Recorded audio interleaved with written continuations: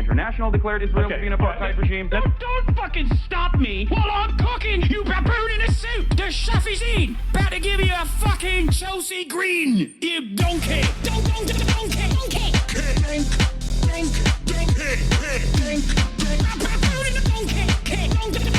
Listen to what I say, and you will understand, perhaps, what I'm trying to imply. Patronizing. Yeah, I am being patronizing. I don't know who the fuck you are, and you're over here chirping all the way from fucking London about you want to fucking free Palestine, but also simultaneously you're talking about both sides are fucking fine. Shut the fuck up. You don't know anything, okay? Who the fuck is this pink-haired twink?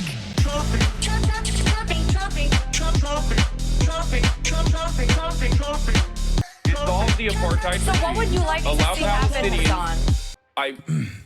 Do you not understand the English language?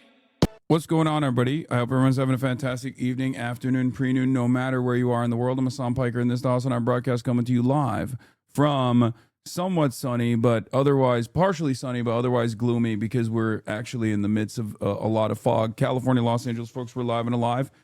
And I hope all the boys, girls, and MBs are having a fantastic one because today's a beautiful day. Today's a wonderful day. Today is Monday, ladies and gentlemen. It's Monday News Day here in Stolen Land, okay?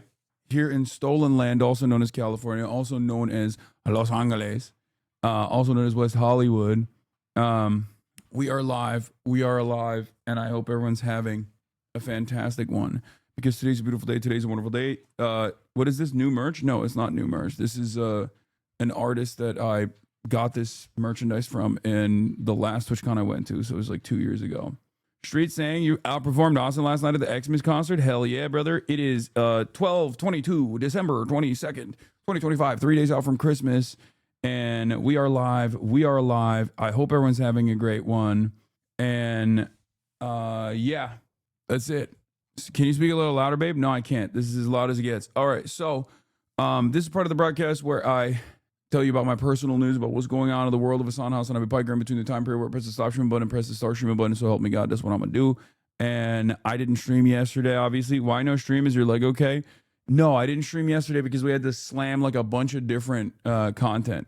Arky and Yuki said that they would love to collab with you, bro. You got to get that stream. Not gonna lie, we got to get the Gen Zers together. Yes, I will do that. Anyway, so we'll get to that in a second.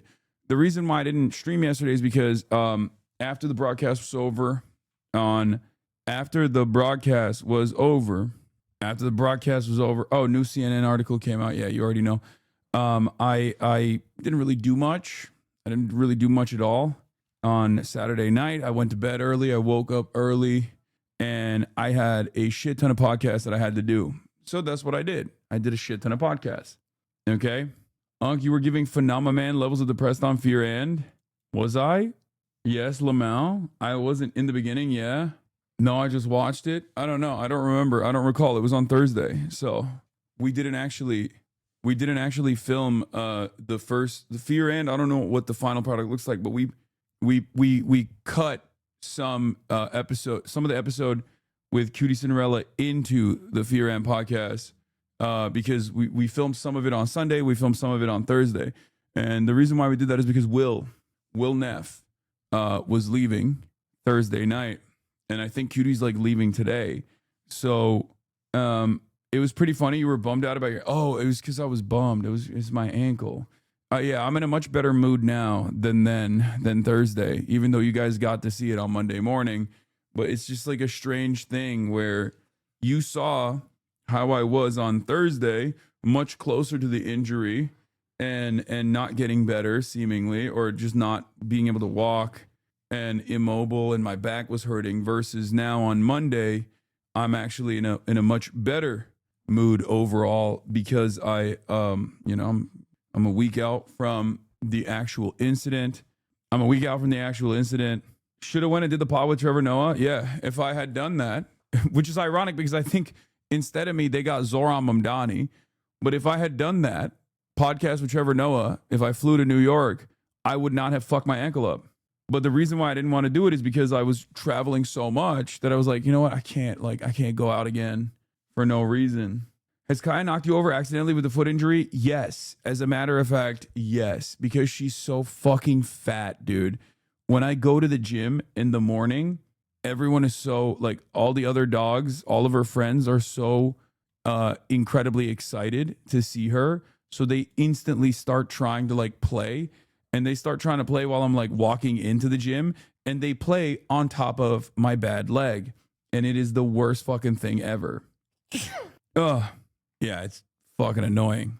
But in any case, are you caught up on One Piece? I've been caught up on One Piece, baby. It's over. 3 years. We made it. You already know.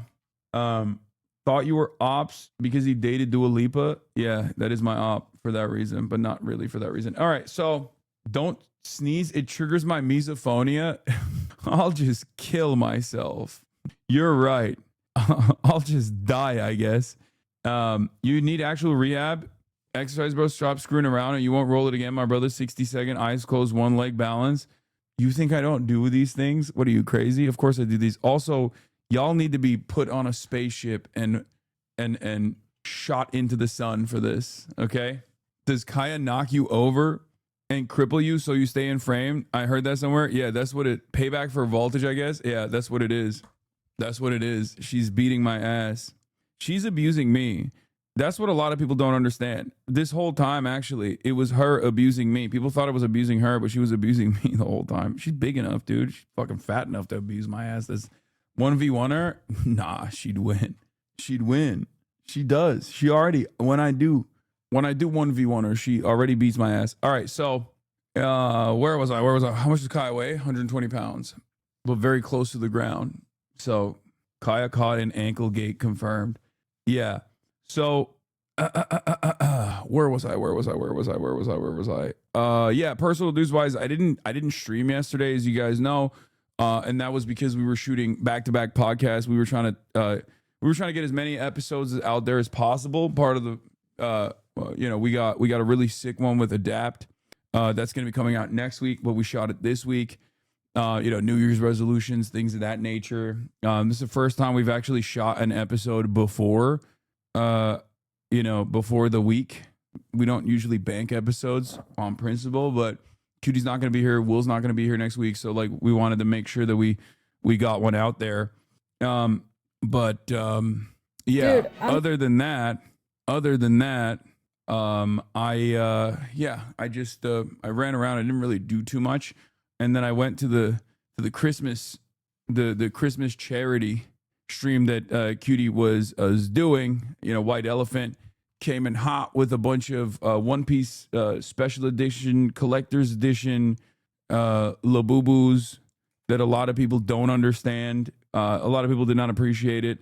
Do you think you'll be on Trevor Noah some other time? Yes, I will be. Drunk ass? No, I was, brother, I drove to that event and I was sober. I did not drink a single lick of alcohol.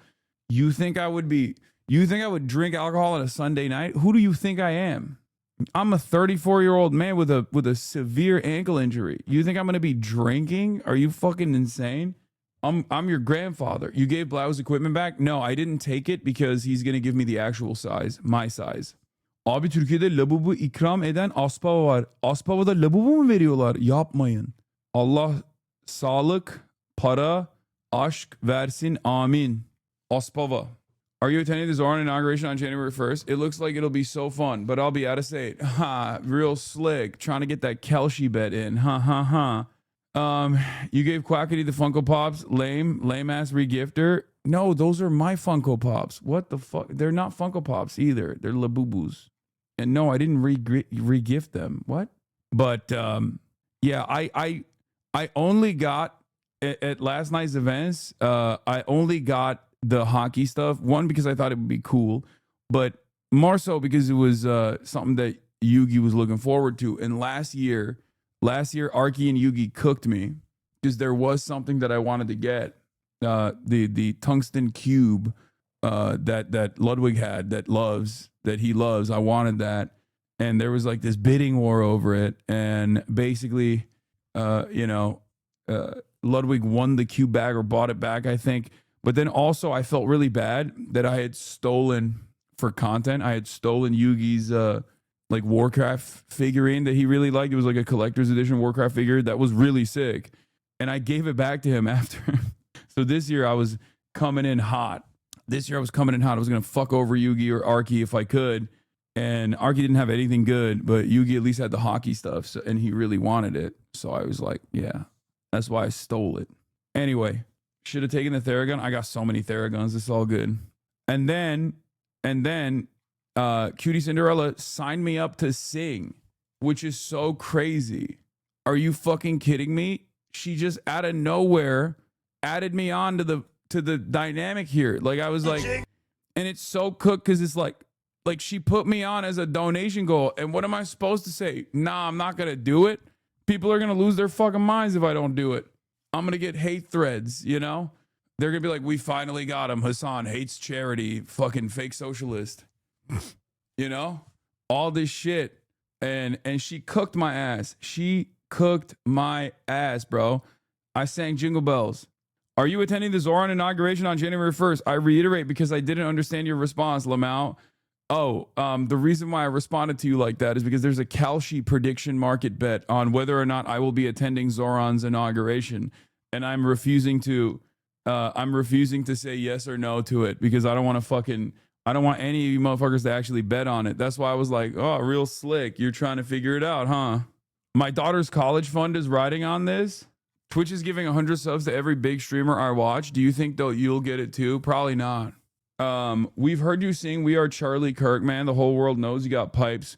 Album when, big dog?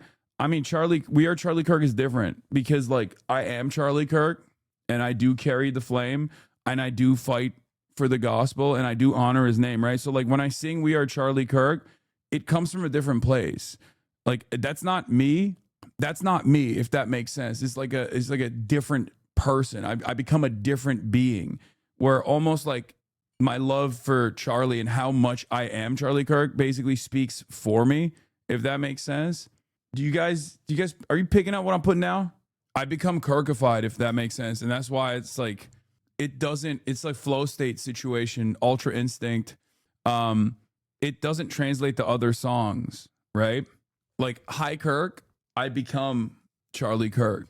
Yeah. I get into a flow Kirk state and I just become, I become Kirkified and I just, yeah, I'm a kirked up white boy. Anyway, so this doesn't translate that well, but here is me singing Jingle Bells for the first time ever in my life. As a matter of fact, I made a blast off meme of Kaya. Well, okay, don't send me a Google Drive document, please. I'm not going to click on that. Yeah. M Charlie High. Yeah, exactly. M Charlie Kirk High. Honestly, this was very Mean Girls and we're very here for it. Okay. I do not believe you never sung that song before. It was too on pitch. Okay, it's Jingle Bells. It's not like a fucking crazy song to I've heard it before. I just didn't know all the lyrics. Oh, jingle bells, jingle all the way. Oh, what fun it is to ride on a one-horse open sleigh. Jingle bells, jingle all the way. Oh, what fun it is to ride in a one-horse open sleigh. Oh, Sounds like a drunk uncle. What were you cooking there? I was just whipping it up. I was whipping it up. Are you using the hockey stick as a crutch? Yes. Why did you lie to CNN about your music? What, SD Kid? I do listen to SD Kid. It's not, I mean, it's also one of those things that I like saying because it's fucking annoying. Because I know as soon as people see it, they're going to be like, oh, this is how you know SD Kid's no longer underground, mate. He's no longer underground. These fucking idiots are saying it. And it's like, yeah, exactly. Oh, what happened? Your favorite fucking Scouser is no longer underground. Turns out it don't work that way. So I'm playing, I know my role. I'm like the weather lady, the weather lady that ruins memes. I'm doing that for people who thought that they had a gate-kept underground artist. SD Kid is so buns. No, I actually do like it because I mean, come on, I love Scousers. I love the accent. You got fucking Yeet, but from Liverpool. Your Candace reaction YouTube clips are filled with clandestine operators roasting you for saying she's anti-Semitic and that you're bought/paid for by Israel. It rules. Yeah, it's really funny because when Candace Owens was like dick riding Israel at the pro-Israel Daily Wire or under the banner of pro-Israel David Horowitz, I was out there fucking saying fuck Israel. You know what I mean? So all of these like newcomers, all these like post-October 7 understanders, you know what I mean? All these people who are like, oh, we are the real fucking vanguard of being against Israel. Bitch, put some respect on my name, okay? Denounce Liverpool now, Haas, before it gets worse. I will never denounce. I will never denounce the Scousers. I'm a Scouser lad. I'm not a fucking Tory. I'm a Scouser lad. Marty Supreme review when? I will not be reviewing it anytime soon. I have to watch it later, but Hassan trending on CNN. Oh, up here, Hassan Piker's 2026 plan. Trending. That's sick. Majority raid. Kinda cool.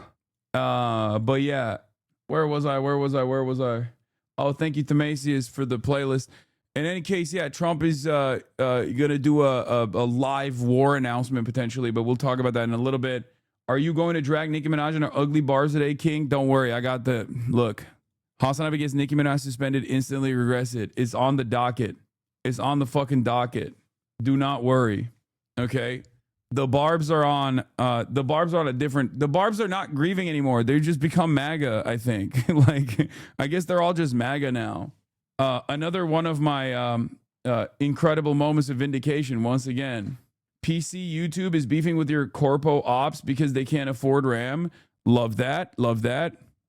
Gamer Nexus, but Gamer Nexus has never been an op of mine, I don't think. An endorsement from the Palantir head of strategic engagement himself. Neat. I like when the company that talks about how you're only safe when you make someone else scared accuses others of fear mongering. Happy to meet you on camera, Eliano. Is strategic engagement, right? Yeah, I don't think Gamers Nexus has ever been an op of mine. I think they've always had a good head on their shoulders with all this stuff. There are some in the, I would say that Gamer Nexus, even Linus, like there are a lot of these guys out there in the PC parts side of the world, or like I mean, even like Marcus Brownlee, who's been like way too fucking pro Elon, in my opinion, has kind of been, I mean, he's had like decent politics outside of that. And not only that, but also these guys are also, they're very like, they're getting even better and better with their politics as time goes on, because shit is just so fucked. At this point, if you are not starting to recognize how messed up everything is and like at least leaning into wokeness a little bit, you are, totally dropping the ball. Yeah, the most interesting one for me was Jerry Rigs Everything.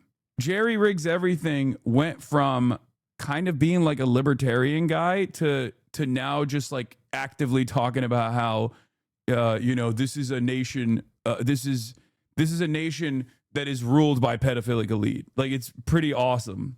And not in like a weird conspiracy theory kind of way, but just like a straight up, I don't know. I see a lot of momentum in this space. I welcome them. I welcome them to become woke warriors alongside myself in this battle. Okay? Louis Rossman remains a fave of mine to refuse to engage politically with. Yeah, I think he's one of the only ones that's like a little weird with his politics, but whatever, it doesn't matter. As you mentioned many months ago, people may finally turn when it starts to affect them personally or someone they know. Exactly. That's how it always goes. That's how it always goes, ladies and gentlemen. I told you this already, and that's why I have remained steadfast. That's why I have told you that while things seemingly are pretty horrible, they will turn around. People will wake up. People will wake up to the realities. People will be agitated and realize that they're running out of options, and that the Democrats are not even like offering them the proper solutions. And we're here. We're there. And, hopefully we can get people on the right side. You don't have to apologize for being white anymore, though. Yeah, exactly. Although I do respect Rossman for his right to repair stuff. I think that's great. I've always agreed with that. I've always been a champion of that. So even when people have like horrible politics on other issues, there's always like redeemable qualities that you can find. Rossman was pro Zoran, at least. He really hated Cuomo. Yeah. But he's a bit of a giga libertarian. Yeah, I think he's like also a sex pest, and he orbiter or diehard fan, and probably hates me for that reason, but whatever. Woke 2.0 is here. I know. He's also huge on the anti-flock camera thing right now too, which is also based. Yeah, there are a lot of people that you can bring on board. Anyway, so if we didn't blast off it, stop sending me a Google Drive link, sweetheart Harleen, please. Emma and Sam on Majority Report today theorized that this is a grab bag mentality happening by big companies, almost like they know something is coming to a head. Yeah, I think so too. Also, who could forget my GOAT, Ben Jordan, who is awesome. A few weeks ago, obviously, he's Mr. Anti-Flock Camera. You know, this Flock Camera League is like Netflix for stalkers. Yeah, Ben Jordan is the best, okay? He is the GOAT, 100% certified banger after banger after banger. Brilliant guy. Love his stuff. Love his stuff. Couldn't promote it enough. Couldn't, rep him hard enough. Yeah, Ben is a music dude that pivoted to tech, oddly enough. I know. I've talked to him as well. He's got great politics. Okay, so where was I? What was I talking about? Why am I talking about the politics of like individual content creators? All right, we're gonna blast off. 60 minutes. CCOT censorship creates major Barry Weiss drama. TPUSA right-wing infighting weekend. TPUSA right-wing infighting weekend. Epstein release redactions turn into crimes. Venezuelan oil theft and war. DNC autopsy won't be released. Hogwatch and more. Get in now. Get in now. It's Monday, motherfucking Newsday. You already know what it is. People are turning back to woke. People are turning woke again, let's say. Okay. Woke is back. Woke is back. Woke is back, baby. Yeah, oh, fuck. Before I forget, Nicki Minaj, obviously. Barry Weiss drama. Nicki Minaj is MAGA. Okay. Do we have a blast off meme? What is this? Alt. Mortal Kombat.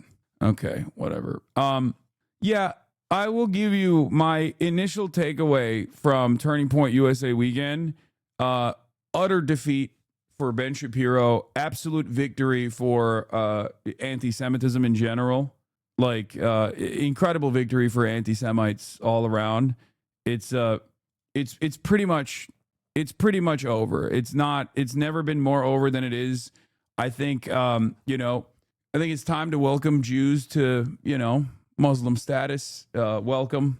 You're probably not going to appreciate it. Let's be real, but you will see what it's like. It's not great. I will admit, the non-white status for Jews is coming for sure. Adam Friedland was right. Like, it's not the worst thing overall. It's not great. I won't lie to you. That's not true, Hassan. I mean, I think it's coming. I think I think white card for Jews is slated to be revoked. I think Adam Friedland was pretty on the ball when he was like worried about it. And I thought to myself, like, I think he's being so crazy. I think he's being crazy. That's never going to happen. And it's like, who knows? Can't wait for someone to look like a moron, call my pasty ass not white. Look at me. I know. Have you met an Albanian man before? Have you met a Turkish man before? I know. That's how it goes. Anyway. Bro, Chatter needs to realize 1.5K years of anti-Semitism. Exactly. I hate that I'm hearing it from you after seeing that shit from my own eyes. I hope the anti-Semitism wasn't as bad as people. Wasn't as bad for some people. No, I mean, it's not completely there yet. But I think as like a socio-political construct, the whiteness is potentially shrinking a little bit, And like if you're the guy in charge of these decisions, and it's usually the right wingers that are in charge of these decisions, right? Like they think about this and they're like, well, that's a small group of people to cut off. You know what I mean? Like white supremacists or just like people who define what whiteness is go off of vibes for the most part, but like it's an ever expanding concept, right? And you could shrink it at times. And who are you going to shrink it on? Well, Jewish people are not that large of a percentage of the white population. Right? It's like what, 6 million, 7 million, give or take in the United States of America. That's not going to put a major dent. Like if they were to decide Irish are not white, it's much more complicated to take the Irish out of the whiteness equation, or the Italians out of the whiteness equation, or, you know, the Polish out of the whiteness equation. You are wrong. It will never shrink after expanding. Who knows? I don't know. Whiteness is more easily identified by the out group than those within it. It's easier to notice it when you're not invited. When we're not invited, yeah. Remember when the Dems talked about dropping trans rights as an agenda item, even though they were barely even pro-trans to begin with? The rights convo feels a lot like that. Yeah, the reason why I'm talking about this, for the record, is because it's kind of the hottest topic on the right currently. Obviously, they're not having this discourse or this debate on those exact same boundaries. Like, they're not literally going, are Jews white? Should we just consider them white, or should we also consider them the marginalized group to fucking dunk on and you know, go fully into this like Nazi stuff, right? That's not how they're having this discourse. I'm giving you a more streamlined approach here. I'm explaining exactly what the dynamic looks like, you know? And it is the major topic, because Ben Shapiro was the first speaker at Turning Point USA this past weekend. Amerifest took place. First Turning Point USA conference after Charlie Kirk got assassinated, right? And there was a shit ton of drama coming into it. There was a shit ton of drama leading into it. And basically, Ben came out, was the first major speaker after Erica Kirk. And right after Ben came out and, you know, daggered conspiracy theories and, like, you know, people being anti-Semitic and stuff, every single major speaker that came after Ben Shapiro, including Tucker Carlson, who spoke immediately after Ben Shapiro, they all attacked Ben. Every single one. Every single one literally was like, shut your bitch ass up. What is this cancel culture nonsense? Of course we're going to have a big tent. And that tent is going to have some opinions you don't agree with. They basically made Ben look like a woke lord. Okay. And in some ways, Ben is a woke lord, because Ben, I think, forgot that if you're not like fully a white Christian man in the United States of America, you are still, in some instances, a token. Okay. And tokens always get spent. And it's ironic because Ben should have known that, because he has hired many tokens, Candace Owens being one of them. Right. And if you are going to play that role, you have to play ball. If you're going to play that role, you have to play ball. But he was so confident in his permanent status as a force of whiteness that he thought that this hatred that he was fomenting would not inevitably go back and decide that his group, his social group, his in-group would not be identified as an op. Right? And it goes, this may sound like a weird take, but if Jews do lose white status, then it's like open season on black and brown people. Things already aren't great for us, bro. We're all going to get extra demoted. I think a little bit. Yes. My point is, when I say like Jews are about to lose white status, I don't mean that they're going to automatically turn into, you know, the way that like white supremacy looks at black and brown people. They're going to be like Muslims, you know? Like, there's varying degrees of oppression here. But my point is, my point is, and it's not here yet, right? Like, it hasn't fully gotten here yet, but it's very obvious that the Republicans are making this calculation right now. And I think ultimately it'll be conservative Jews who play that role of being a token that will remain in the coalition, and those who actually think that people have to be woke about anti-Semitism will get cast aside. And Ben Shapiro clearly has made the wrong calculation. But it's interesting for Ben Shapiro, because Ben Shapiro has hired Candace Owens and other black people in the past for the Daily Wire to literally play that role. Black people that, you know, foment anti-black conspiracy theories, racialized hatred towards black people. So you have to do that yourself, Ben. You have to be the Jewish guy who says, yeah, our people are a little sneaky, you know. That's what you got to do. Otherwise, they're going to cut you as well. That's how it works. And you know that's how it works because you've literally participated in this process when you hired other people who were non-white to do white supremacist propaganda. So it's really interesting watching this dynamic play out. I've been thinking about this quite a bit, right?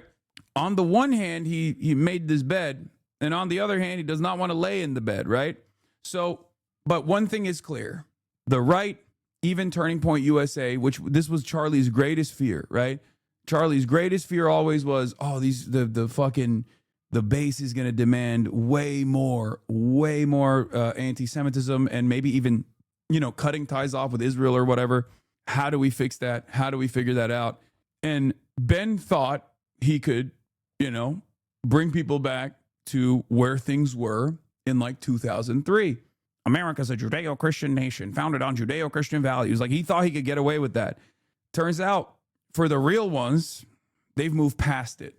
Okay. They're like, you're not on the team, little bro. And that was clear from Tucker Carlson to Megyn Kelly to Steve Bannon to even JD Vance, who tried to play this like middle ground role as the final speaker, as the major speaker at this event. Basically, everyone said, no, we're going to talk to Nick Fuentes. We're going to talk to anti-Semites. You can't tell us we can't do that. Shut the fuck up. So that's where we're at. And you will see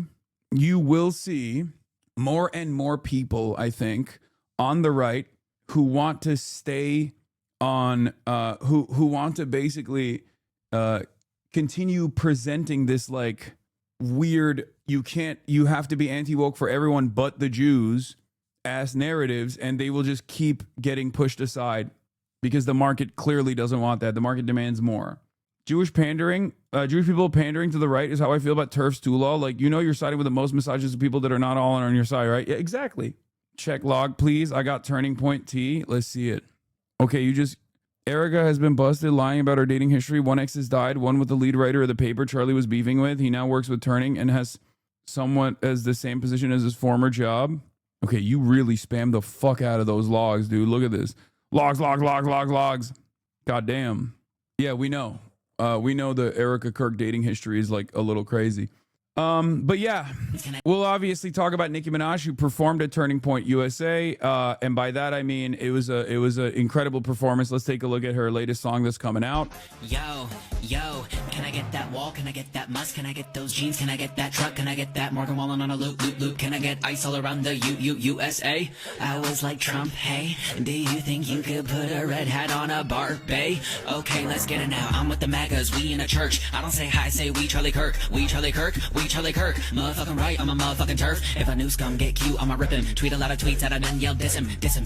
Then yell diss him. Then make every kid detransition. Excuse me, I'm sorry, I'm really such a sweetie. I rap Republicans, Sydney Sweeney, and we be giving donuts to the police on the daily. We give a lot of money to Elon, Donald, and JD, yelling all around the states. Do you hear me? Everybody hates the LGBT. Rest in peace to my old stances. Yes, my dear, I fear the trans kids. Say hi to Ted and Ron DeSantis. Now, which one of you men gonna part of my manses?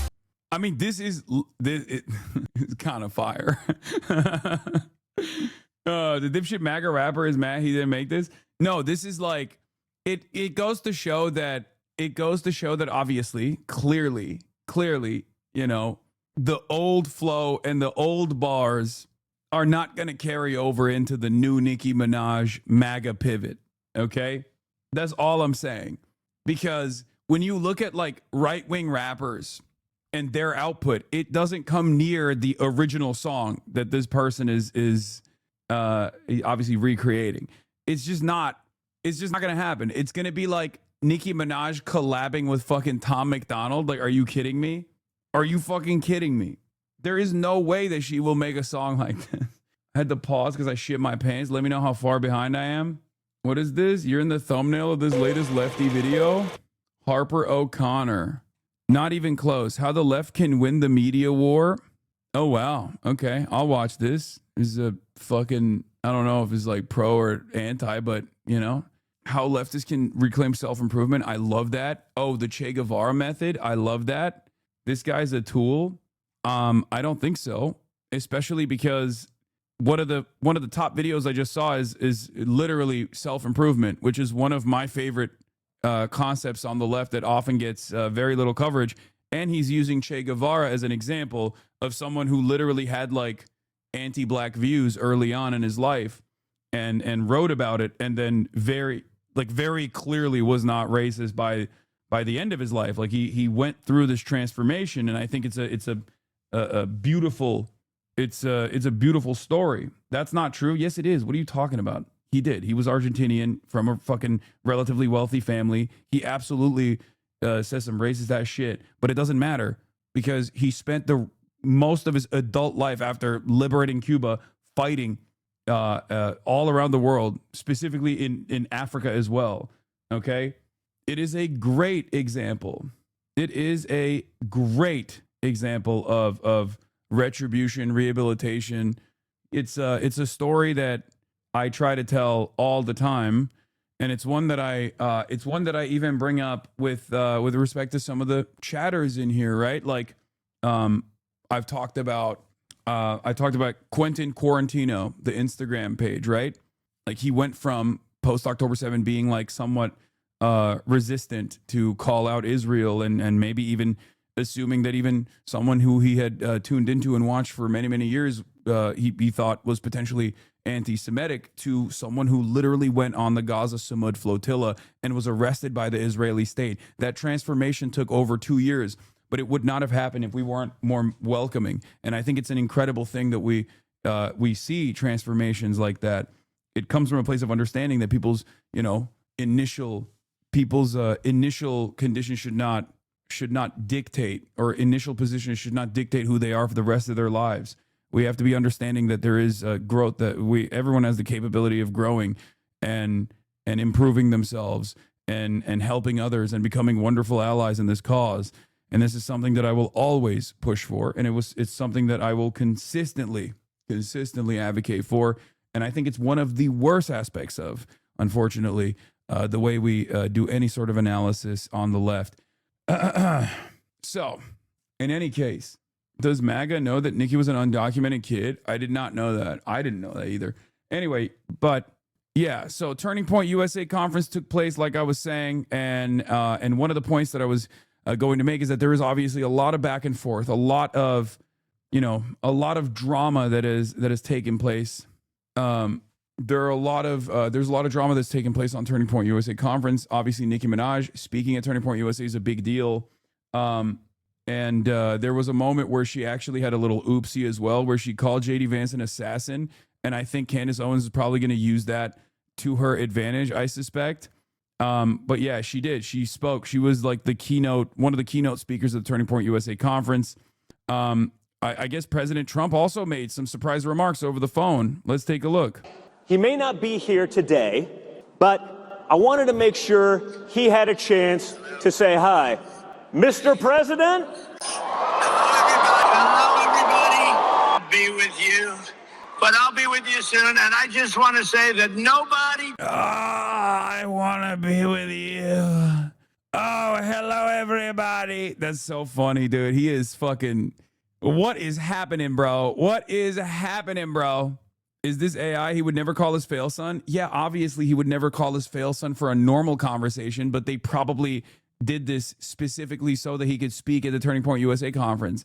The only time he's picking up his dumbass son's phone call is when he knows he's on stage at the Turning Point USA conference so he can speak to his fucking admiring fans, you know? Did more for me than Charlie, and there's nobody better than Erica, and you are the greatest people on earth. We won in a landslide, and we're going to continue to do it. And I just want to thank everybody you got out there. And he's so excited because it feels like he's talking to his dad on the phone, private, awesome private shit. Like you can tell he's stoked because this is the one time he gets to talk to Pappy. Like Daddy doesn't talk to him at all. Daddy doesn't give him the same love that he gives to Barron. He fucking hates that. Not on some parasocial shit, but like Daddy is not answering the fucking phone ever, right? Unless he's at the Turning Point USA conference speaking in front of a crowd of Daddy's biggest fans. They voted and they pressed doorbells. And I just want to thank you all. And I hope my son's doing a good job representing me. Otherwise, I'll have to say you're fired, Don. You're fired. Even then, he's got to get a dig in. What's my shit ass son doing? Oh God, what is he? He better be doing a good job. Otherwise, it's over. I know he's a bit of a failure. So thank you very much and have a great day. He keeps finding my phone number. I keep hiding it. I keep getting a new phone. I say, new phone, who this? I say, new phone, who dis? And he says, it's your son. I say, Baron, you sound different. He says, no, daddy.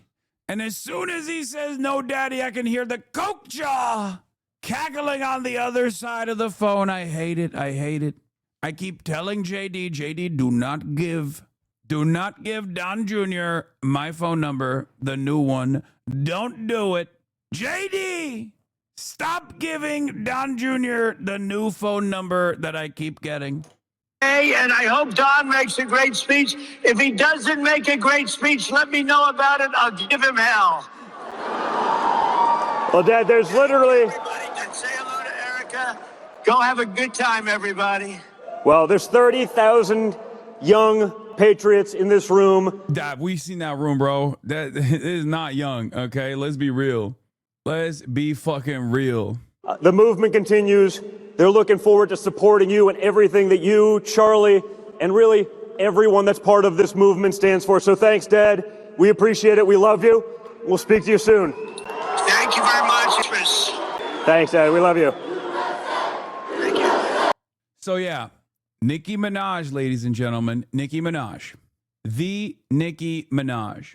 I think I have a tie-in to this with Dave Chappelle because, like, I've never been like a barb or anything. I've never been like a massive Nicki Minaj fan at any point in my life, but I was a massive Dave Chappelle fan in my at some point in my life, and I do think that like there is somewhat of a comparison here that we can make. Obviously, Dave Chappelle nowhere near as bad as Nicki Minaj. That's not my point at all. I'm not making that comparison, but like from my perspective, I understand when your goat is washed. Okay. That's all I'm saying. I know what it's like when your fucking goat is washed, okay? When you're like, why? What are you doing? Right? And I know people have gone through this. People have gone through this with other incredibly talented people. Do not say that about LeBron. How fucking dare you, okay? No, LeBron is not washed. Shut up. Why? Why would you bring up LeBron right now? Okay, the white supremacy is off the fucking charts. You might as well still be a Nicki Minaj stan and be MAGA the entire way. If you're just going to randomly bring up LeBron James when we're having a goat wash conversation, he is not washed. Shut up. Okay?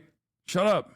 Listen, washed and bald, take the L. Stop. Stop with your racism. Stop with your racism. Time out. Stop the hate. Time out. Time out. Stop the hate. Stop the hate. Stop the racism. Time out. Okay? Time out on hate. Anyway, Grandpa out here enraged by the facts. Stop it.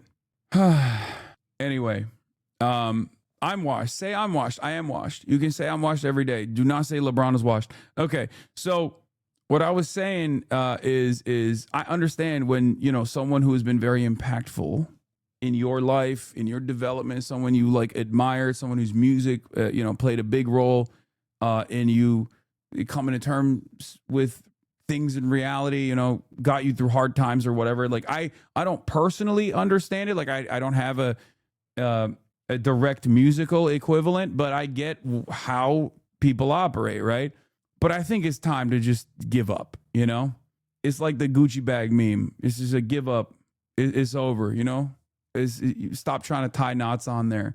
Noam Chomsky, another great example of this. You know, sometimes you realize that if your goats or if people that are influential in your life have lived long lives and had storied careers, at a certain point in that time frame, they're just going to turn not so great.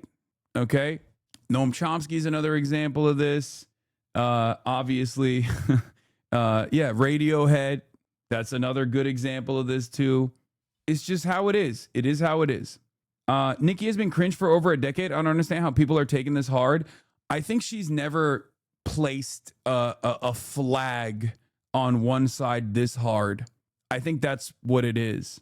That's basically like she's never fully leaned into it. So I think a lot of people who aren't like tapped in to all of like the other stuff that Nicki Minaj has done, who just like simply listen to the music or whatever, have never seen her go this hard. Okay, because this is going beyond like tweeting about how Nigerian Christians are under attack and like how Donald Trump is going to save the Nigerian Christians, like, she's not even tweeting this shit anymore. She's just like straight up saying, I, Nicki Minaj, am MAGA. I love MAGA. I love Donald Trump. I'm going on the Turning Point USA conference. Like, I'm doing the damn thing, right? I'm glad you're talking about this because the left has suffered with some savior syndrome over the past decade, and we need to come to terms with politicians just being tools for our collective liberation and not perfect angels. Yes. And yeah, big Kyrie news, I know. Yeah, I know. And see, some people are cutting that. You know what I mean? Some people are going, nah, that's too much, right? that's a bit much. So I haven't been following Nikki. She's just obsessed over trans politics, and that was her radicalization point. No, I think hers is more, I think hers is just more open-minded, transparent grift. I don't think there was like an individual point of radicalization. I think she's always been like kind of kooky on some issues, but yeah, Zoomers don't remember. Nikki used to be a feminist and LGBTQ plus icon. Girl was calling out sexism back in 2010. And I think like, yeah, she's, you know, she has two different pedophile, like sex offenders in her orbit, her husband and her brother, I believe. And I think that's probably the reason why. Maybe she got like a little bit radicalized during COVID, but like that is mostly what's motivating this, right? I think that's the major reason as to why she's doing this stuff. Anyway, so like I don't think the Christian, she got the Christian brain rot. Like I don't think the Christian brain rot is real. I don't think it's genuine. I think it's more so just like she's leaning into the pro-Trump grift, right? And the reason why I'm saying this is because like obviously I have this on the docket here, but like I've called out Nicki Minaj before during COVID. And I noticed this like right-wing pivot coming from a mile away, and the Barbs fucking destroyed me for it. And that was like 4 years ago. Okay. But I also am very understanding that like people just don't want to let go. People don't want to give up on this. And I think this is basically the last, this is the last line of defense. Like there's no more plausible deniability about her politics or anything like that. And you're just totally delusional if you're still leaning into it, right? So Nicki Minaj goes on Turning Point USA conference after like spending the last couple of months glazing the Trump administration. And there is still like amongst the Barbs, there's still a lot of like, is she actually fully leaning in? What is she doing? Maybe there's an alternative reason for this. Maybe she's like, going up against what's the other, big record label that she's like fighting or whatever, Jay-Z and Beyonce. Like, oh, that's probably the reason she needs like powerful allies because she's going against like Rock Nation, all this stuff, right? Like, I don't think it's like that. Okay. So those of you who know, Charlie was very good about having a surprise for. She has no case against Rock Nation, brother. I'm not saying she has a case against Rock Nation. I'm saying that is what her fans were coping with. Okay. How do you know all this? It's so impressive, Law. It's my job to know. Every time, look, we are opening the door a little bit and peering into at least like rap culture. Wouldn't say black culture, but like rap culture a little bit, okay? And as a primarily Caucasian audience, I'm trying to guide you through this journey in the most open-minded way possible. But the reality of the matter is, yes, Rock Nation is like, is anytime something happens, people will go, oh, Rock Nation got this person, right? There's a couple different tropes or a couple different like conspiracies. One of the famous ones, one of the classic ones is if there's like a pivotal black figure, like iconic figure that is busted for doing some fuck shit. Sometimes old heads will say, oh, that person was on the verge of like buying an NFL team or something, and that's the reason why they destroyed him, or he was on the verge of like purchasing a TV channel or something. Like they just don't want, they just don't want black people to be in positions of prominence, and there is some truth to that, obviously, or there is definitely some truth to like the hyper scrutiny that that famous black people receive as opposed to famous white people in similar circumstances. So there is like a little bit of truth to that, but it's usually just like a conspiracy theory. And then the other conspiracy theory always is Rock Nation. So and Rock Nation is like the powerful entity behind all of these things, and all of these other people that are like constantly battling against this big powerful corporation, Illuminati, that sort of stuff, right? Anyway, so in any case, In any case, I think with Nicki Minaj is much more simple than all these conspiracies. I think she's just pivoting. I think she's pivoting in a way where she wants allies, and she wants the right-wing movement to back her. I think it's partially because she's a little bit older and a little bit more washed now, that she's slower on the trends. Like, she's almost become a mega corporation herself, right? In all of her career.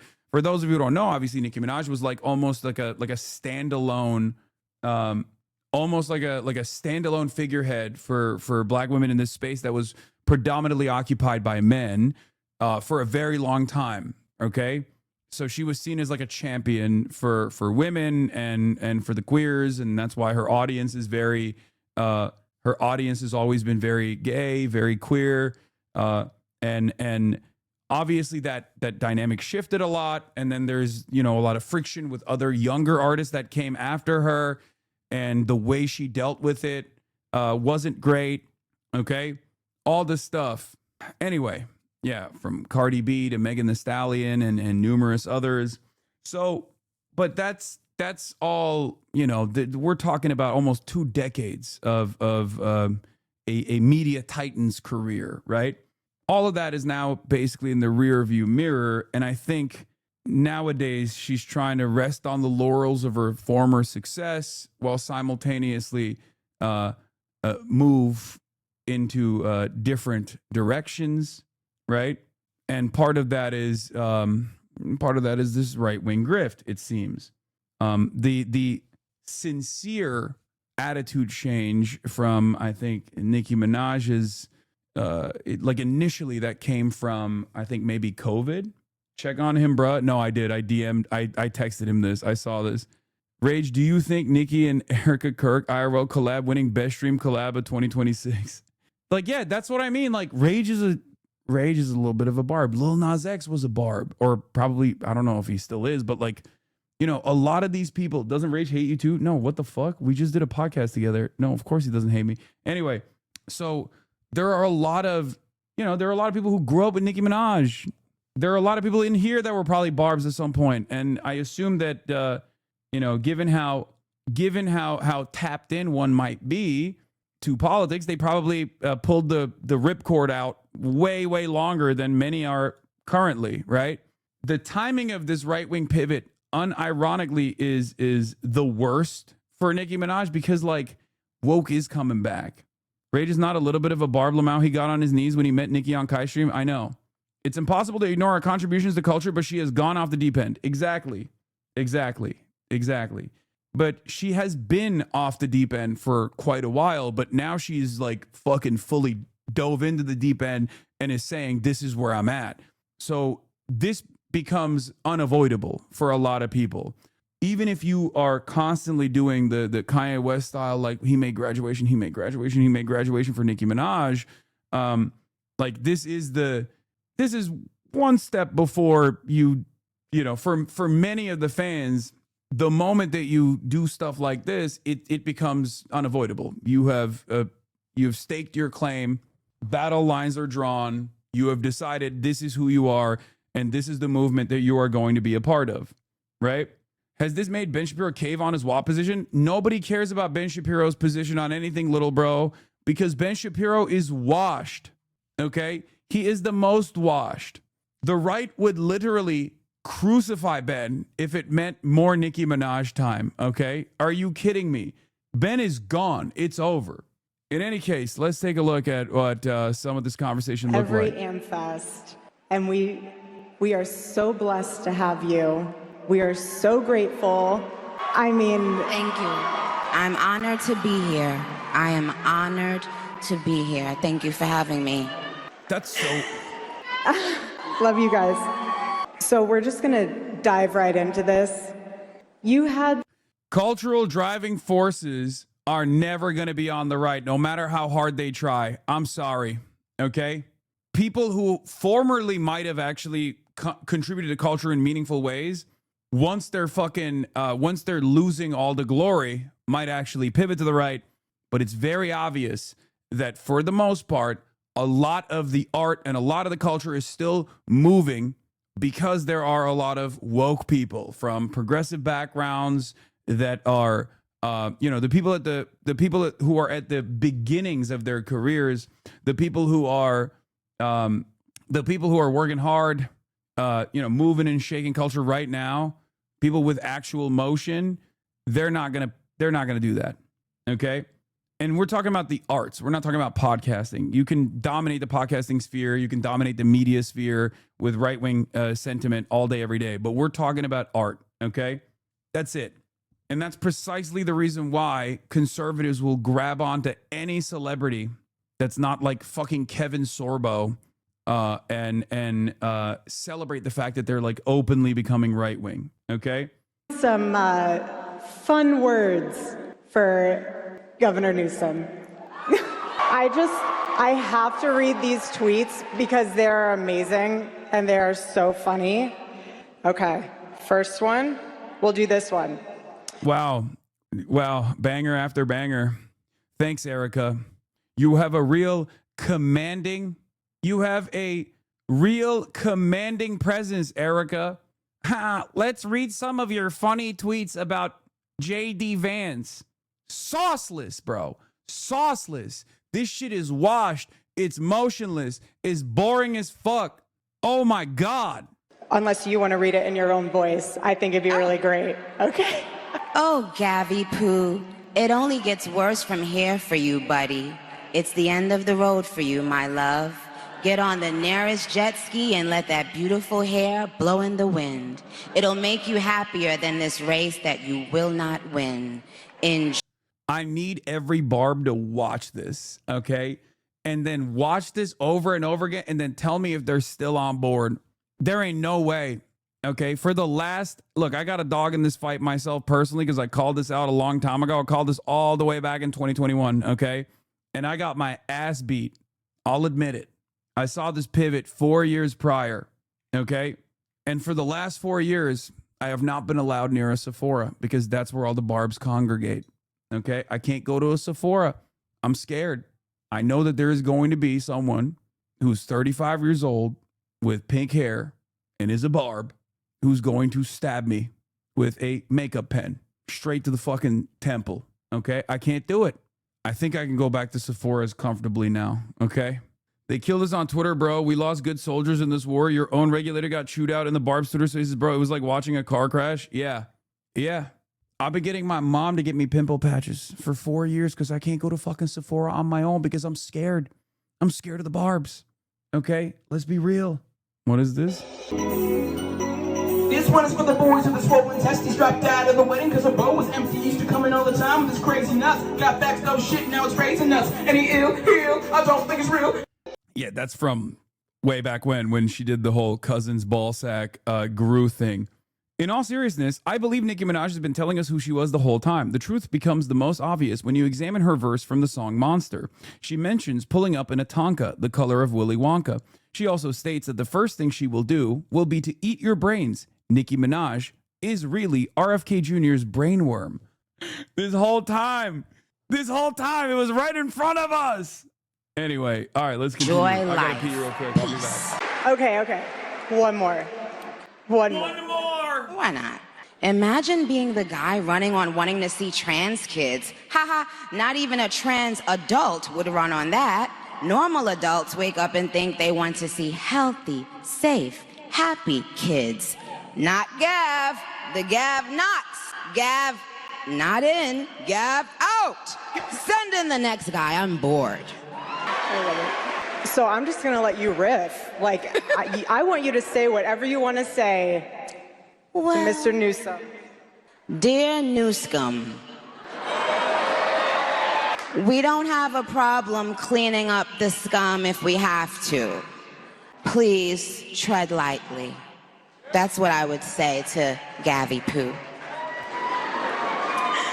So with regard to the current administration, what has been maybe the biggest surprise for you, or something that you just really has been put on your heart that you've learned about our president and our vice president?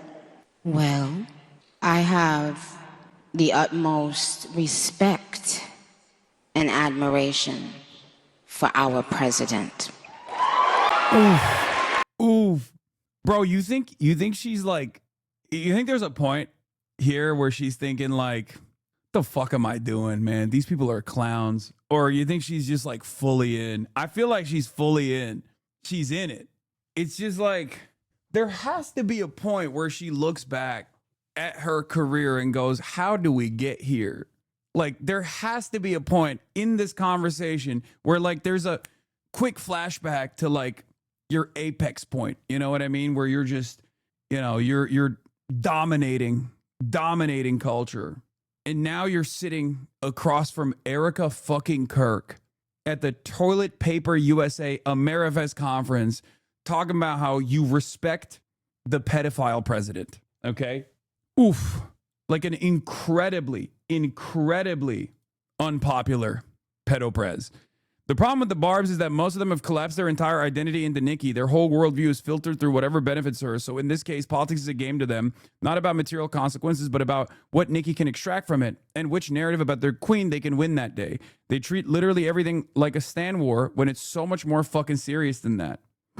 The people she's sharing a stage with, who are doing so much damage to the country right now, do not like her fan base's people. Erica Kirk will sit there and smile in her face with that pageant queen grin because what they like is the numbers and however they can amplify their hate.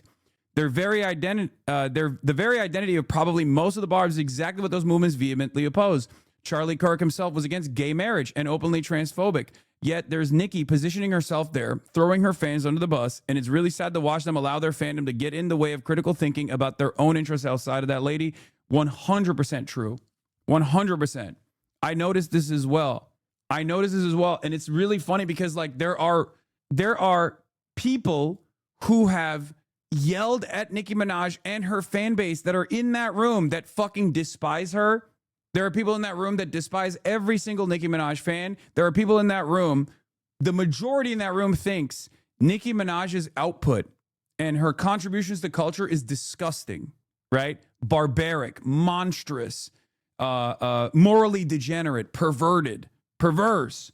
And yet they're excited because they're like, oh, it's a famous person, right? Charlie Kirk himself used to listen to Nicki Minaj in private, right?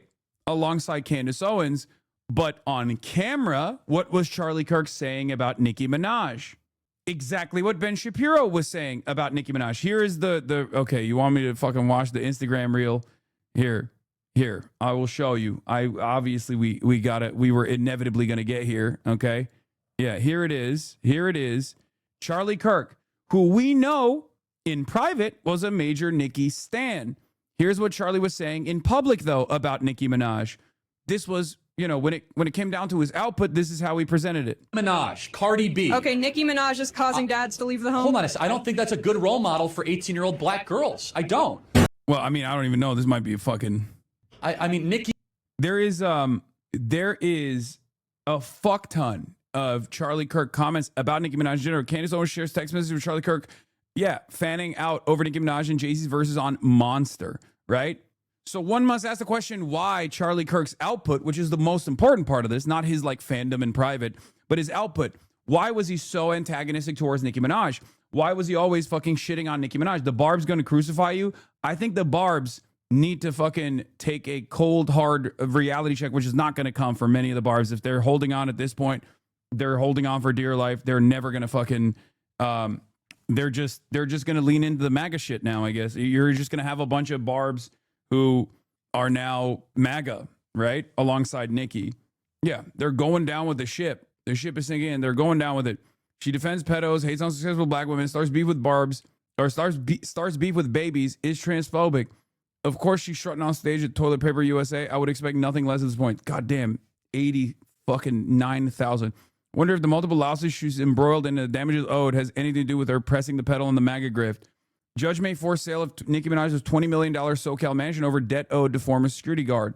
Stan culture turned to brain rot. Stan culture always turns to brain rot. My point is, I am in favor of Louis Pisano's take on this. Like, I think this assessment is much more important because a lot of the people that are still invested in what Nicki Minaj does as you know, this 5D chess play or whatever. Like, oh, she must be leaning into the Trump side and the MAGA grift. Like, if you are holding on at that point, nothing will get you off the train, right? But you also have to understand, if you're holding on at this point, you're basically celebrating your own demise, okay? You are aggressively celebrating a movement and a person that's like staking their claim and their reputation on a movement that is choosing to put the crosshairs on you, okay? That's it.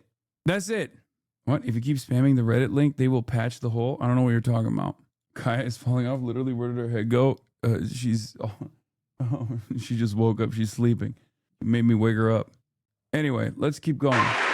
He has, I don't know if he even knows this, but he's given so many people hope that there's a chance to beat the bad guys and to win and to do it with your head held high and your integrity intact.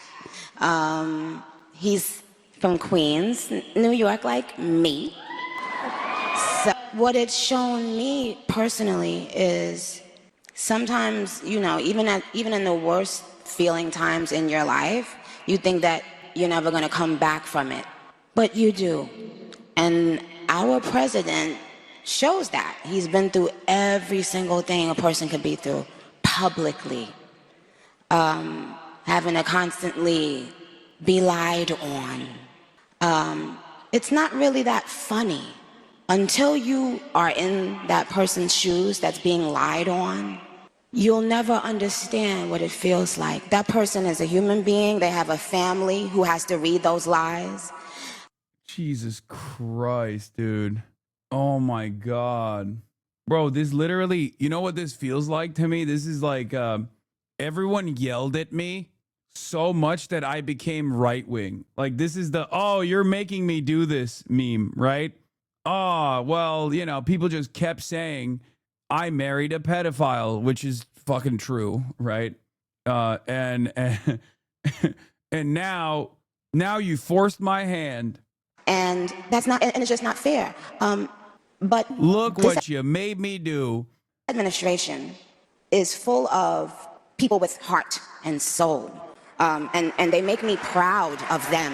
Our vice president, he makes me, well, I love both of them. But they're both powerful men, smart, strong, all of that.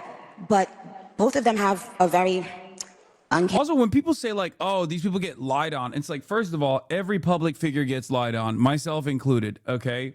Sometimes they're not lies, like in your case, okay? Having said that, this shouldn't change your fucking worldview or your convictions.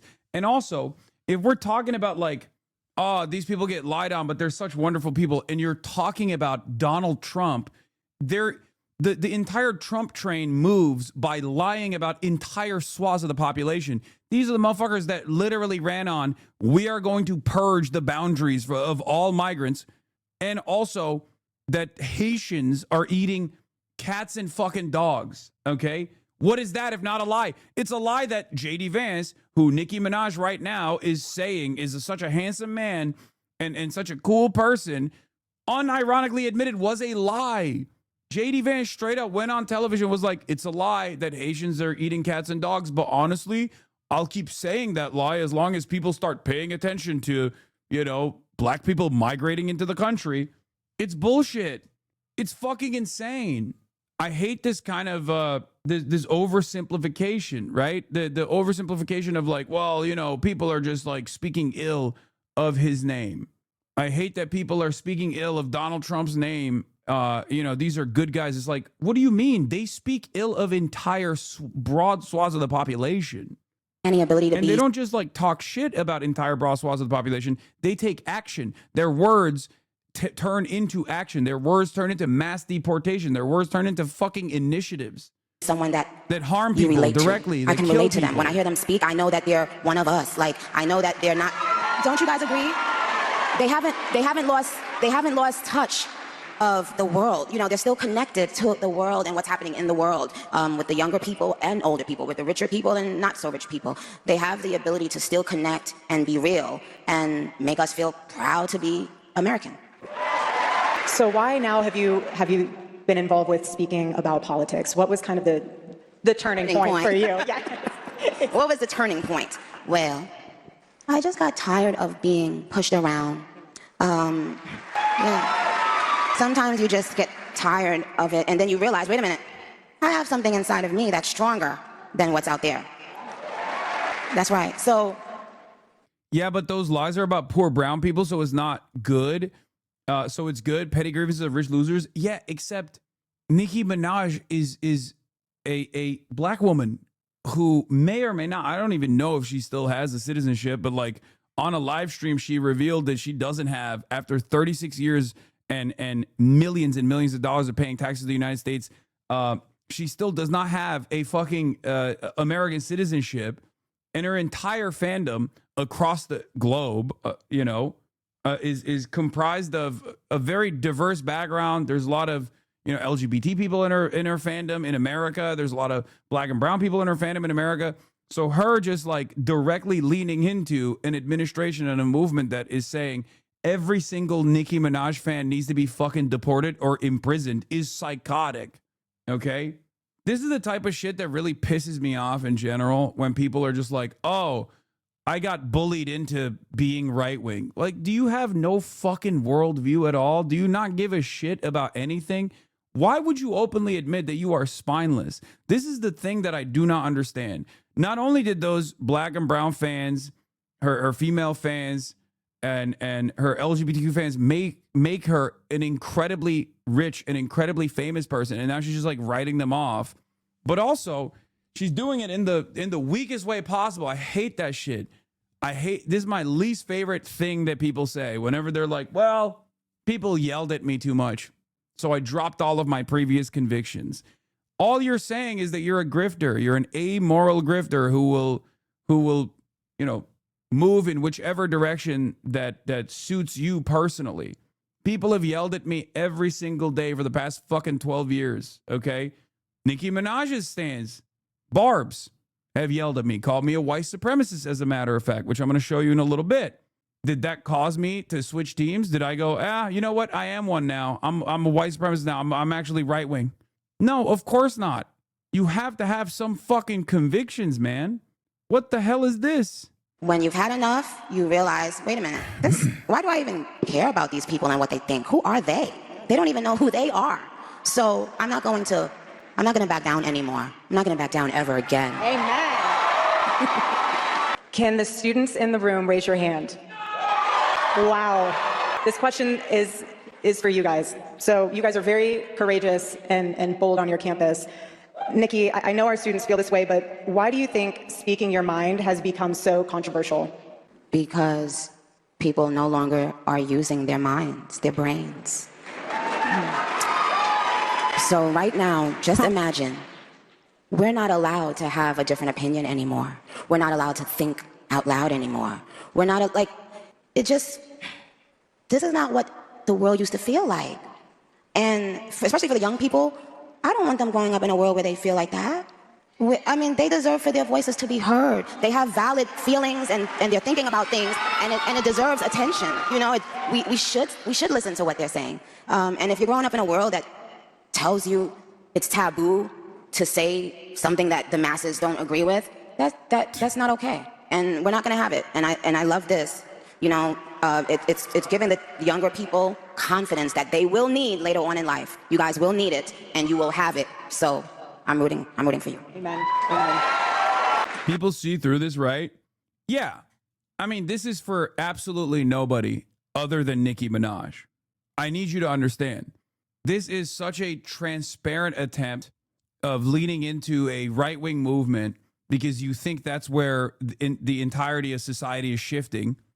Even though you're basically too slow to pull the trigger, because she's doing this just for herself and nobody else, right? She's basically writing off her entire fandom.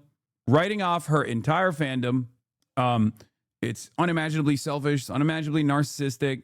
oh, people yelled at me too much because of the fucking weird decisions that I made over and over again, you know, protecting people who have engaged in predatory sexual assault and child endangerment, whether it be my brother or my husband, right?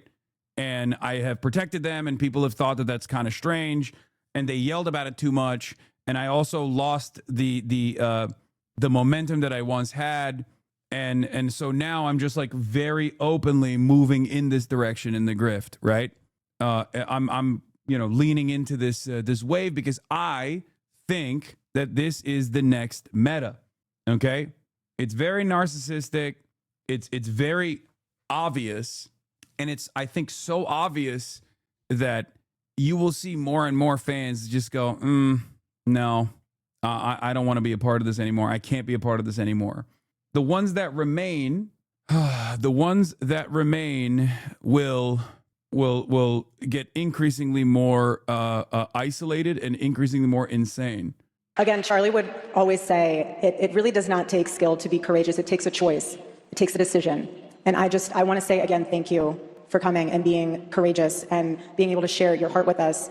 And the reason why that also holds true sentiment-wise is because I know that... Dude, also the permanent victimhood status of right-wingers is so funny. It's like, wow, thank you for being so courageous to go to a, you know, multi-million-dollar conference that the president's entire family speaks at, where you defend the fucking president of the United States of America in what? His brave battle against like random fucking brown and black people living on U.S. soil that aren't doing any fucking crimes? Wow, thank you. How brave.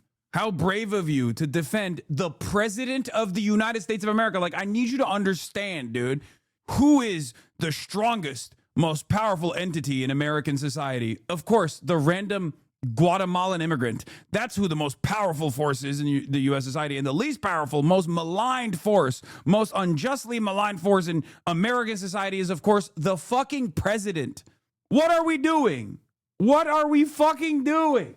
These guys just, they never give up on the notion that they're constantly being attacked. They're constantly being attacked. It's just like, oh, you're so brave. You're so brave for defending the president against what? Trans teenagers? Really? That's bravery?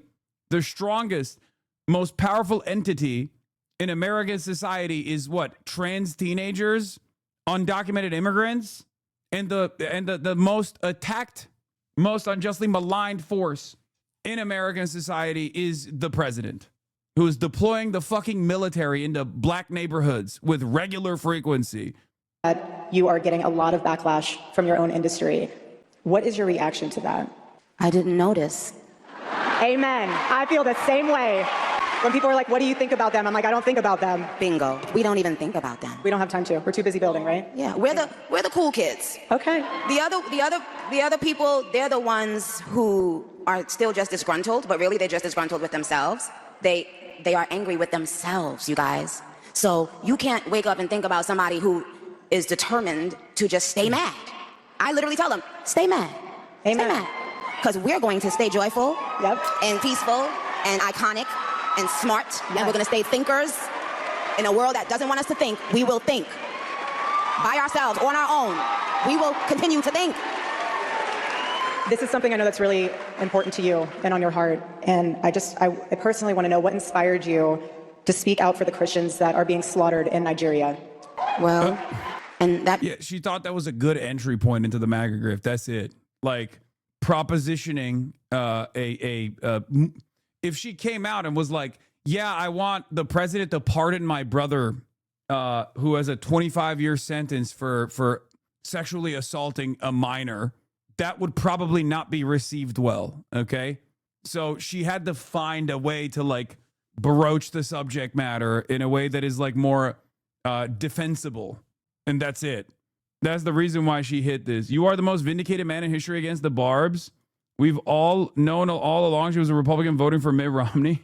Brings me back to our great president and this administration and our great... Her brother and her husband both have pedophilia charges. Country. That we take for granted that there, right now in this world, are people who cannot worship God as they please, where they please. We take it for granted because we have it. We can't even imagine not having that right. But every time we pray and fellowship, we have to remember the people that are right now in this world hiding. Like, who is this for?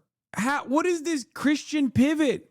Christianity in the United States of America, the purest expression of Christianity in modern American culture, is literally shitting on Nicki Minaj. Okay? And everything that these evangelical Christians claim Nicki Minaj stands for. Strong black woman, being pro-LGBTQ. Like, what the fuck? What are you talking about? While simultaneously complaining about how you're under fire all the time for your opinions and for being godly. Okay? Doing it right now is also incredibly funny because this is like the last dance. Okay? This is like MAGA is dying. Anti-woke is dying. So it's fucking insane that like you pivot while it's at its weakest point. To pray in fellowship. And we have to pray for them. And first of all, Nigeria is a place I've always loved. Someone very dear to me, my pastor, is Nigerian. I have lots of Nigerian barbs. And so hearing that people are being kidnapped, and while they're in church, people are being kidnapped, people are being killed, brutalized. This is really less about pandering to Christians and more about cultivating and capitalizing on hating Muslims. Nah, it's not even that fucking complicated. It's just trying to find a way where she can actually enter the MAGA grift firmly, okay? A safe space where fans are assholes and Nicki doesn't even like gay people. When she was asked about the tweet about the Pulse nightclub massacre, this was her response. I believe what the Bible says and I won't change my views. I do and say what I want. What? I don't know if this is like I don't know that deep lore. Like telling an audience at the Turning Point USA conference about the plight of Nigerians is just so, like, it's so transparently a grift, okay?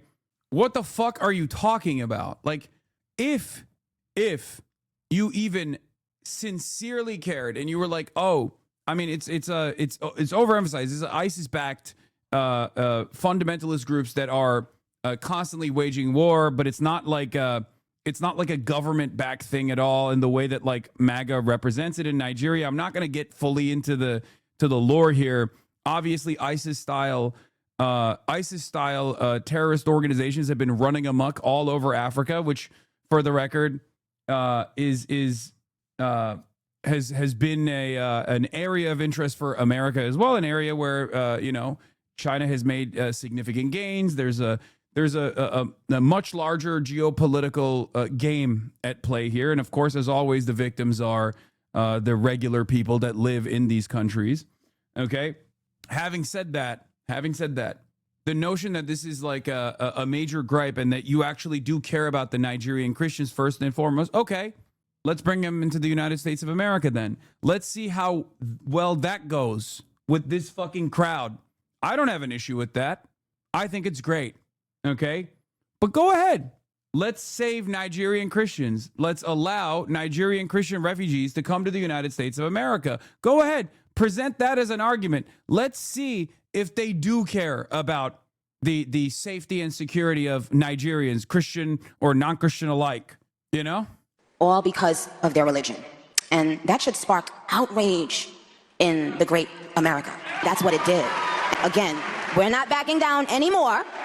We are not going to be silenced by the bullies. What is this? That was Megan, Cardi B crying, be so for real, wrong black woman chatter. What is happening? Did they link something wrong? I don't understand. Like, did they link something different? I'm confused. The barbs are here. I mean, it's fine. I hope this is a fucking important lesson. Oh, they said Nicki wrote WAP. Yeah. Anyway, they made a joke about WAP and thought it was by Nicki. Oh yeah. Okay. In any case, this is not even a real tweet, by the way, but it's pretty funny. Pop bass. Nicki Minaj reveals she's working on a song with Erica Kirk to honor Charlie Kirk's legacy for a new album. Anymore, okay? Hear that. Receive that, bullies. We won't be silenced ever again. We will speak up for Christians wherever they are in this world. Amen. Amen. I don't know if you can see this at home, but she's getting a ton of standing ovations. Yeah, the real bullies are the people who won't be quietly persecuted prosecuted, destroyed, have their lives ruined by this administration. Okay? That's who the real bullies are, everybody. The real bullies are the people who don't just stand down when their neighbors or their family members are being fucking deported. Those are the real bullies, not the people doing that. Okay, not the most powerful entity on the planet, the United States of American government. It's actually the victims of the United States and its imperial endeavors. Those are the real fucking bullies. What are we doing? Jesus Christ. I love you guys so much. Thank you guys. Yeah, if she cares so much about Christians, at least she could have done the Tucker Carlson thing and talked about Christians in Gaza, for example. You know?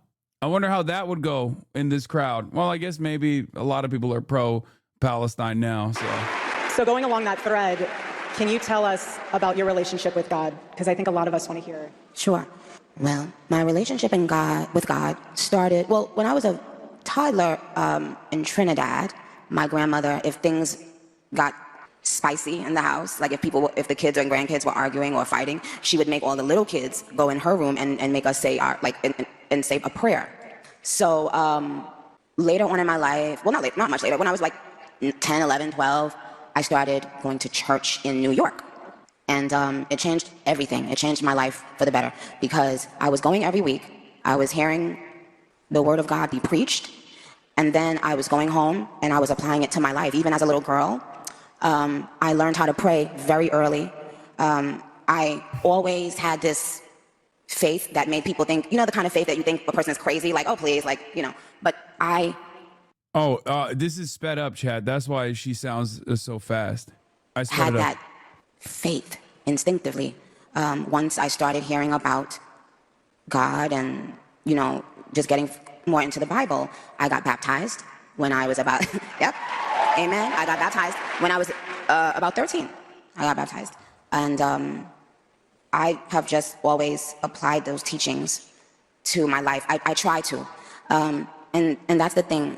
We're not perfect. We try. Sometimes I would wake up and feel so far removed from, not God, but from fellowship. I was like, oh my God, I used to go to church on Wednesday, Friday, and Sunday every week, like literally 3 days out of the week. And then later on in your life, you become busy and you start thinking, oh, well, God is in my heart. And, but then sometimes you can be in an industry as well that pulls you away even more. So lately, I've been feeling like, like if you haven't seen a long lost best friend for a long time and then you bump into them again. This is the other side of this conversation that I also despise, where people are like, I'm so godly, I'm so Christian-like, I love Jesus Christ and his teachings. And that's why I'm a right-wing Republican in 2025. What part of what Jesus Christ did in any of the fucking books resembles the current MAGA movement? Okay? Who could forget how Jesus would refuse to cure the lepers? Okay? And said, hey, got to pick yourself up by your bootstraps, lepers. You want this fucking health care? You got to pay for it, bitch. Who could forget when Jesus Christ, our Lord and Savior, was running around being like, hey, we got to get these browns out of here. I mean, he was brown himself, but obviously in this fantasy is white with blue eyes and blonde hair. Okay? Yeah, that's what he primarily invested himself in.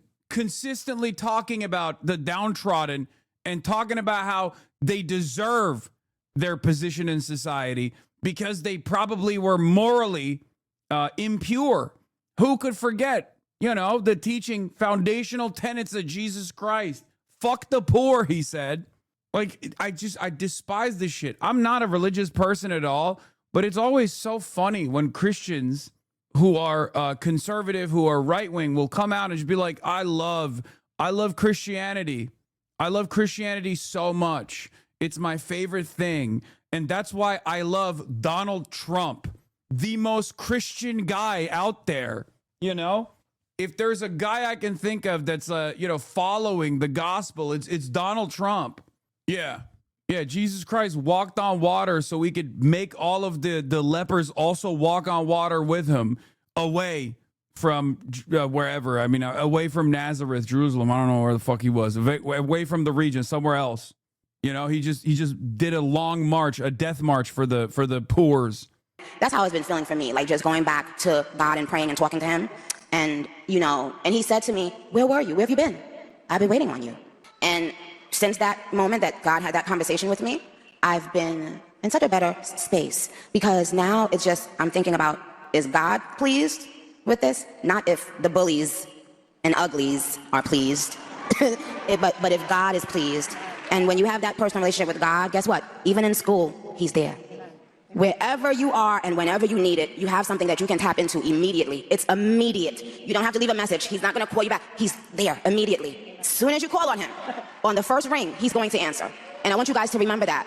You're young, and first of all, I want to say, I'm proud of you guys.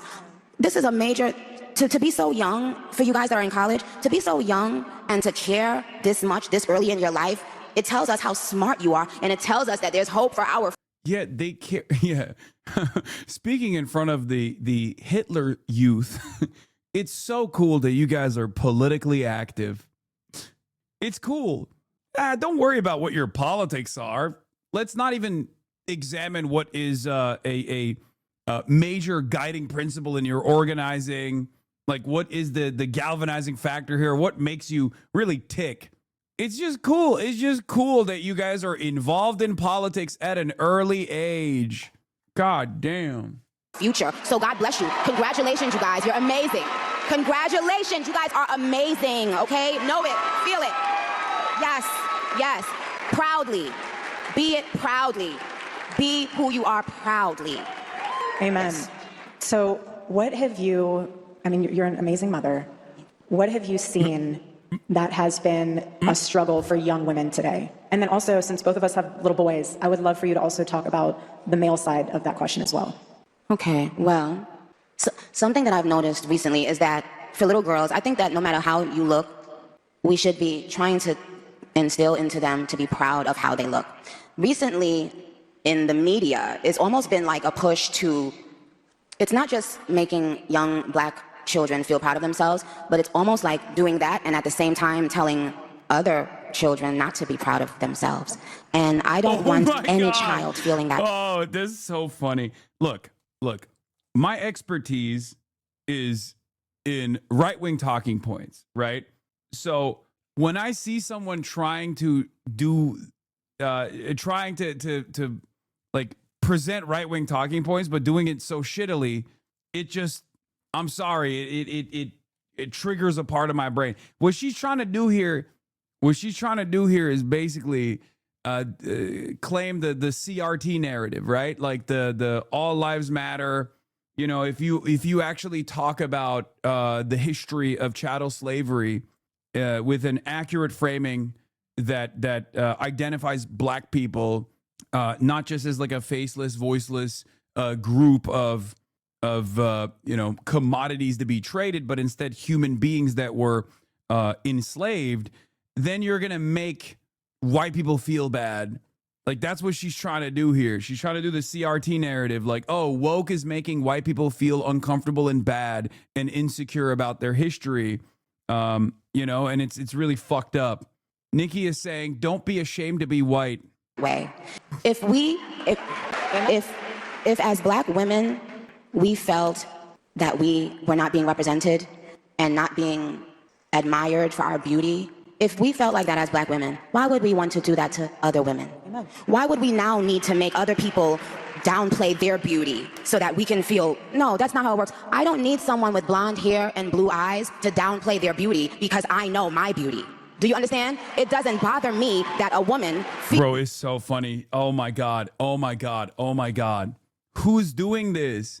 Who is doing this? Who is running around saying white is ugly? Like, what?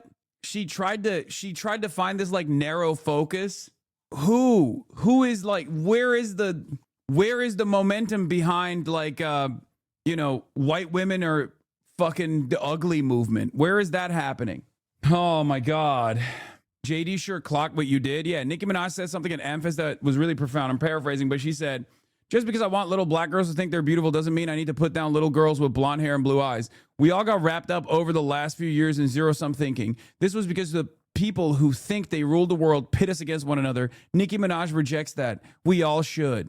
This is not a real thing. And it's so not a real thing that I don't even think this has like a lot of motion. Like the perceived victimhood narratives, right? The white people are under attack narratives, they do work on a lot of insecure people. They do work on a lot of insecure people, right? Their insecurity obviously stems from their horrible material conditions, lack of job prospects, and things of that nature. But I don't even think this angle works, because who the fuck has encountered a real moment of crisis where they send their, blonde and blue-haired daughter to school, and then the kindergarten teacher is like, everybody knows blonde and blue hair, blonde and blue eyes are terrible. They're ugly. It's a marker of ugliness. Like, what the fuck? There has never been a moment in American history where that's been the case. If anything, there's only been the reversal of that, and it still has its remnants in modern culture, even where, black students get penalized for having natural hair and things of that nature, right? Like, that still very much exists. Maybe not to the same degree as it once did, but that's still there. Whereas the reversal of that has never existed in American history and never will exist in American history. So, like, you're just completely biting black people shit once again. You know what I mean? Now, it's ironic that Nicki Minaj is doing this because she's black and was profoundly important at some point for the culture in general, right? But it's crazy. There has literally never been a moment where someone has been punished or penalized in American culture and American history. There's no systematic racism against white children. Like, that's insane. That's an insane thing. Jewish supremacists spent the last 2 years talking about how they were under attack while they were doing genocide, and everyone's just copying their strategy. Brother, if you think that it's new to just Jewish supremacists or Zionists, you are delusional. That is the hallmark of fascist commentary. White people have been doing this. White supremacists have been doing this for basically as long as white supremacy has existed as a concept. What do you mean? That's the whole point of being a right-winger, creating manufactured hysteria around perceived victimhood. That's literally the oldest playbook. It's the oldest playbook in the game. White genocide, white genocide, white genocide, white genocide is happening. It's happening. It's happening.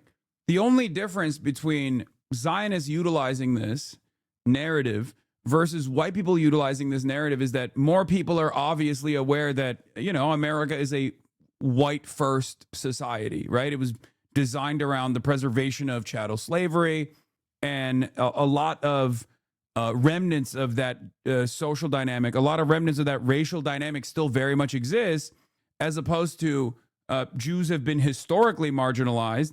And obviously, while it's not the case in contemporary American existence and in American society, there are points of not only marginalization, but genocide that they can point to at least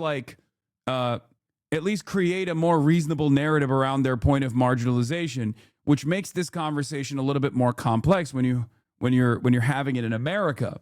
Okay. Whereas white people can't really do that. They can't really, point to any historic marginalization. And that's precisely the reason why, you can point to like Catholics, for example, in America being marginalized, but you can't do that for white people, because whiteness as a socio-political construct is designed around domination. Do you understand? Didn't you watch a bunch of views ripping on blue-eyed people like this week? It's minor, but it does happen. Brother, oh, God. We just got to go back to the drawing board, and I have to explain something to you, okay? A lot of people misunderstand the N-word, okay? A lot of white people.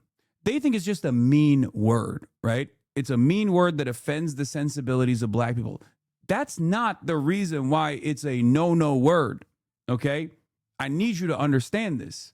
It's the historic oppression and the continued versions of said oppression, systematic oppression against black people, that makes this word a reminder of the racial hierarchy, okay?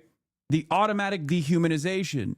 That right there is the reason for why there is a different significance for this word as opposed to the word cracker, okay? And the same principle goes for someone clowning on white people with blue eyes versus someone clowning on white people with blue eyes, myself included, because I was engaging in that, because I was taking the piss out of the whole Erica Kirk situation, saying like there's something about her that like rubs me the wrong way or whatever. There is no historical association with like being dominated for having blue eyes as a white person. Like there is no ongoing or previous historic point of marginalization that you can point to. You contribute nothing positive to this world and are an active nuisance in the political landscape. You and whatever fake ideology you represent are toxic and only thought-provoking to the biggest idiots. Blow yourself up in a video game, you communist terrorist sympathizer. I'll take my ban now. No, we will not be banning you, chatter.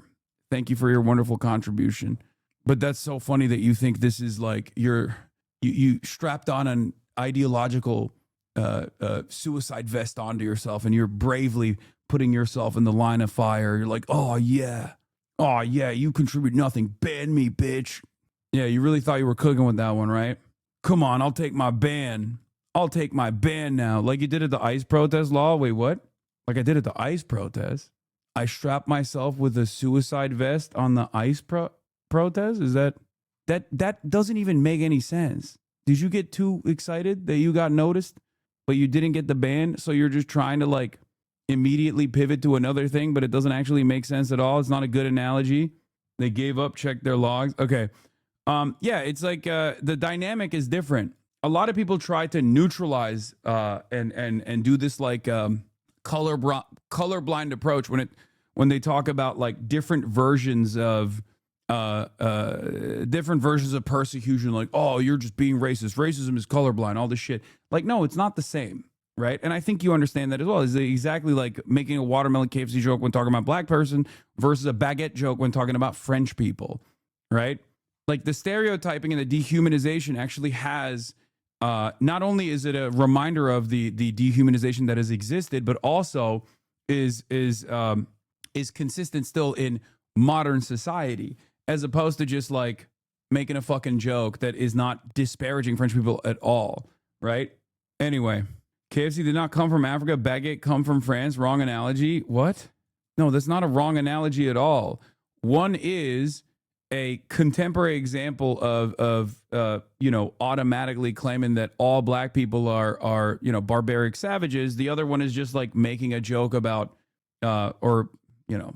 bringing up something that is like identified and associated with like French culture.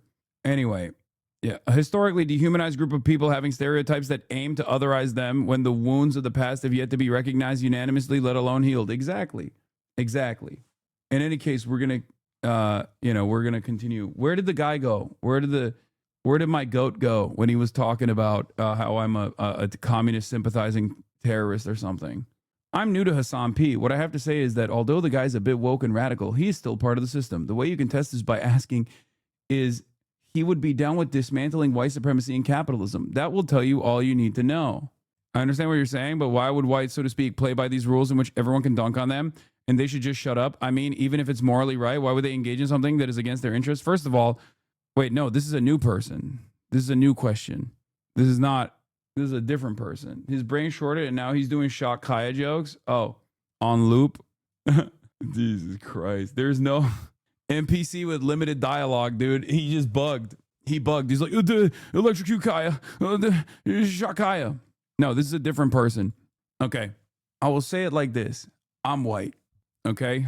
It's about not being a pussy. Okay. That's it.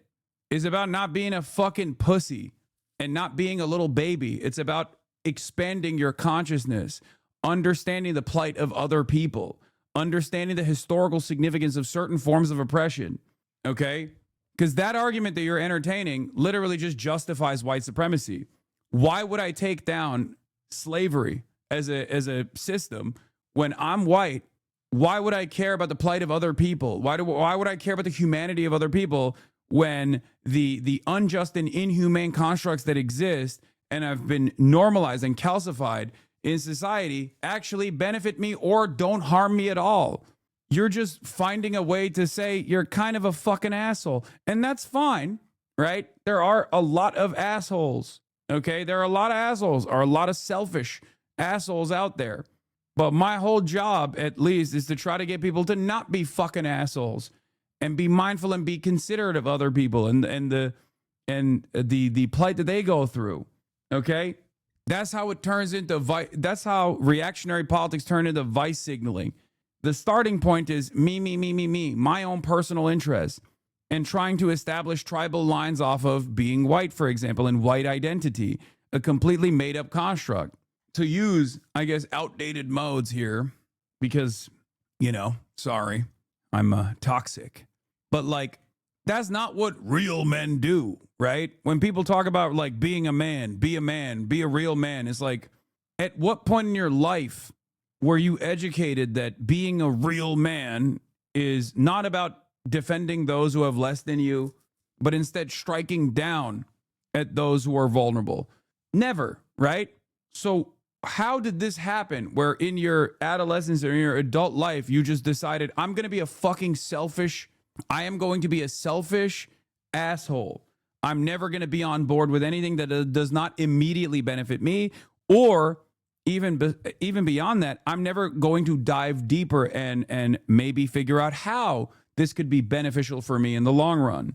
As I like to do from time to time, there is a selfish, self-interested argument for socialism, regardless of your class position, even if you're super fucking wealthy, okay? If you recognize that the profit incentives are actually destroying the planet that you currently live on, that your next of kin is going to live on, then you should probably choose to work against that, to make sure that we preserve this planet, to save this planet that we live on. There's no other options. Or if you were to think that like, you know, oh, I don't like how much crime there is in major cities, in urban areas, let's say, right? Like the racialized attitude that many people have. You can identify where that crime is coming from. And the copium for a lot of privileged people, a lot of people that lean into more white supremacist undertones is, oh, it's their culture. Oh, it's their race, right? Oh, black and brown people are inferior. That's the reason they're more barbaric. They're more violent. They're more angry. That's the reason why they actually engage in crime. They have a higher tendency to engage in crime. Meanwhile, one, that's objectively untrue. And two, it doesn't actually provide a solution to the problem. Nobody likes crime. Nobody wants to live in an environment where there is a lot of crime happening. So the real solution to that is systematic.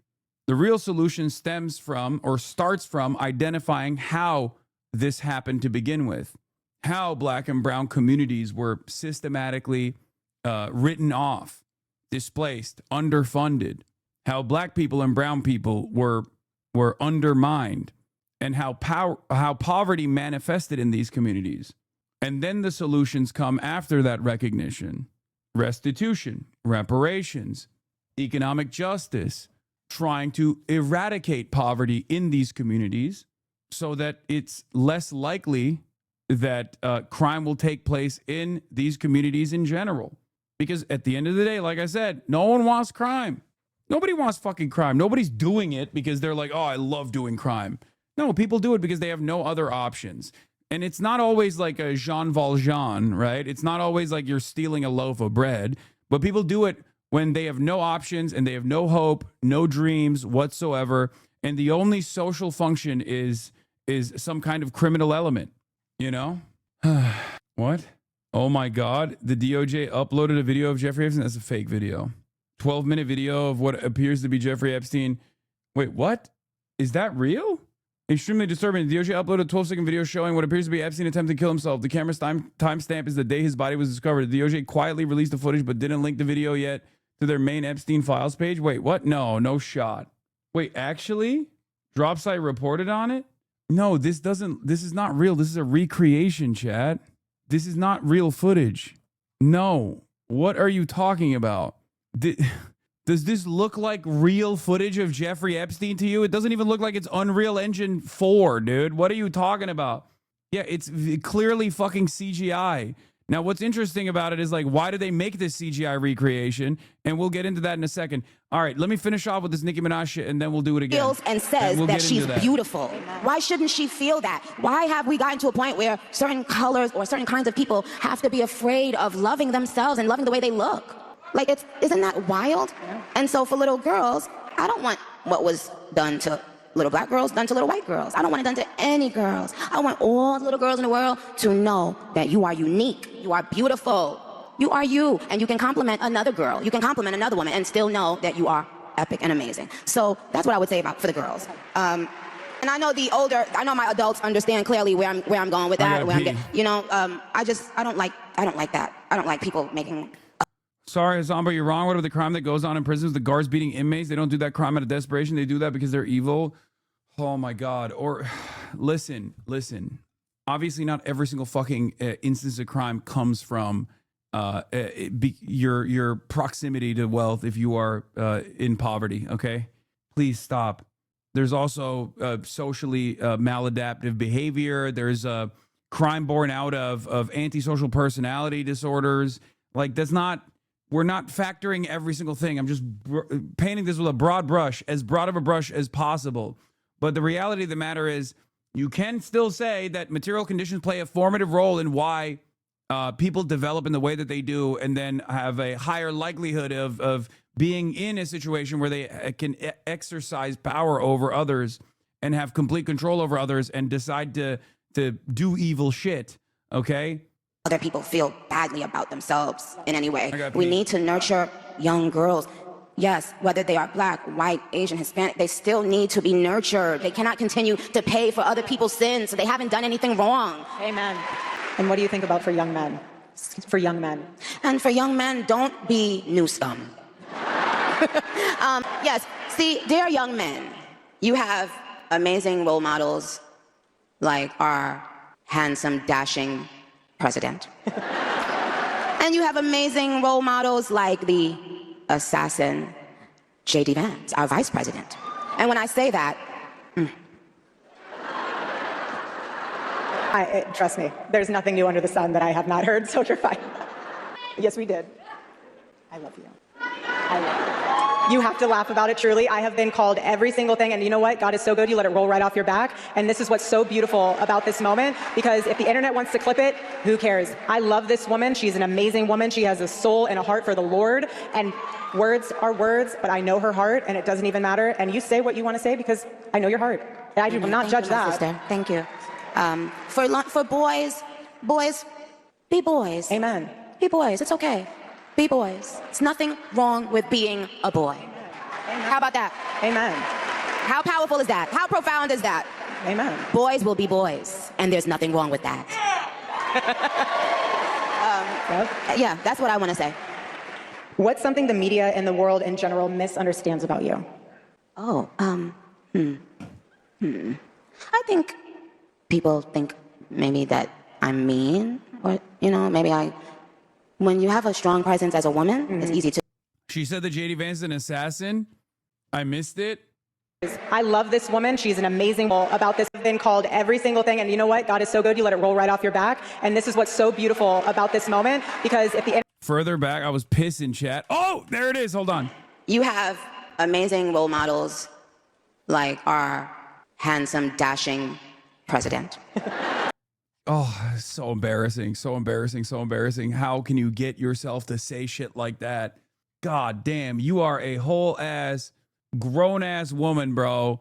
That's crazy. Oh, our president is so sexy. Oh my God. He is so sexy, dude. And you have amazing role models like the assassin J.D. Vance, our vice president. And when I say that, the assassin J.D. Vance. Oh shit. What does she know? It is a testament to how far we have fallen, where you can't even fucking say, someone is an assassin without a fuck ton of conspiracy theories propping up. Specifically, in this situation, obviously people are going to say, oh, J.D. Vance assassinated Charlie Kirk so that, he could marry Erica Kirk or something. Because, there are so many people out there who will just, tune into this moment and go, that's it. That's right. Now I know. Trust me, there's nothing new under the sun that I have not heard, so you're fine. Yes, we did. I love you. You have to laugh about it, truly. I have been called every single thing, and you know what? God is so good, you let it roll right off your back. And this is what's so beautiful about this moment, because if the internet wants to clip it, who cares? I love this woman. She's an amazing woman. She has a soul and a heart for the Lord. And yeah, she noticed that. Oh, shit. She noticed that that was going to be reflected on later. words are words, but I know her heart, and it doesn't even matter. And you say what you want to say because I know your heart. And I will not judge that. Sister. Thank you. For boys, be boys. Amen. Be boys. It's okay. Be boys. It's nothing wrong with being a boy. Amen. How about that? Amen. How powerful is that? How profound is that? Amen. Boys will be boys, and there's nothing wrong with that. Yeah, that's what I want to say. What's something the media and the world in general misunderstands about you? Oh, I think people think maybe that I'm mean, or, maybe when you have a strong presence as a woman, it's easy to just box you into one box, like one category of mean or, other words. They want to put you in a box to be able to label you what they want you to be, but you're so much more than that. Because you intimidate them, and they want to find something. And if they can't find something, they'll make something up. And so they'll put a label on you. But, it doesn't, what people misunderstand about me now, I don't care about it. I really don't.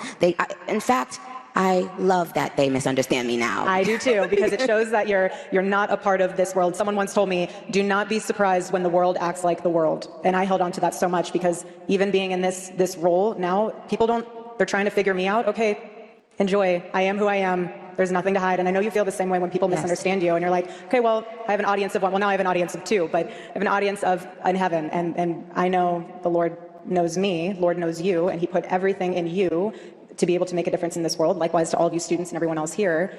And to go into that further, I know that and I'll end on this, I know that a lot of you guys have been hearing about, we are doing this for Charlie, and we're doing this for his legacy, but we're also doing it because each and every one of you guys have a legacy.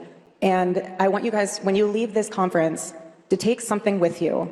And when it gets tough out there, I want you to hold with you a word. It could be anything. For me, it's Charlie. But for you guys, it could be, I don't know, refocus, family, children, future, something. Hold that word in your heart so that when you go back out into the world and you have someone screaming in your face, someone spitting in your face, someone flipping your table on campus, someone making fun of you because you're a conservative, someone making fun of you because you love the Lord, say that word to yourself out loud or internally to refocus your brain and your heart and your soul, to know that you're about something so much bigger and greater. The legacy with Turning Point USA, yes, but also for yourself. And so, Nikki. Okay, this stuff, oh God. I mean, I'm going to be honest with you. Even when Nicki Minaj is grifting and talking about how sexy Donald Trump is or whatever, she still has better stage presence and better charisma as a person who has spent many, many years being on camera. Whenever Erica Kirk gets the mic and starts chirping, I'm like, Jesus Christ, when will this fucking stop? It's just she's saying so much and saying nothing at all at the same time. It's so Rizless. God damn, dude. Ay, ay, ay. It's just, I need to skip it. World for your family, for your baby. That it's okay to change your mind. Yeah, it's okay to change your mind. You don't have to, sometimes there's a lot of things projected onto you when you change your own mind. They project fear, shame onto people who don't think and do as they think and do. But I've traveled the world. I've performed for huge crowds all around the world. And no matter how many songs I do on that stage, it didn't mean as much as this. Because this is a direct... Oh my God. Being at the Turning Point USA conference means more to me than all of the concerts. God damn, dude. God damn. She said, hey, yo, Barbs, you hear that? She said, fuck you. One of Nikki's only tweets about Trump is accusing someone else for pandering for a pardon. July 8th, 2025. Deseret, were you out marching with your fellow Mexican immigrants? Oh, right. You were pardoned by President Trump, so you kind of can't, right? I mean, it kind of implies you guys are cool with him while y'all seem to pretend to be against him. Or are y'all not his friend either anymore, just like Diddy? I mean, if someone pardoned me, we'd be friends for life. You've done so much evil to black people. Now you've turned your back on your own as well, it seems. Don't you guys over there keep black artists fighting while you sit back and benefit from both parties? If I had gotten a pardon from President Trump, imagine the uproar. Yet the Rock Nation CEO does it. And yup, you guessed it. Silence. Black people, until you speak on this, you can never, ever, ever. I wonder how Deseret thanked President Trump for that kind gesture. Law got a Hispanic woman allegedly calling her son-in-law N-word with a hard R under the protection of y'all so-called black savior while y'all sat around making them rich. When y'all needed them the most, they were silent though, huh? Chin up.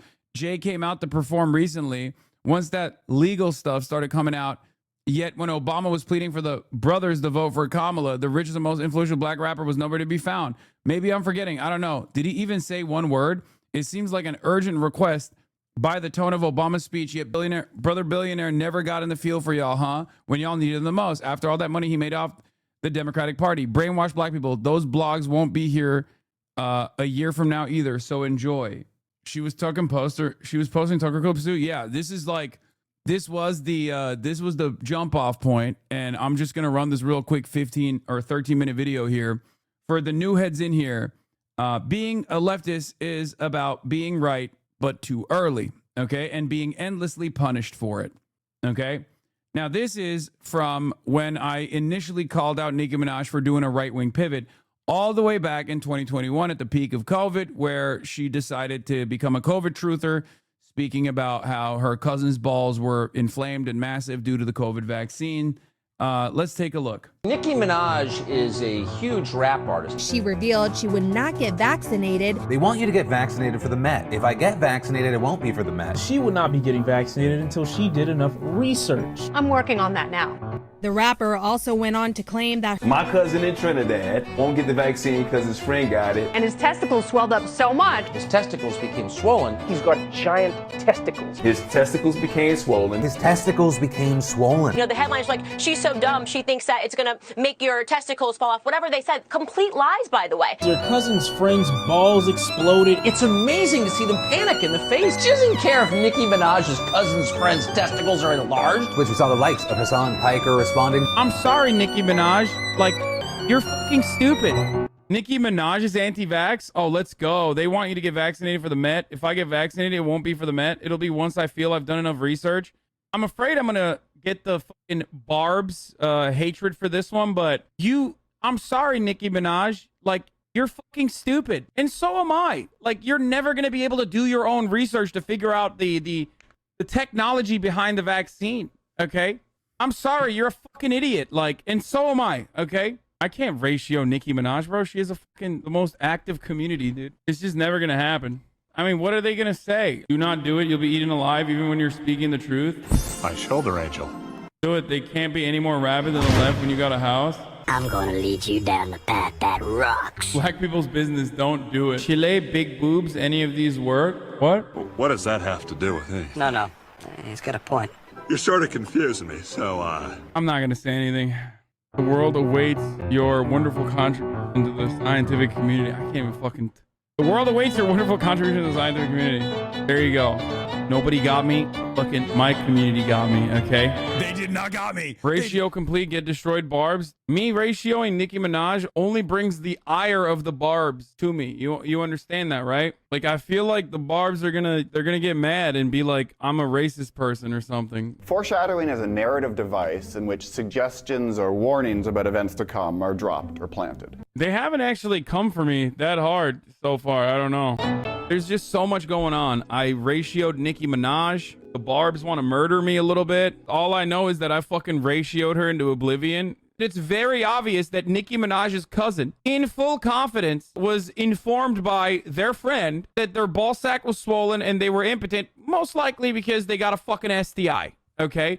Boy, you didn't tell me your cousin was Nicki Minaj. The Barbs are coming after me a little bit, not in the way that I thought they would. They haven't, like, sent death threats yet. Shut the fuck up. You really think you can go through the Barbs as if we won't eat your entire career up? Don't get too brave now. The only reason you have any sort of audience is because you used to be hot. Now you're a fat, ugly guy who's aging at the speed of white. The clock's ticking and you're damn near 40.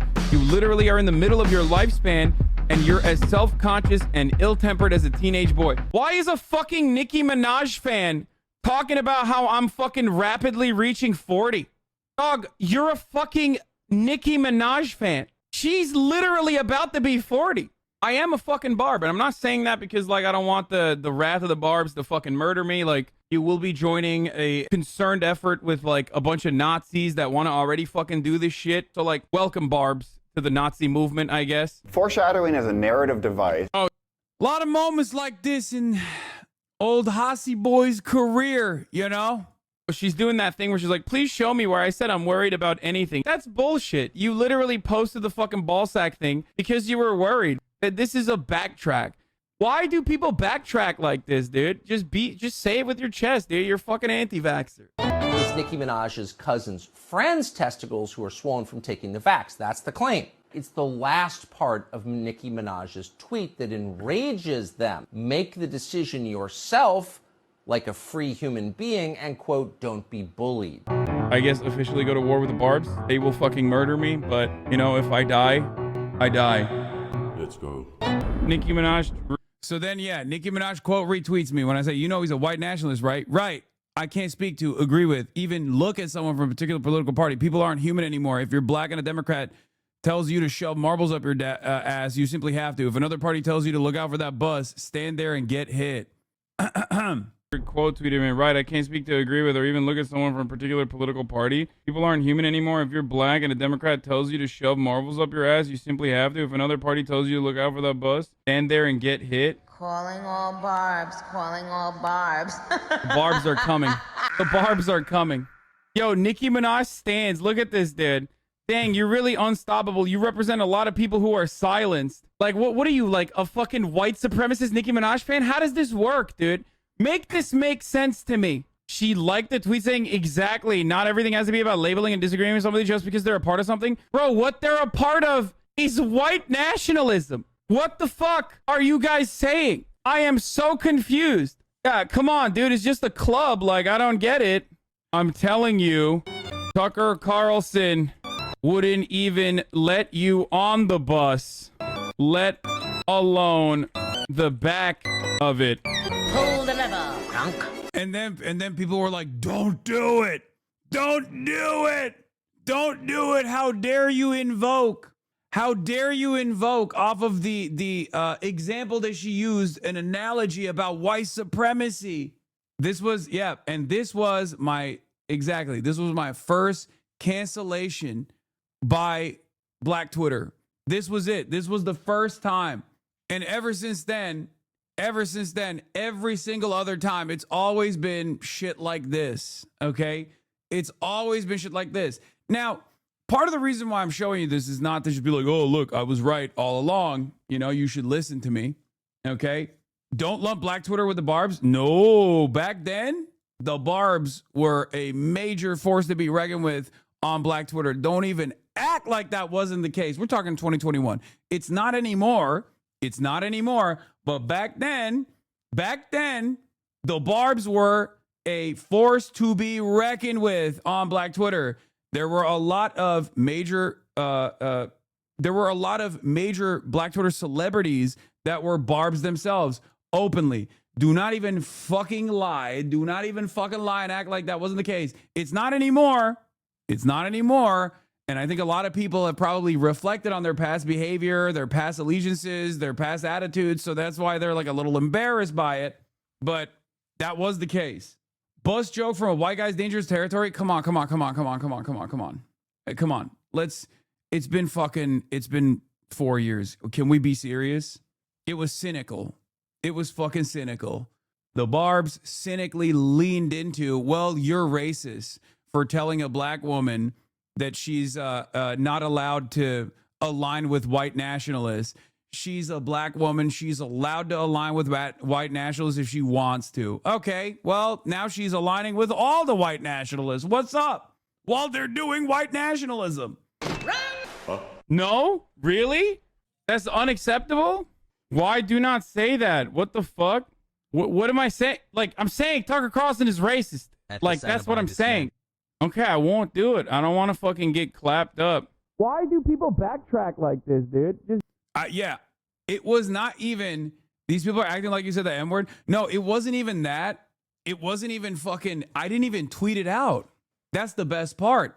Not only did I not tweet it out, they literally filmed, like they clipped the part where I'm like, all right, sure, I won't tweet it out. And they said the intention behind that was the most white supremacist, most white supremacist thing you could have done, or whatever the fuck. Like it's a bad look, sweetie. It's a bad look, sweetie. And then they just pummeled that shit into the fucking ground. And to this day, I still think it's like, it was peak woke. So a lot of people were maybe a lot of people were a little bit too peak wokeified.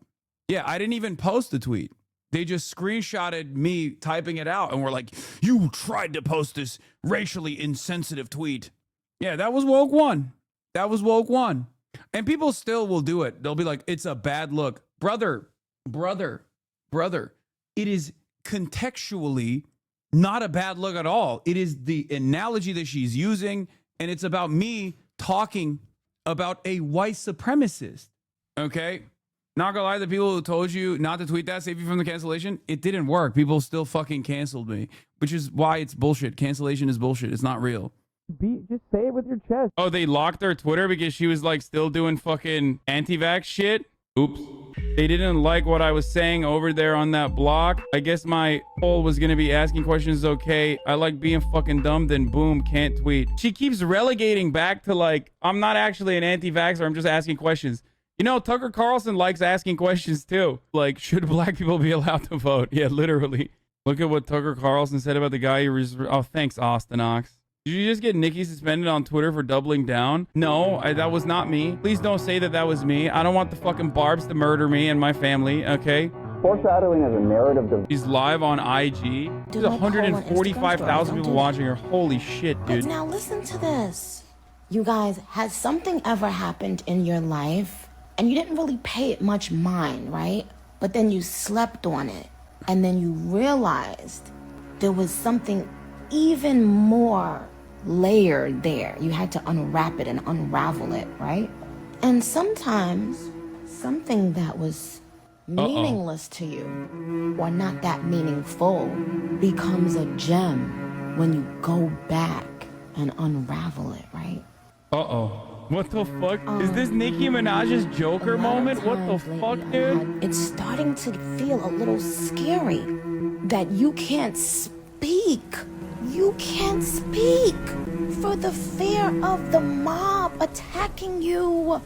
Oh, God. If that doesn't no. give you chills up and down your fucking spine. Bro, this is literally the beginnings scary. of... This is 100% the beginnings of, like, culture war shit, like, cancel culture. You should be able to ask questions about anything you're putting inside your body.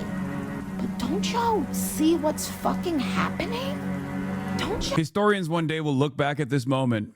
Cultural anthropologists will look back at this moment, watch this video and go, oh, this was a turning point. It makes sense. This is just like China. We are living now in that time where people will turn their back on you if you don't, not only not agree, fuck not agreeing, but people will isolate you if you simply speak and ask a question. Y'all don't see what the fuck is happening? And Twitter can just wake they crusty ass. Almost an entire year after her brother, once again, was sentenced to 25 years for child rape. For the record, that was, I think, probably another, big pivot point. Up and stop me from asking questions, to stop a person from. So what it's making me think now is that there's something bigger to it. Like when I kept on seeing all these people with all these conspiracy theories, I would be like, oh, what? Oh, please, But what in the world scared y'all that much that made you disable my fucking Twitter? Oh, what the fuck? I'm trending on Twitter? Oh, no. But listen to me, please. Open your fucking eyes. Open your eyes. That's all. Why white people they feel like, oh, let me just be our voice. No, bitch. They consider themselves to be. Do you think Tucker Carlson? Yeah. Yep. This doesn't excuse you using black trauma as a joke. to prove a point. You don't got to tell me nothing because I'm a black person telling you what's racist. You're a white man and you have no place to tell me what's offensive and not to my community. Do you think Tucker Carlson being pro-segregation is a joke? It's not a joke to me. Educated on our issues. You're acting dense and not understanding what people are saying. Your performative activism of using black trauma as a clapback is weird and racist. Bro, what the fuck are you talking about? You're this mad about a tweet that stayed in the drafts instead of a dude who says brown and black immigrants are dirty every night to 9 million honkies being promoted by your favorite artist. Deranged stan behavior. Back then, I used to entertain this kind of stuff a lot more. I would just like reply over and over again. I would just duke it out. Didn't give a shit. They're not black people. So pretty much typing and saying a racist clapback means it's not racist. You knew not to tweet it due to your own following telling you not to post it. You keep deflecting on what we are discussing now, and literally nobody on this thread defending him. No, the counter is not racist. People in my chat stopped me because they knew dumbass stands like you would latch onto it because it's easy to misconstrue and deflect away from your own guilty conscience that you don't like that your fave posted positively about a white nationalist. I want to read this Twitter thread with sound effects. You know what I mean? Like just every time, like that. Leftists are so racist. Wow. Racism is when you point out Tucker Carlson would be pro-segregation. Thank you for the brilliant analysis. I didn't even send the tweet, but it's wild that Barb's apparently are more sensitive about my drafts than Tucker's white nationalism. Yeah, whatever, but this is weird. Nicki Minaj is in Twitter jail, and her IG story sounds like the origin story of the Joker, talking about cancel culture, etc., how the mob is similar to Chinese censorship. Tucker Carlson is 100% pro-segregation. If you're more mad about me pointing that out, perhaps you care more about standing Nicki than anything else. Another Twitcher. That Stan account now? Would you so like she? Nicki Minaj. Anyway, let's keep going. End it. And literally said he did not care either. Like, mans want to decide what is and isn't racist. Barb's use half this energy against Tucker Carlson challenge. Impossible difficulty. The issue is that, and then Armenian e-girl. The issue is that people have is that comments and jokes like this, blah, blah, blah, is a non-starter. The entire thread and responses are psychotic. No one is defending Tucker here either. Why are you going so hard to defend a joke so poor in taste that even your own dumbass chatters told you not to post? Hunter HHS. I like you, dog, but this is weird.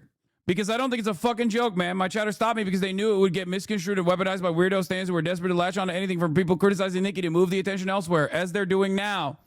Well, do y'all know who he's related You're shaking and throwing up.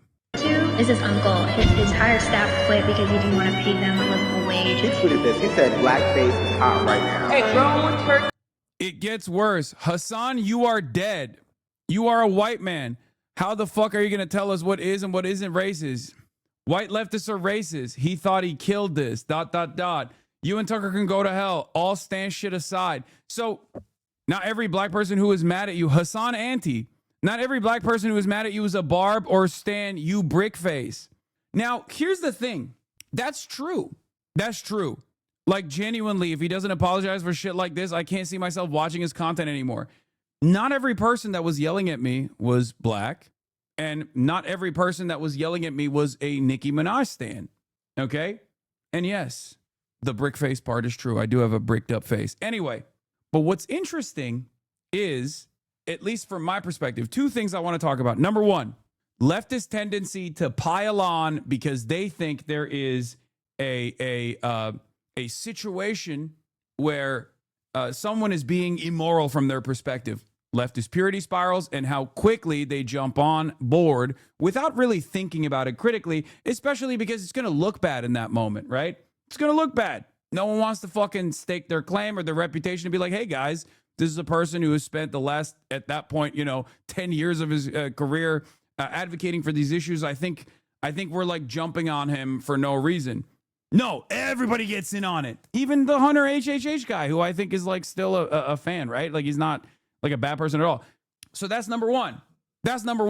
Number two, at no point did I fucking turn around and go, you know what? Everybody's yelling at me. They're calling me a white supremacist. They're trying to fucking cancel me. I guess I'm right wing now. You know who did do that though? Fucking Nicki Minaj. Okay? That's the difference. Have some fucking conviction. As a leftist, I despise the left. And yet, That does not shake me away from the convictions that I have, putting empathy first in my politics, making sure that everyone is doing their very best to leave a better world, a better future. That's what you got to be like. Be a little bit more stubborn. Have a little bit more fucking conviction. What is this nonsense? Oh my God. The left is mad at me. They're canceling me. They're calling me a racist. Well, I'll show them. I'll become it. Get the fuck out of here. You're not a real one. You're not a real one. You know how many fucking points this shit? So are Barbs just stupid stands? Barbs are stands at Nicki Minaj.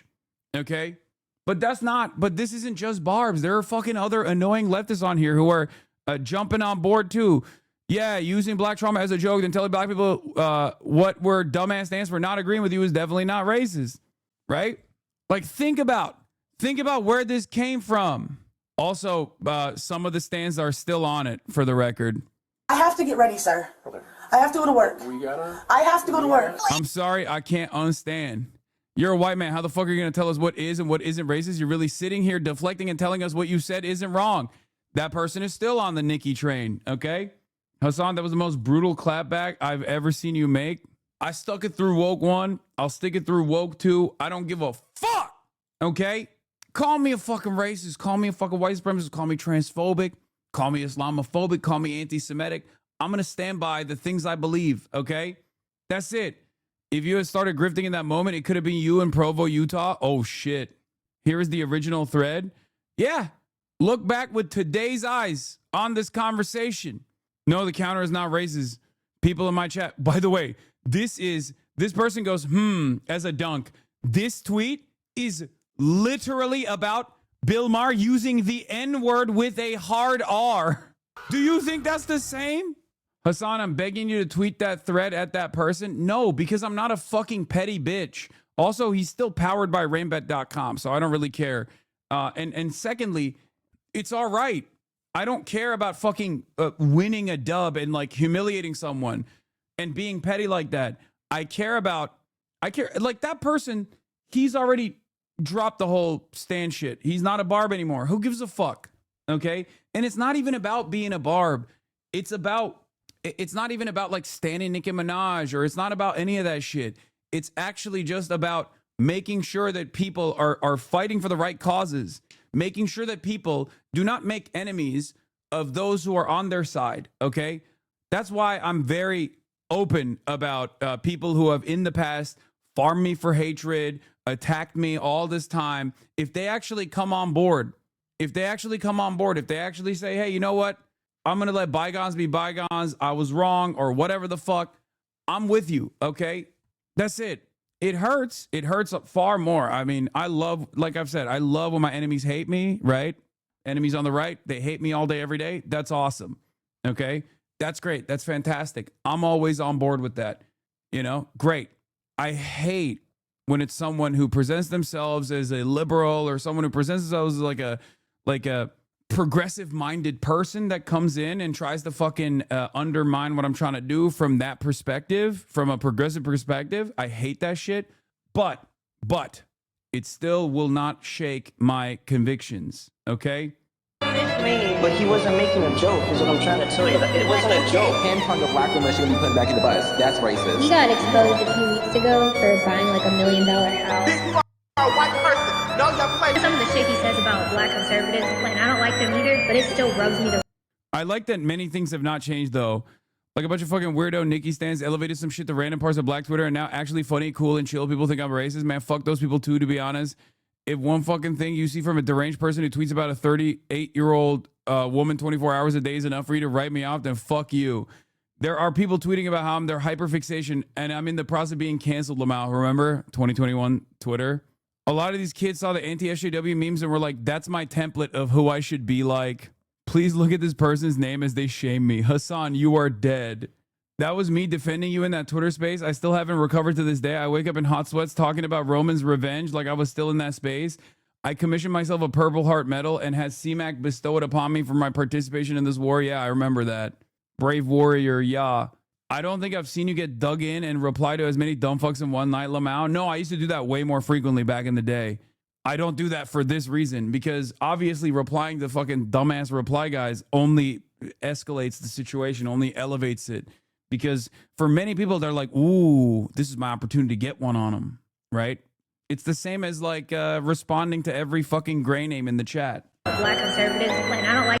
Makes me so mad every time this shit happens. Obviously, my POV isn't gonna change, but it makes me so fucking sad when I see random kids like, yo, I used to love you. What the fuck happened to you? them either, but it still rubs me the wrong way. So I watch this song, and I'm also a Barbie. And like, think about like what you do every day. You're saying you never made a mistake. Twitch is just mad racist in general. Like, we should toss away the whole platform. I'm just saying Hassan has done a lot for like black rights. Obviously, he made a mistake. He's a white person. What the fuck are you doing? I don't want to hear anything good. What that man do? The one time someone is fucking out there trying to stake their neck out, stake their Kirk out, they're like, put that Kirk back in. Put it back in the turtle shell. It's called New Age racism. New Age racism. Calling out Nicki Minaj's allegiances 4 years in the past to the most powerful white nationalist at the time is actually New Age racism. Yeah, New Age racism, like the old one is dead, by the way. Like there's a need for a new version. Like the old, classic style white supremacy went away at all. It's like rebranded. It's like using slavery analogies. It's still offensive and it's still like using slavery analogies. Racist, regardless of the intention.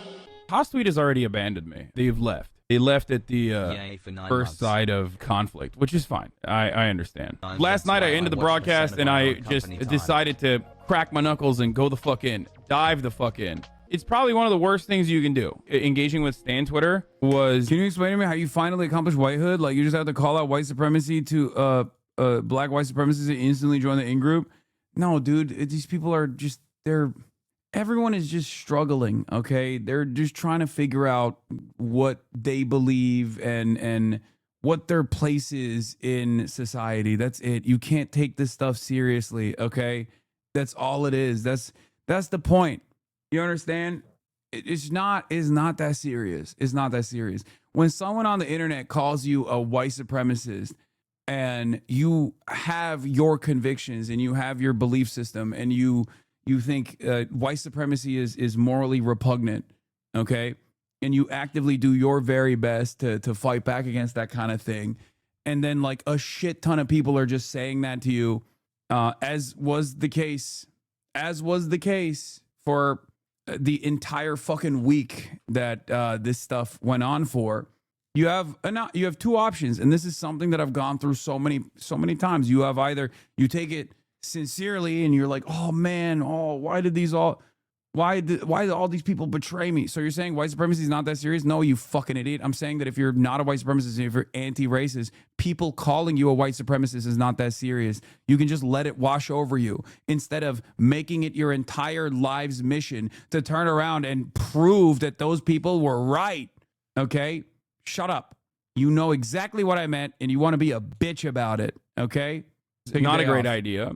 It was not a good idea. It was not a good idea. I mean, I was just replying to random people. Like, how the fuck did we get here from Nicki Minaj's cousin's friend's balls? When I say Tucker Carlson would have been an advocate to make sure that Nicki Minaj can't even get on the bus, let alone to the back of the bus, I mean it. I stand by that sentiment 1,000,000 times over. I was not joking. It was not a joke. None of that was a joke. I was 100% right on this take. It was not a joke. I read something on Twitter that actually really upset me. This is a black community member who's a fan. So after the entire night of just like blasting fucking random teenagers on the internet, defending and doubling down, when I read this, I realized, like, I'm sorry. I'm sorry. I am. There's a lot of people that I truly love and truly care for and truly don't want to hurt the feelings of. No, I am apologizing. Not to the fucking psycho deranged pieces of shit, but I am apologizing to people who felt conflicted about this. I never want someone like this person in my community to ever feel like I am dehumanizing them. You guys are so fucking stupid, dude. I'm done with this chat. I'm done with this fucking community. I swear to God. Why do people backtrack like this, dude? So my attitude on a lot of this stuff, is sometimes being like hyper rational about things like this is not the appropriate response at all. Like there's no reason to to dig in. If you have hurt people's feelings, even if you stand by your convictions, it's still that Redditor is currently an Ethan Klein fan. Are you fucking kidding me? The person that was conflicted about my tweet is standing a dude with a 8-minute N-word with a hard R compilation? This is why I never apologize to them. No, it's because it's not that person. It's not, I'm not apologizing to that person. Because it's the same principle behind like you know, the Sudan cancellation where they were like, Hassan said black people with a hard B, right? Like, I think I know who I am. I know what I represent. I know what my beliefs are. I know that there are other people out there who don't know that, and it doesn't fucking matter, right? Either you can be an asshole, or you can just be like, you know what? I'm sorry that, you know, this was a hurtful moment, and that's it. Like, that's it. There's no reason to just like continue fucking having this endless cycle, this endless back and forth. What I'm trying to say is sometimes it's okay to be irrational or to respond to people behaving in an irrational manner because this is a sensitive issue.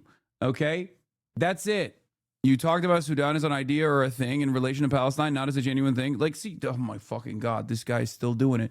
No, dude, no, we've already moved on from that. Okay? There's been numerous instances where I have already covered Sudan. You're literally using an ongoing fucking conflict where people are being slaughtered as a talking point right now, dude. Fuck. Oh my fucking Lord. Stop. Jesus Christ. Anyway, the point is, what I always think to myself in heated moments of crisis or conflict, that's like oftentimes manufactured hysteria, that is a great opportunity for a lot of the different communities of enemies that I've cultivated that totally lean into it cynically, is we're going to look back at this like a couple years later down the line and we're going to laugh about it. Okay. As we do with the house, right? As we do with the house saga, as we do with the Hassan leased the Porsche saga, as we do with all these other things, right? Like even a couple months after the fact, I think people look back at it and they laugh at it. Like in the very moment when the Sabra hummus thing was taking place, a lot of people were just like, oh my God, this is the peak of anti-Semitism. Like they got whipped into a frenzy, right? Or the Gucci shirt. That's another good one. Like it was so stupid. It was such a stupid thing to lean into. Okay. And the very people that actually cynically pushed it, non-fucking stop, are now actually actively doing an about face, and they're doing it not in the best ways possible. Obviously, they're doing it without actually recognizing their, own personal role in this censorship environment that they cultivated. But that's it.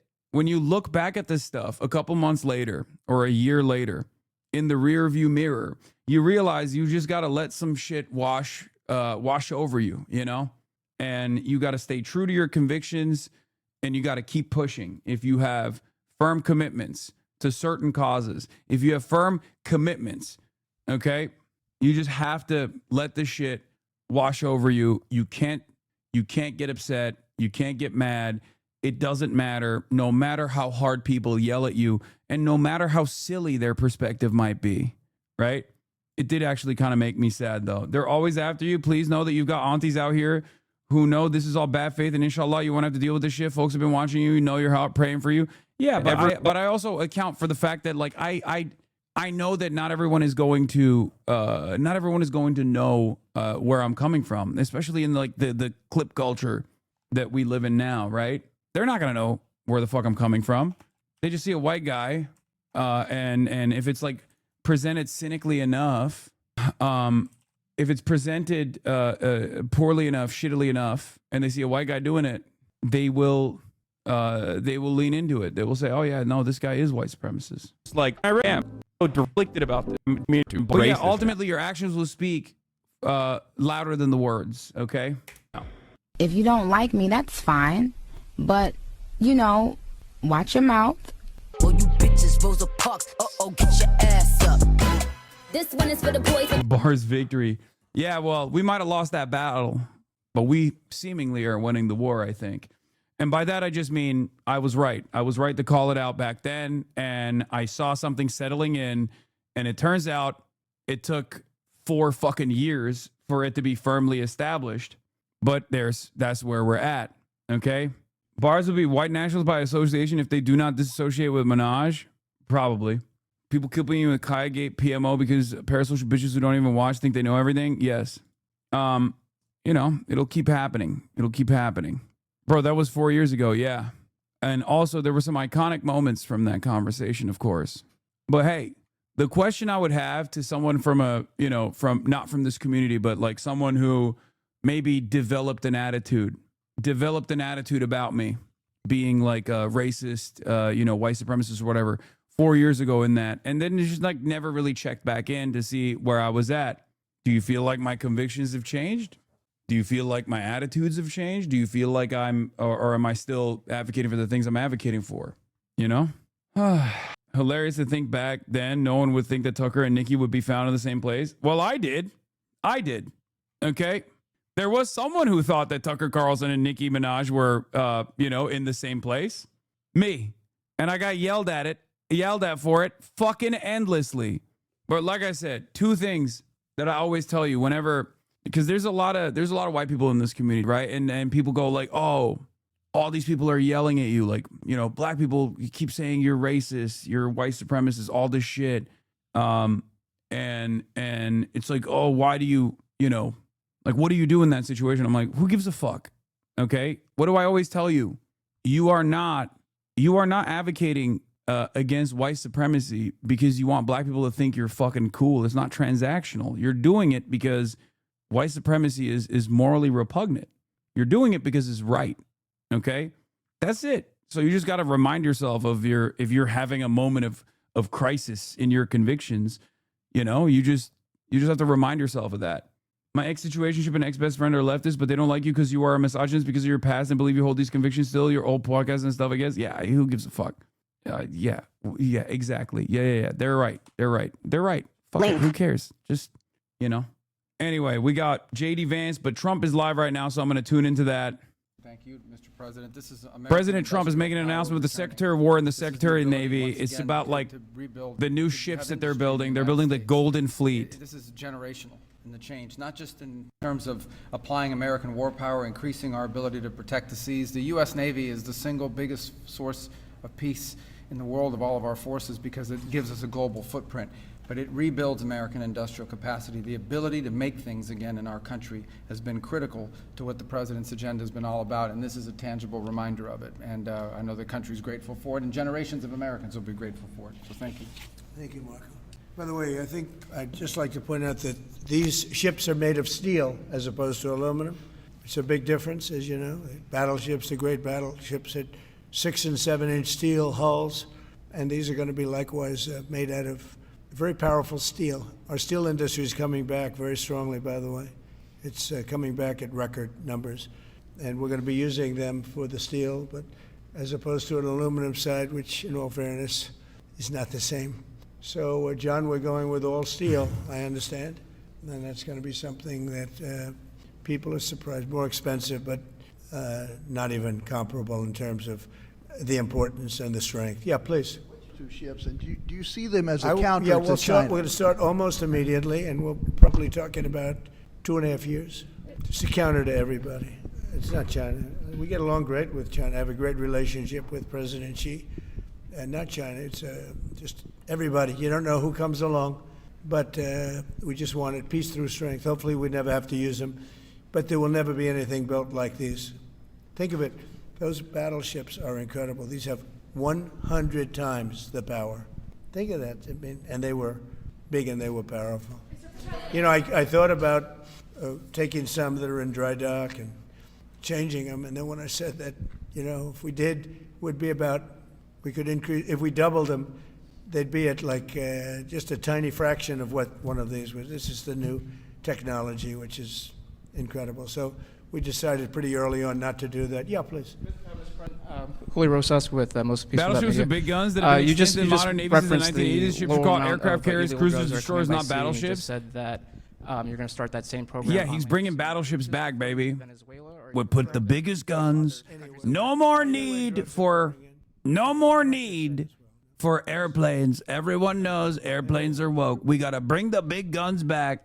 I mean, I do think that like big gun battleships are kind of cool. I will admit that. Okay.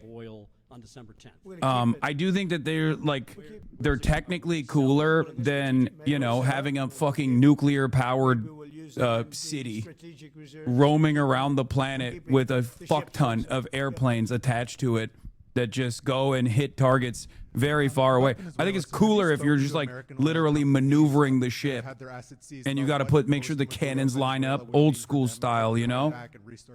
The big ones. That's cool. Like that's objectively a cooler way to wage war than this new lame shit that we're doing. Talking about with Venezuela? Yes. Well, you had a different kind of a president before me. They didn't mind being ripped off. They didn't mind being robbed. We should bring back boarding like pirates. I agree. I think that's also cool.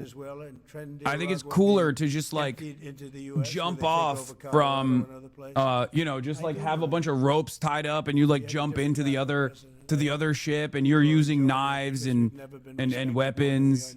Like you're using not even like small arms. You're using like, you know, swords and shields and axes and whatever you can find. And you're going, "Arrgh! Of Bill Clinton and It's time! We board the ship, matey!"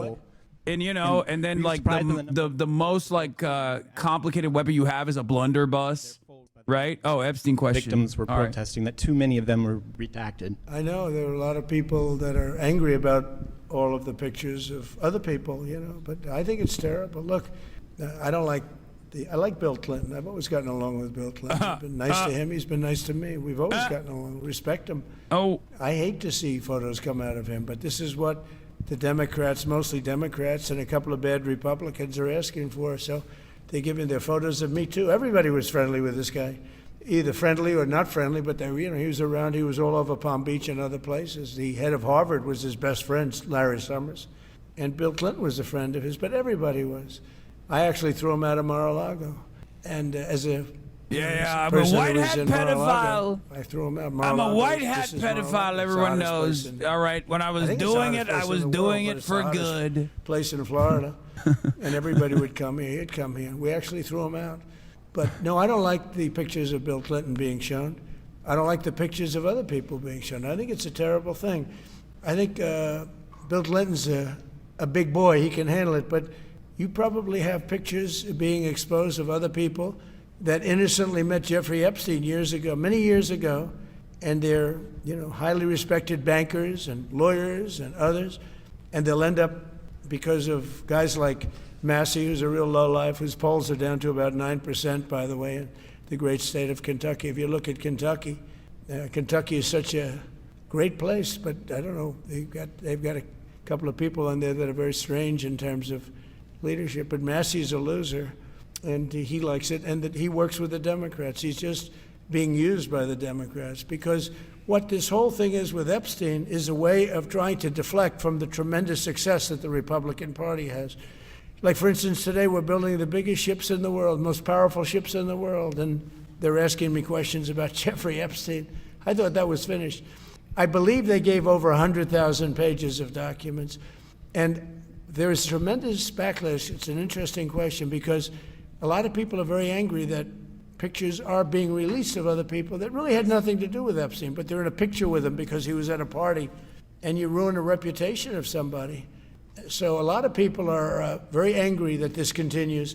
A lot of Republicans this is are the angry most, it's a big club and you ain't in it moment. No, a lot of people don't actually have photos with a prolific international pedophile sex trafficker who was potentially doing it all for blackmail of the elites at the behest of Mossad and CIA. So no, you're just talking about a very small group of people, Trump. Who the fuck?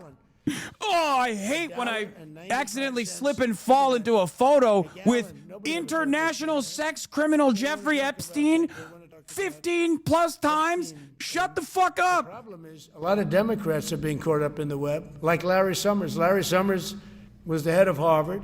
He's now been forced to resign from every board he's on. And he was thrown off the Harvard board.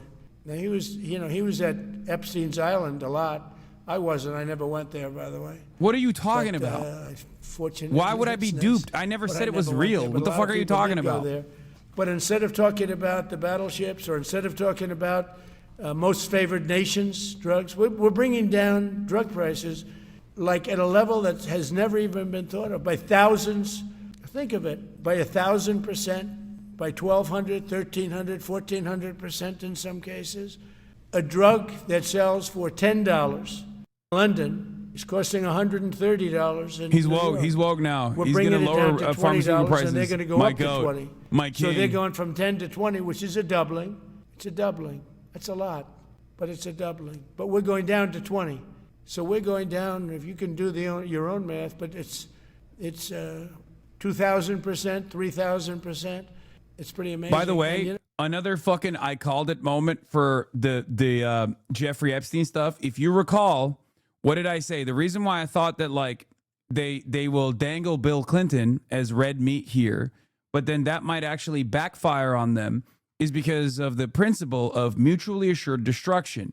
MAD, right? But this time, mutually assured pedophile destruction. And basically, Bill Clinton's response straight up was, hey, man, I was there and I saw you there too, bitch. So let it all out. Let the facts do the talking. Statement by Angel Urena, spokesman for former President Bill Clinton. The Epstein Files Transparency Act imposed a clear legal duty on the U.S. Department of Justice to produce a full and complete record to the public demands and deserves. However, what the Department of Justice has released so far and the manner in which it did so makes one thing clear. Someone or something is being protected. We don't know whom, what, or why, but we do know this. We need no such protection. Accordingly, we call on President Trump to direct Attorney General Bondi to immediately release any remaining materials referring to, mentioning, or containing a photograph of Bill Clinton. This includes, without limitation, any records that may exist and are subject to disclosure under the Act, Public Law 11938, enacted November 19th, 2025, including grand jury transcripts, interview notes, photographs, and findings by the United States Attorney for the Southern District of New York, as referenced under oath to Congress by President Trump's first-term Attorney General. Refusal to do so will confirm the widespread suspicion the Department of Justice's actions to date are not about transparency, but about insinuation, using selective releases to imply wrongdoing about individuals who have already been repeatedly cleared by the very same Department of Justice over many years under presidents and attorneys general of both parties. Bubba's coming out. It's Bubba's revenge. Bubba said, there's photos of you sucking me off. Bubba said, hey, yo, you were in the cut. Dick on mouth. Show the world how you sucked it. Return to the Bubba. Anyway, yeah, I was going to tell you about the CGI thing earlier. It was only released by DOJ because it was an attachment to a random email someone sent from the public. It's not from the DOJ. Nothing about this video makes sense, and it's unclear why it was included in the DOJ files. Yeah, it turns out it was actually just like a random document the context. The video comes from this email to the DOJ. Dear investigators, came across a perverted video of Epstein's suicide leaked by anonymous source. I attached it, but if your email strips attachments, you can also download it from Google Drive here. Is this real? Dog, bro said, is this real? To this, okay? To this. Like, this is Game Boy Color Advanced level of graphics. Shit looks like bowling alley animations, brother. Are you fucking kidding me? Like, you hit a strike, or no, you flub it. I guess this would be when you can't even get one, you know? And then this pops up at the bowling alley. Game Boy Color, not Game Boy Color Advanced. Man, shut up. Yeah, gutter ball animation pops up. This is artificial unintelligence? Yeah, it's from some fucking random YouTuber. This guy didn't do a deep investigation. Okay, he found a random YouTube video of a CGI hypothetical render of how Jeffrey Epstein did definitely kill himself. How does the DOJ explain that? The DOJ absolutely has no credibility to investigate, prosecute employees of the BOP in SDNY while at the same time an SDFL, Attorney General, blah, blah, blah. Fedbop.com, or alternatively, I'm also known as Q from theinvestigation.org, busting government pedophiles since 1987. Epstein was a friend of a friend, although never heard of him until after. What? Why is that even in the investigation? Like, why would that even be, like, was that passed around the prosecutors to laugh at this person? Like, why was that even featured in the investigation at all? The separate, I assume, investigation into Jeffrey Epstein's death, you know? like millions of people, I am certain, send a lot of random emails to, government emails that they find online or whatever. Records requests are wide-reaching. They received an email. It landed in their inbox. They had to document it, I guess. It's even funnier because they took it down, by the way. Yeah, but the OG is a 3D render produced by a YouTuber 5 years ago. Complete hoax and red herring. To be clear, this isn't proof that the DOJ themselves produced or planted it. The most likely explanation is that someone within their dragnet of emails collected, they probably gained access to an inbox or digital conversation that included this video as attachment. But also, they're so stupid, I don't think they could entirely put it past them. Regardless of this video came into DOJ custody, this is absolutely not a real video. I don't think anybody thought it was a real... Who thought this was a real video? Was there... I mean, I guess there was some people who thought it was a real video, right? Like, there were some people in this chat, which is really funny. Like, come on, guys. No, it was very clearly shittily done CGI. It wasn't even good CGI. Look what happened in Colorado, where they would occupy apartment houses. And he didn't want to do anything about it because he was scared. Any other questions? Yeah, go ahead, please. So in response to the United States taking sanctioned oil from Venezuela, Colombian President Gustavo Petro criticized the United States by saying, well, the Southwest is stolen land and that it should be returned to Latin America. I just wanted to know what your response to that is. Well, he has to watch because, he's got drug factories. They make cocaine in Colombia. And he's no friend of the United States. He's very bad guy. And he's got to watch his ass because he makes cocaine and they send it into the United States of America from Colombia. We love the Colombian people. I love the Colombian people. They're great people, energetic, smart, great. But their new leader is a troublemaker, and he better watch it. He better close up those cocaine factories. They have at least 3 major cocaine factories. We know where they are. He better close them up fast, yeah. By the way, it's made and sold into the United States. Comes through Mexico. Thank you, sir. You've named Governor Landry to be new special envoy to Greenland. Yeah. What do you see that role entailing, and is it still your intention that Greenland become part of the U.S.? He viewed Louisiana, the Louisiana Purchase. He said, I'm governor of Louisiana. And he said, I didn't call him, he called me. He's very proactive. He's a great guy. He's a deal guy. He's a deal maker type guy. And we need it for national protection. We need Greenland for national protection. They have a very small population. And I don't know, they say Denmark, but Denmark is... Yeah, I saw the Canadian version of the 60 Minutes video that was censored in America, but because it was still released in Canada, but it's ass. I'm sure there's a better version of it than like one that was filmed on a television, on a Canadian's television with bisexual lighting in the background. You know what I mean? Not for minerals. We have so many sites for minerals and oil and everything. We have more oil than any other country in the world. We need Greenland for national security. And if you take a look at Greenland, you look up and down the coast, you have Russian and Chinese ships all over the place. We need it for national security. We have to have it. And he wanted to lead he's back. He's back on the Greenland shit. Him, Marco, today, a special envoy to Greenland. Greenland's a big deal. Yeah. On the talks that took place this past weekend, and could a trilateral discussion of sort be the next step for Ukrainian, U.S., and Russian delegations? So the talks on Ukraine, Russia are going along.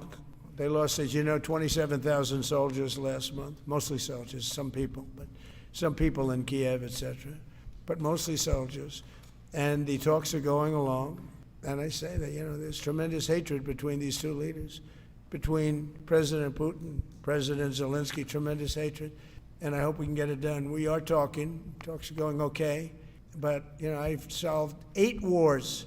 And Thailand is starting to ship up. They started with Cambodia. They started up again. But I think, Marco, we have that in pretty good shape to have that stopped. So we stopped 8 wars. And I thought this would be in the middle of the pack. But maybe easy, but in the middle of the pack. But there's a lot of hatred between those two people. And when there's hatred, there's, But we stopped one war 38 years, one war 35 years, one war was going on for 32 years.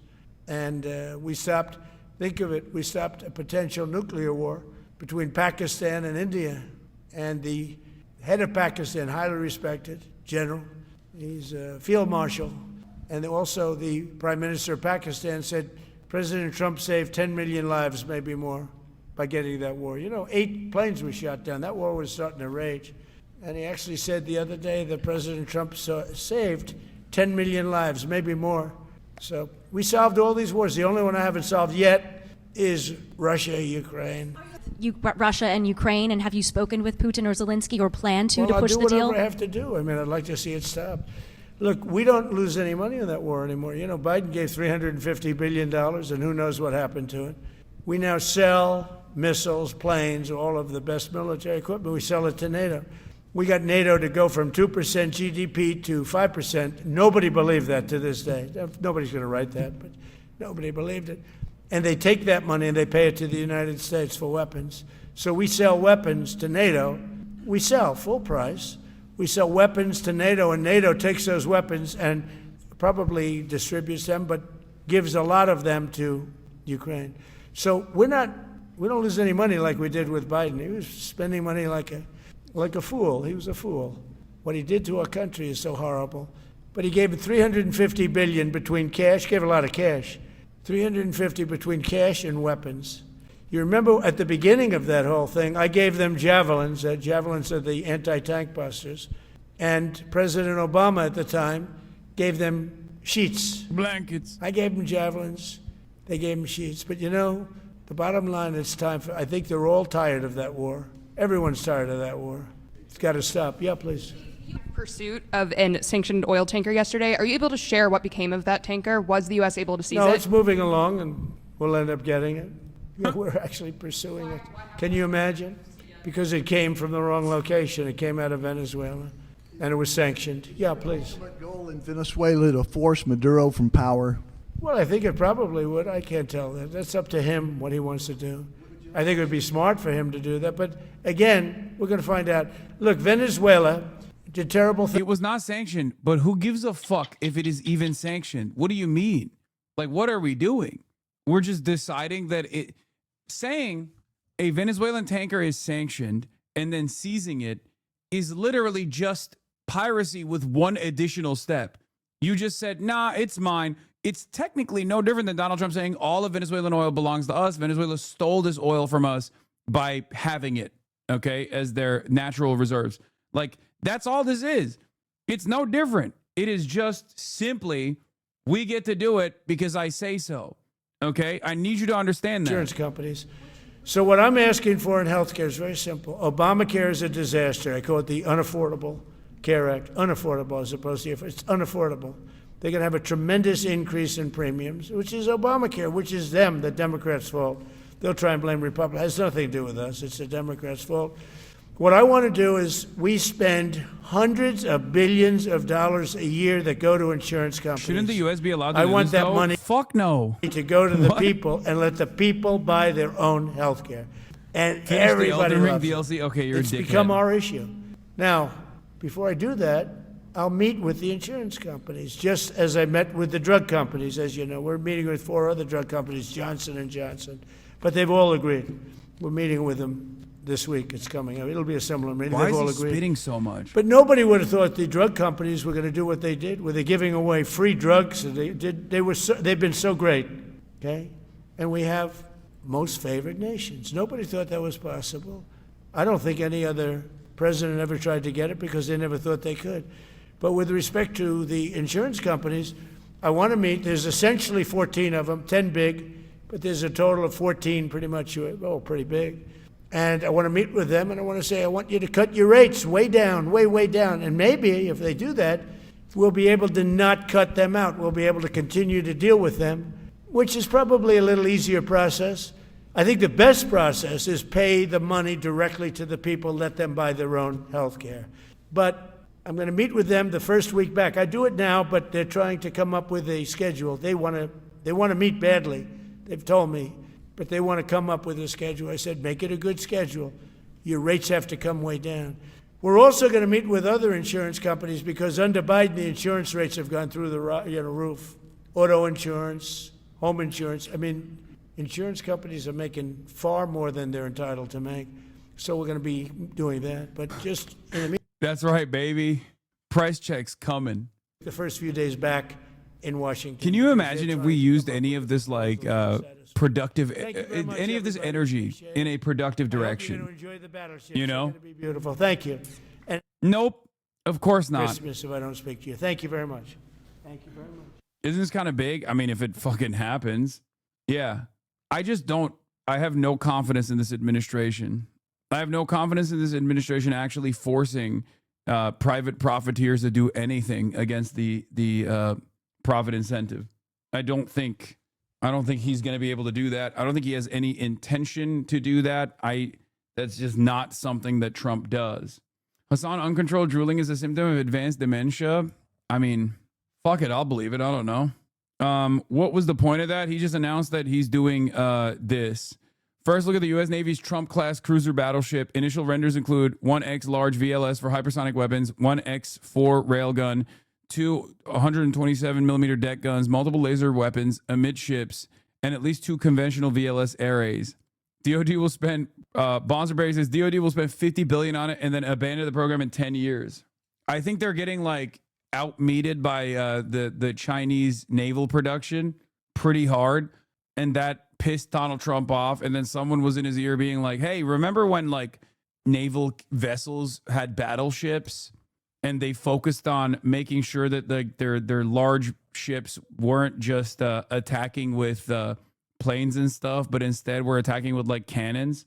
And he was like, I like that. Let's do it. Let's bring it back, which I agree with. The current modern ships are trash, to be fair. I mean, I don't have any naval autism, so I can't speak on this issue at all. Like I said, the extent of my interest in this begins and ends at old school naval battles are way cooler.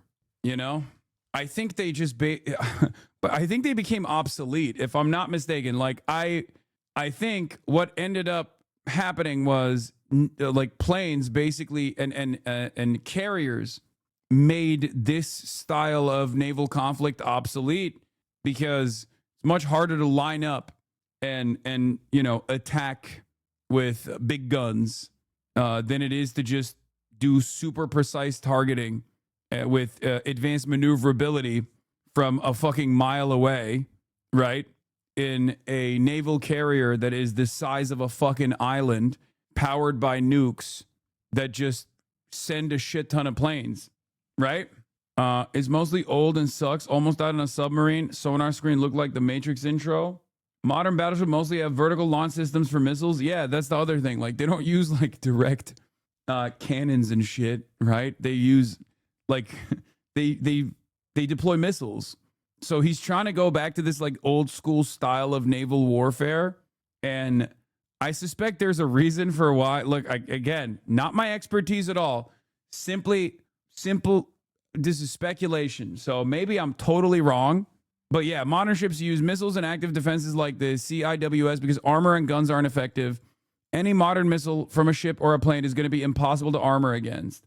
Experts say it's a waste of resources. Drone replace them on an economic scale. Just look at Ukraine. Yeah, I was going to say, if you want to change like naval warfare in a probably more productive way, you probably would use drone swarms, no?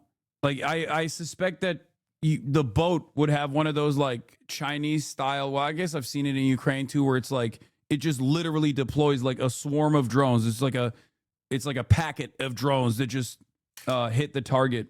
Much cheaper, cost effective. You know, deploying drones from like a submarine or something is probably better, right? Or at least like as a much more cost effective measure.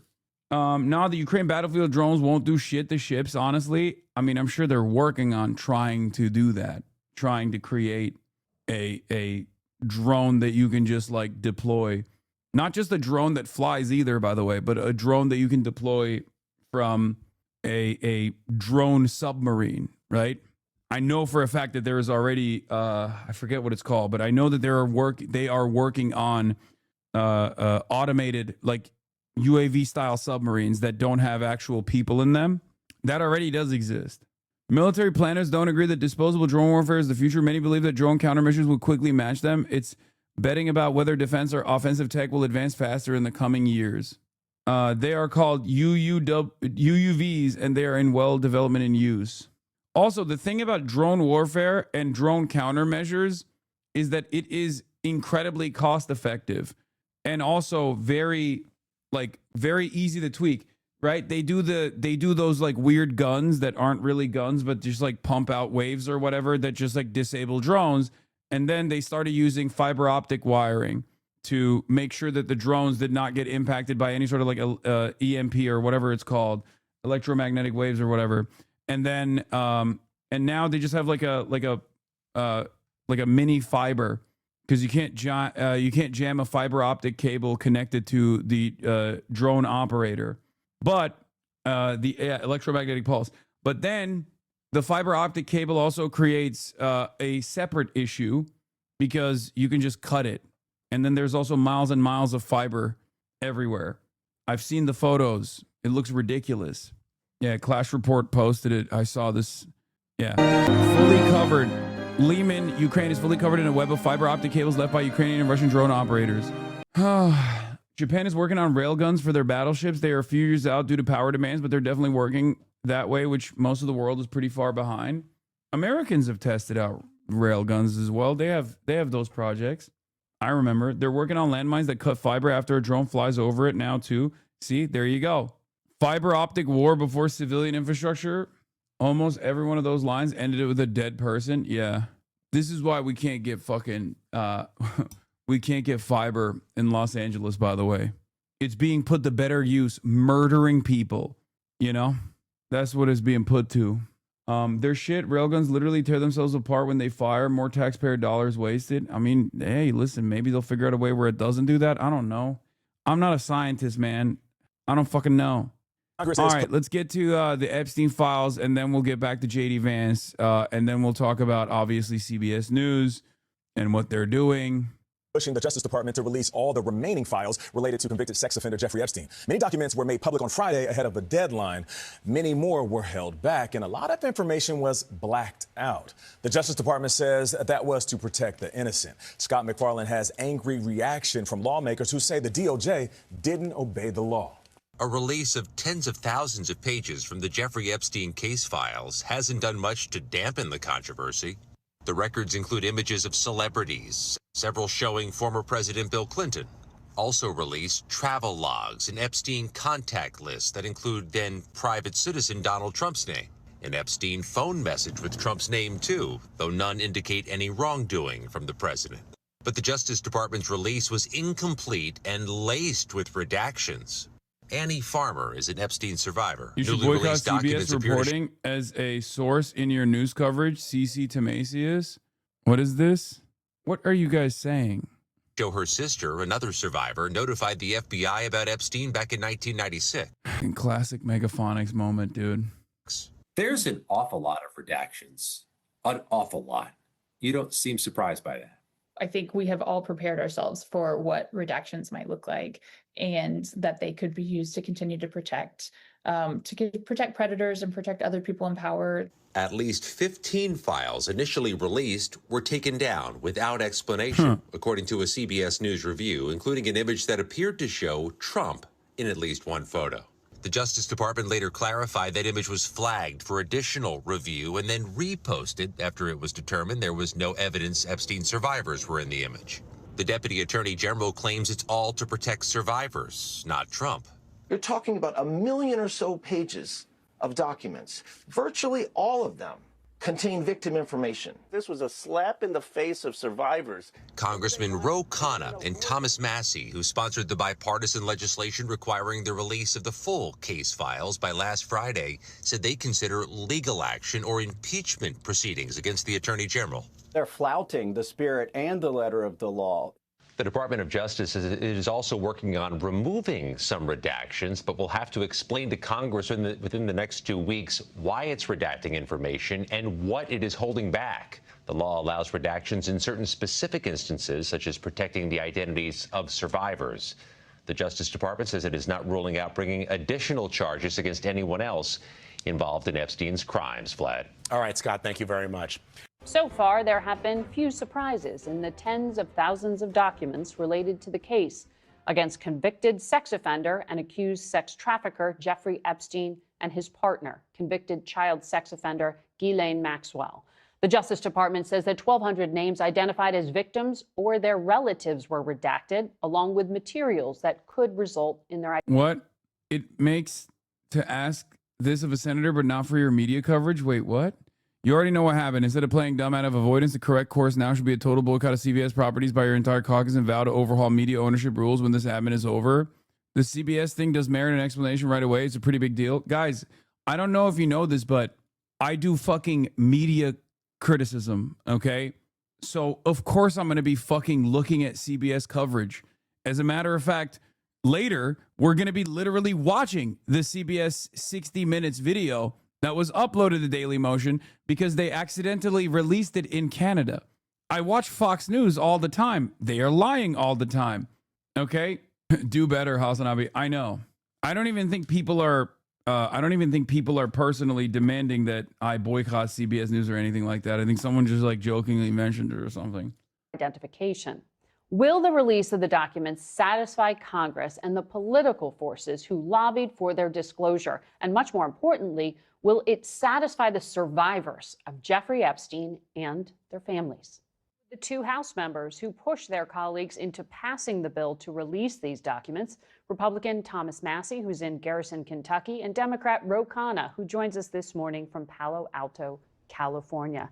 It's good to have both of you here. I want to start with you, Congressman Massie, because in these past 48 hours, we have seen the Justice Department acknowledge it's an incomplete release, but they have put out more than 13,000 files. They say more will come. This isn't everything you asked for just yet, but would you acknowledge that they are complying with the spirit, if not the intent of your law? No, they're flouting the spirit and the letter of the law. It's very troubling, the posture that they've taken. And I won't be satisfied until the survivors are satisfied.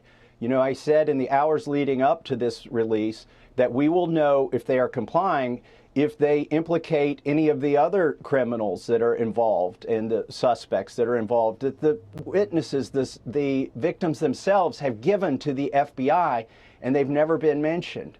Well, there are some disclosures in here that seem new. Congressman Khanna, the documents confirm that the FBI received. I mean, how many times have they made it clear? Yes, there are some disclosures that are seemingly new, certainly, but the fucking Jeffrey Epstein Act, like the Files Release Act, was not about give us a little bit and totally manipulate what what information you are releasing, that you're totally redacting important political figures out of for no reason.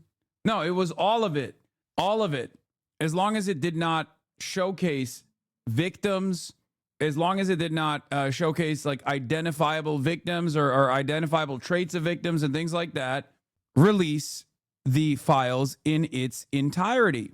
I do like that Thomas Massie and Ro Khanna are doing something that I used to talk about all the time, that there's a tradition in American politics, in Congress, of people who are very one note, like that oftentimes get called like cranks, right? Mike Gravel was a great example of this, right? There have always been like anti-NatSec congresspersons, for example, that will do their very best to uncover whatever classified information exists, whether it be like the JFK assassination or whatever. Like there's always been people like that. Now, unfortunately, I would say Gravel Institute is a crank. No. I'm not saying these guys are always cranks. Okay, I'm not saying, but they're regarded as cranks. But sometimes, even people who are regarded as cranks in American Congress are very good at pushing for certain committees and uncovering truths. And what Ro Khanna and what's his face? I can't believe I'm forgetting it. Thomas Massie are doing right now is basically recreating that age-old tradition. I'm not saying they're cranks at all. What I'm simply saying is that there used to be brave politicians who would go out to bat, and sometimes they even are magnets for cranks. Like MTG doing this is a great example of this, right? And I personally love it. I love seeing it. I'm glad that it's happening. I'm glad that there are people who are stepping up and not relenting and pushing for it. Very clearly, they recognize that there is a lot of appetite from the public for this. It's understandable. And it's good that they're pushing on received it. a complaint about Jeffrey Epstein back in 1996, but the woman whose name is Maria Farmer, who made that complaint, said federal officials failed to follow up. She said the disclosure makes her feel redeemed and that this was one of the best days of her life to see these documents made public. What action do you want taken around a case like this? That was the single most important disclosure of what we got. I know Maria's sister. She sounded the... Like, dude, we used to have shit like the church committee, okay, back in the day. We don't. We haven't had that at all. Kaya, get out of there. Nope. Oh my God.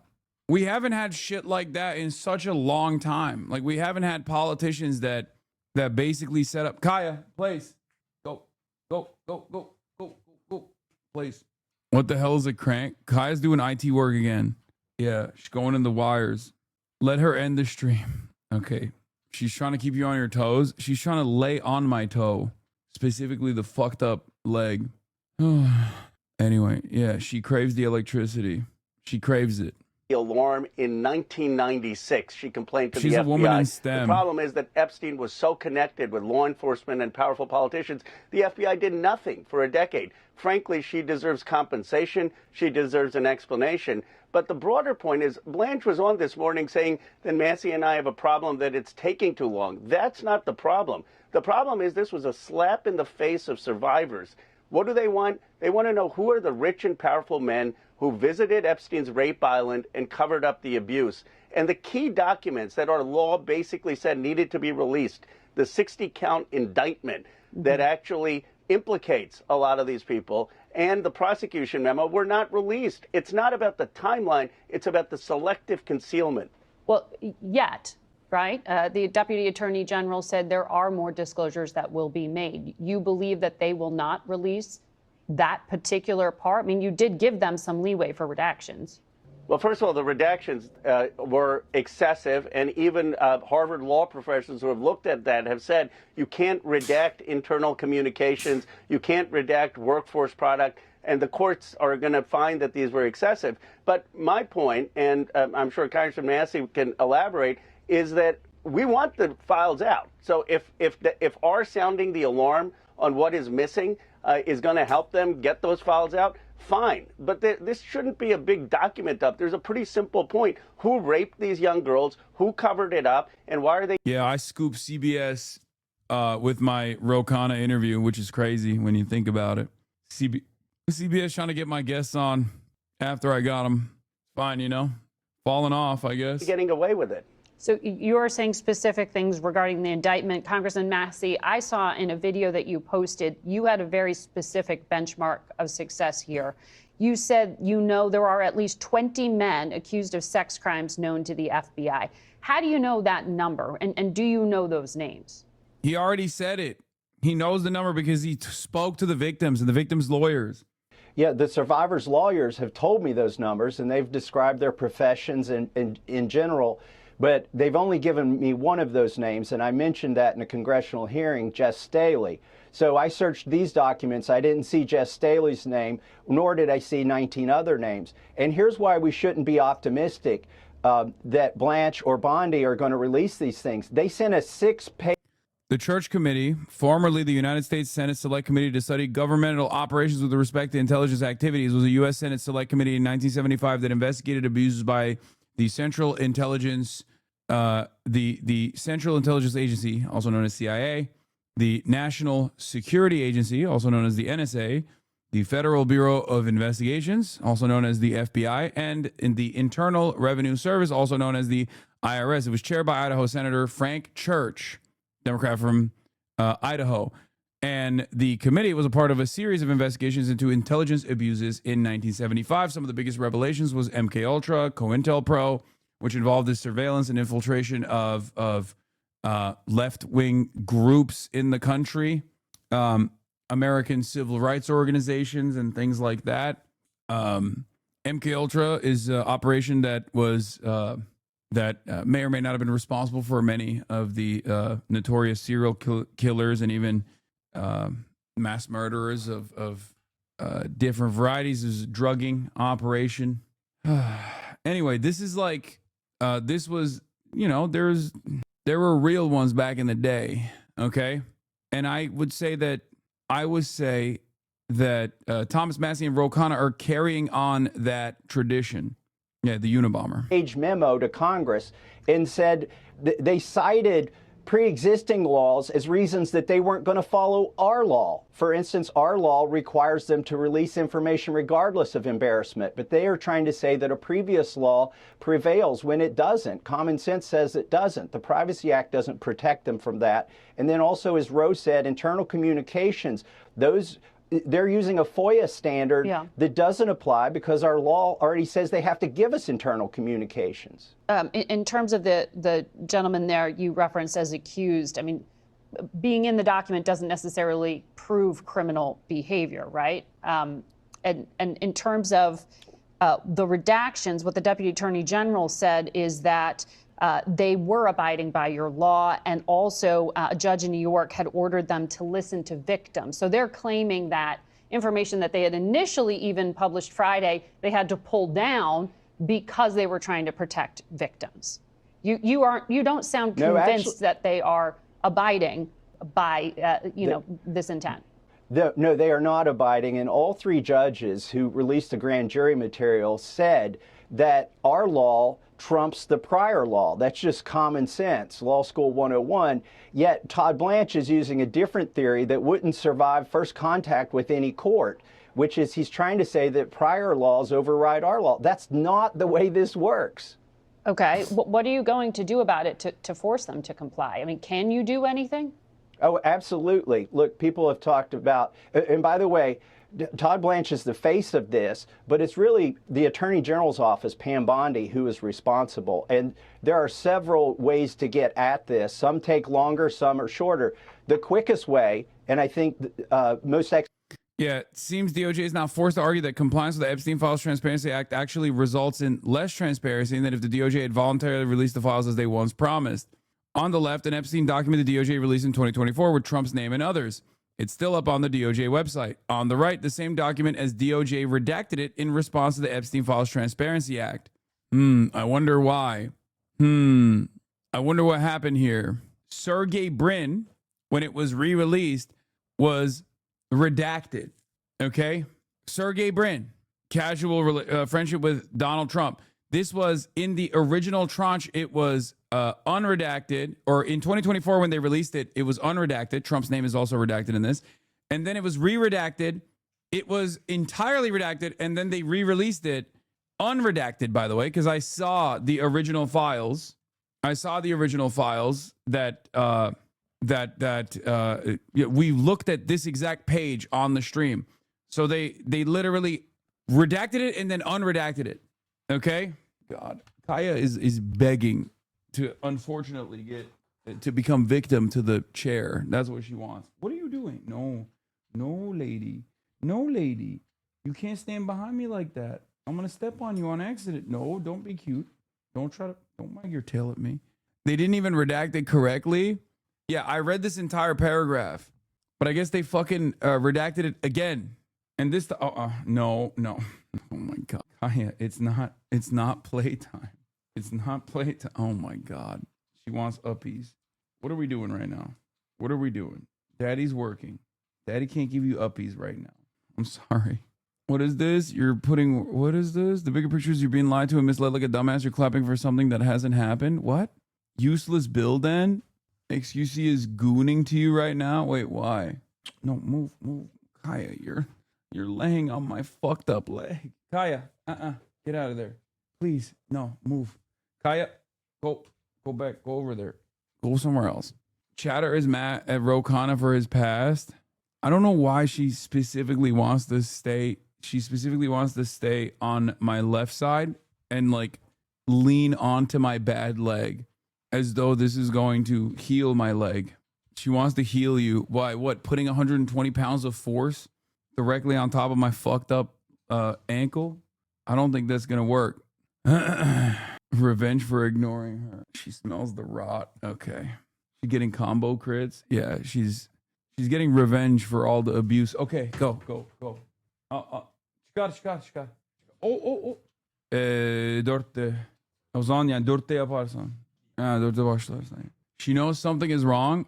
She's alerting you. Okay, no, she's not.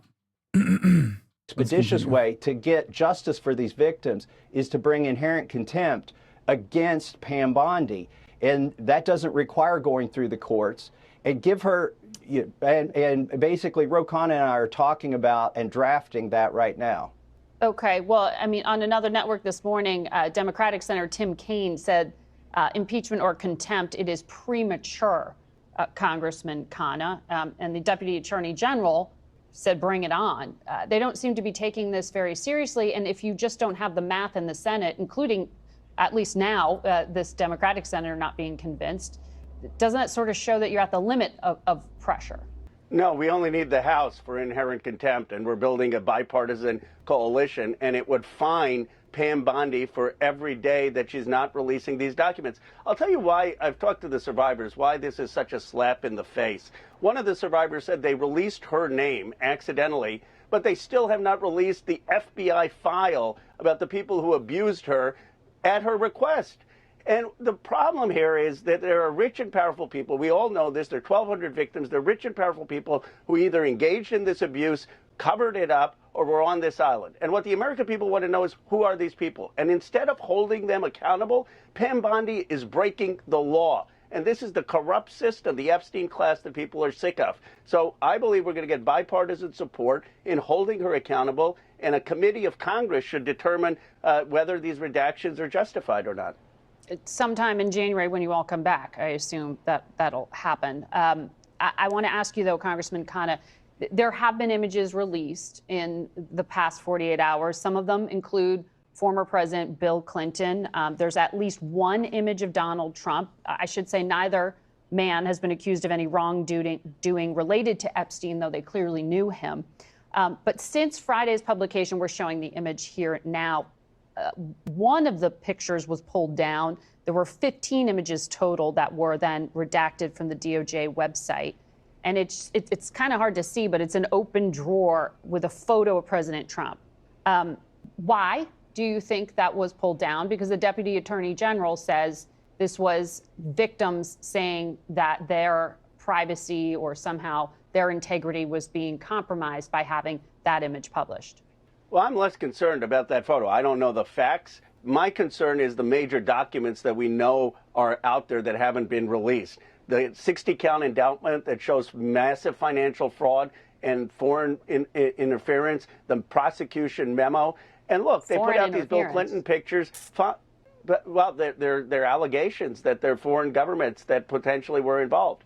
And that all needs to come out. And it needs to come out in the indictments. It needs to come out in the prosecution memos. But the reality is they put out these pictures for Bill Clinton. Fine, put it all out, but don't distract from the fundamental issue, which is, who are these powerful people who visited the Rape Island? I mean, there are 1,200 victims. It defies common sense that it was just Epstein and Maxwell, and they're hiding something. And you know why the American people are so upset? My X account had MAGA supporters supporting me for the first time, saying, you know, Pam Bondi whiffed, according to Susan Wiles. She is breaking the law. She needs to be held accountable. You're referring to the Vanity Fair quote that the chief of staff gave saying the whiffed, and she said that Pam Bondi gave them binders full of nothingness, and then when it came to the client list, she said it was on her desk.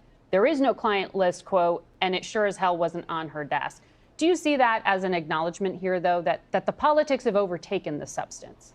No, for us, it's about the survivors. And if you look at Thomas Massie and my comments the morning of the release, we were giving Blanche the benefit of the doubt. We said, if it's not all there, fine, just get the information out. It's when the survivors said that this is an insult, this is a slap in their face, that we aren't getting the truth about who these men were on Rape Island, that we started sounding the alarm. And this is more documents of nothingness. And I guess the question the American people have, even to me, is the system so corrupt?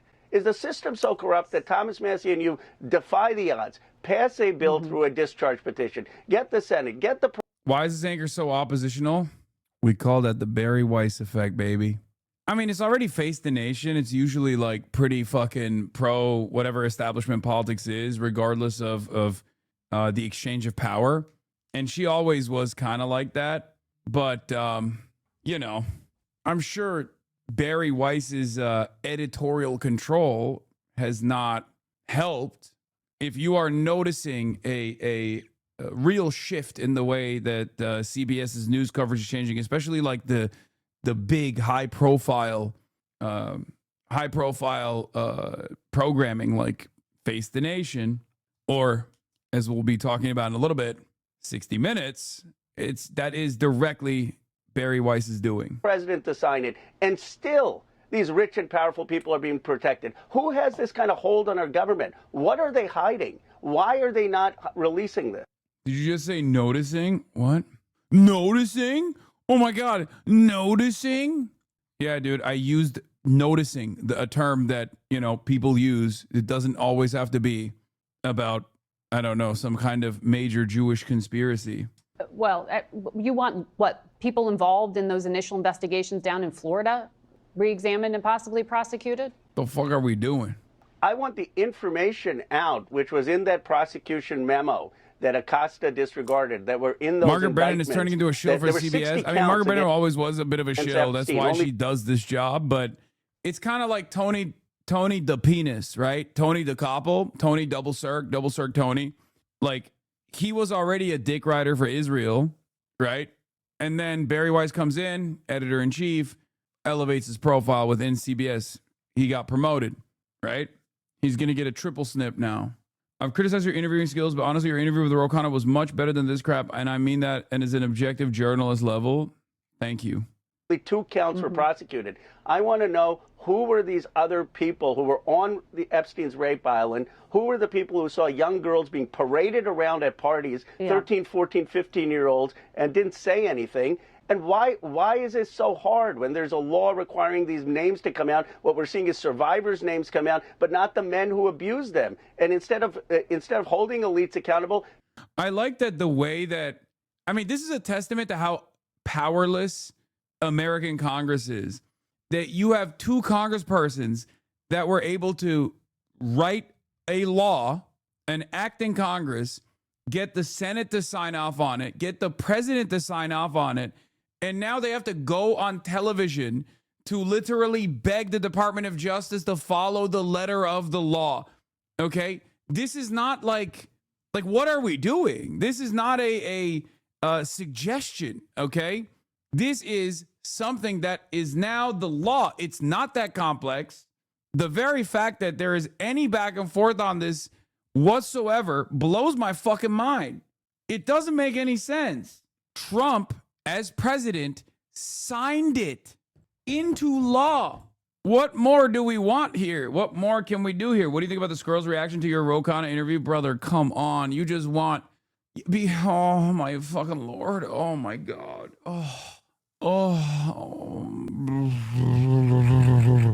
Who cares? Please. This is part of what I was talking about earlier. Part of what I was talking about earlier with like the people who like immediately jump on board with the well, this is a reasonable criticism. Like the people who are spamming Zioron. Okay, please stop.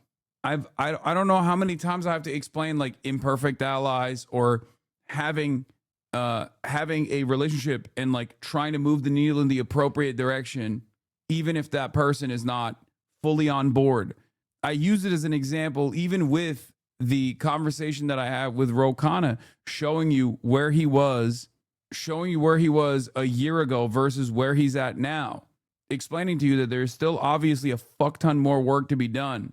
Oh, by no means am I saying, oh my God, Ro Khanna is the bravest warrior for the anti-genocide cause or the anti-Israel cause. I'm not saying that at all. Please, just let me do my work, okay? Deputy Attorney General Blanche says DOJ is not redacting information on Trump and Epstein files in the full interview. And joining me now is Deputy Attorney General Todd Blanche. Mr. Blanche, welcome to Meet the Press. I think when they say this, when they introduce Todd Blanche like this, they're doing a disservice. They should start in the same way that I do. Former Trump defense attorney Todd Blanche. Former Trump defense attorney, now Deputy Attorney General Todd Blanche. Because, like, You know how NPR will be like, we are also, obligated to tell you that we're sponsored by Facebook or whatever. Like Facebook is one of our, when they're doing a story about Facebook, they have to tell you like that Facebook is an investor or whatever, like they've a donator to NPR. It's kind of like that. Like I feel like this is important information to put into every conversation about Todd Blanche, right? There must be an additional disclosure because clearly there is a conflict of interest to begin with when you have the close and personal defense attorney of Donald Trump now doing this role. And the same goes for the Attorney General, Pam Bondi, as well, because both Todd Blanche and Pam Bondi have, at different points in time, been hired by Donald Trump to legally represent them. They were counsel. They were defense attorneys for Donald Trump, both of them. Good morning. Thank you so much for being here. Let's dive right in. The Epstein Files Transparency Act called for all files with limited exceptions to be released within 30 days. On Friday, the Justice Department released just a fraction of the overall Epstein files. Why didn't the Justice Department meet that Friday deadline? Good morning. So it's very simple and very clear. The statute also requires us to protect victims. And so the reason why we are still reviewing documents and still continuing our process is simply that, to protect victims. So the same individuals that are out there complaining about the lack of documents that were produced on Friday are the same individuals who apparently don't want us to protect victims. So we're going through a very methodical process with hundreds of lawyers looking at every single document and making sure that... Cap, yeah. Listen. It's a simple accident that like some of the files that we deleted after people called it out happened to have photos of Donald Trump. Okay? Simple accident. Could have happened to anybody. And also, who are you to say that Trump wasn't victimized personally by Jeffrey Epstein? Okay? Like, for example, nobody grieved harder than Donald Trump when his close and personal best friend, who happens to be an international pedophile sex trafficker for intelligence agencies, died under mysterious circumstances, committed suicide under the watchful gaze of Donald Trump's very own Department of Justice, Department of Corrections, in a federal prison. This was very sad. This was a very sad moment for Donald Trump. Okay? He was grieving. That's only one way that Trump was victimized by Jeffrey Epstein. Just one. Simple. But nobody ever thinks about it. And under those guidelines, it is perfectly understandable to redact Donald Trump's name for the entire files, to redact Donald Trump's photos from the entirety of the files, because he too was a victim. Okay? That's it. He lost a friend. That victims' names and any of their information from victims is protected and redacted, which is exactly what the Transparency Act expects. That's exactly what Attorney General Bondi expects. It's exactly what President Trump expects. So that's what we're doing. Well, you're talking about protecting the victims. The law directed the Justice Department to, quote, release internal DOJ communications, including emails, memos, meeting notes concerning decisions to charge, not charge, investigate, or decline to investigate Epstein or his associates. That's the crux of what many of the victims or the survivors say they want to see. Why wasn't that information prioritized in the first release, Mr. Blanche? Well, first of all, it was. And there are numerous documents released on Friday that address what you just quoted from the statute, that address internal communications within the Department of Justice and internal communications between law enforcement and the Department of Justice. But it's for the same reason, because many of those internal communications talk about victims. Many of those internal back and forth between prosecutors and law enforcement talk about victims and their stories. And that has to be redacted. And by the way, everybody expects us to redact that. So the same complaints that we're hearing yesterday and even this morning from Democrats and from others screaming loudly from a hill about lack of production on Friday, imagine if we had released tons of information around victims. That would be the true crime. That would be the true wrong. And if anybody out there, I heard Congressman Raskin, the Democrats on the House Oversight Committee releasing statements. Funny because they don't also they don't want to say Thomas Massie, and like also a big chunk of Republicans also voted for this. They don't want to admit that a lot of Republican voters want this to be released in its entirety, and they're not satisfied and are very frustrated with the way that this release has gone so far. They won't even there's also an additional clause in the way that the law was written that where they have to basically prove why they're redacting certain things. Like all internal correspondence about decisions being made about redactions must be revealed as well, which they are obviously not doing either. They're just doing a blanket redaction. They're just doing a blanket redaction where they're just like, oh, or a blanket announcement. Oh, everyone that's redacted is a victim. That's it. He's lying. Bloomberg reported there were FOIA requests redacting Trump and other private individuals' names. Yeah, the FBI redacted Trump's name in the Epstein files. The Bureau's FOIA team asked with conducting a final review of the records blacked out the names before higher-ups said last month they were releasing the documents would not be appropriate or warranted. Oh, they hit him with a Freedom of Information Act. This is from August. Listen, it's going to be really hard. We've already redacted Donald Trump from everything. It's going to be really hard to unredact him, okay? You know how many Sharpies we used? Do you understand how many Sharpies we used specifically to redact Donald Trump? He's kind of fat. He's kind of big. He's all over the files. What are we supposed to do? There's no Control Z. There's no undo button. We Sharpied the fuck out of him. He's literally everywhere. He keeps crawling out of every orifice on the fucking files. What are you supposed to do? Unredact him? It's too hard. What is this? I have known Tuesday nights in New York City clubland that were 100x the entirety of the Epstein files. Seriously, what an incredible accomplishment to make this Epstein stuff seem like the height of elite decadence while 1,000 Caligulas party on. Wait, what? Dude, I am very, very weirded out and very suspicious of people that try to undermine the Jeffrey Epstein stuff, to actively try to go, look away, whether it be the David Brooks style Jeffrey Epstein files being released, count me out, like that kind of commentary, or this one is more direct where they're just trying to say like, nah, 1,200 girls that were, sex trafficked, many of which sex trafficked as minors, by a international pedophile who was friends with virtually every elite in Western society, former presidents, that's all fine, dude. It's not that big of a deal. Why are you even paying attention to this? I go to parties where they do way more crazy shit to children. First of all, why would you release that information? Okay. Like, why would you say, oh, dude, I've actually seen way younger children be harmed. Like, what kind of statement is that? That just makes you look insane. Okay. But I am genuinely confused as to why people have this tendency.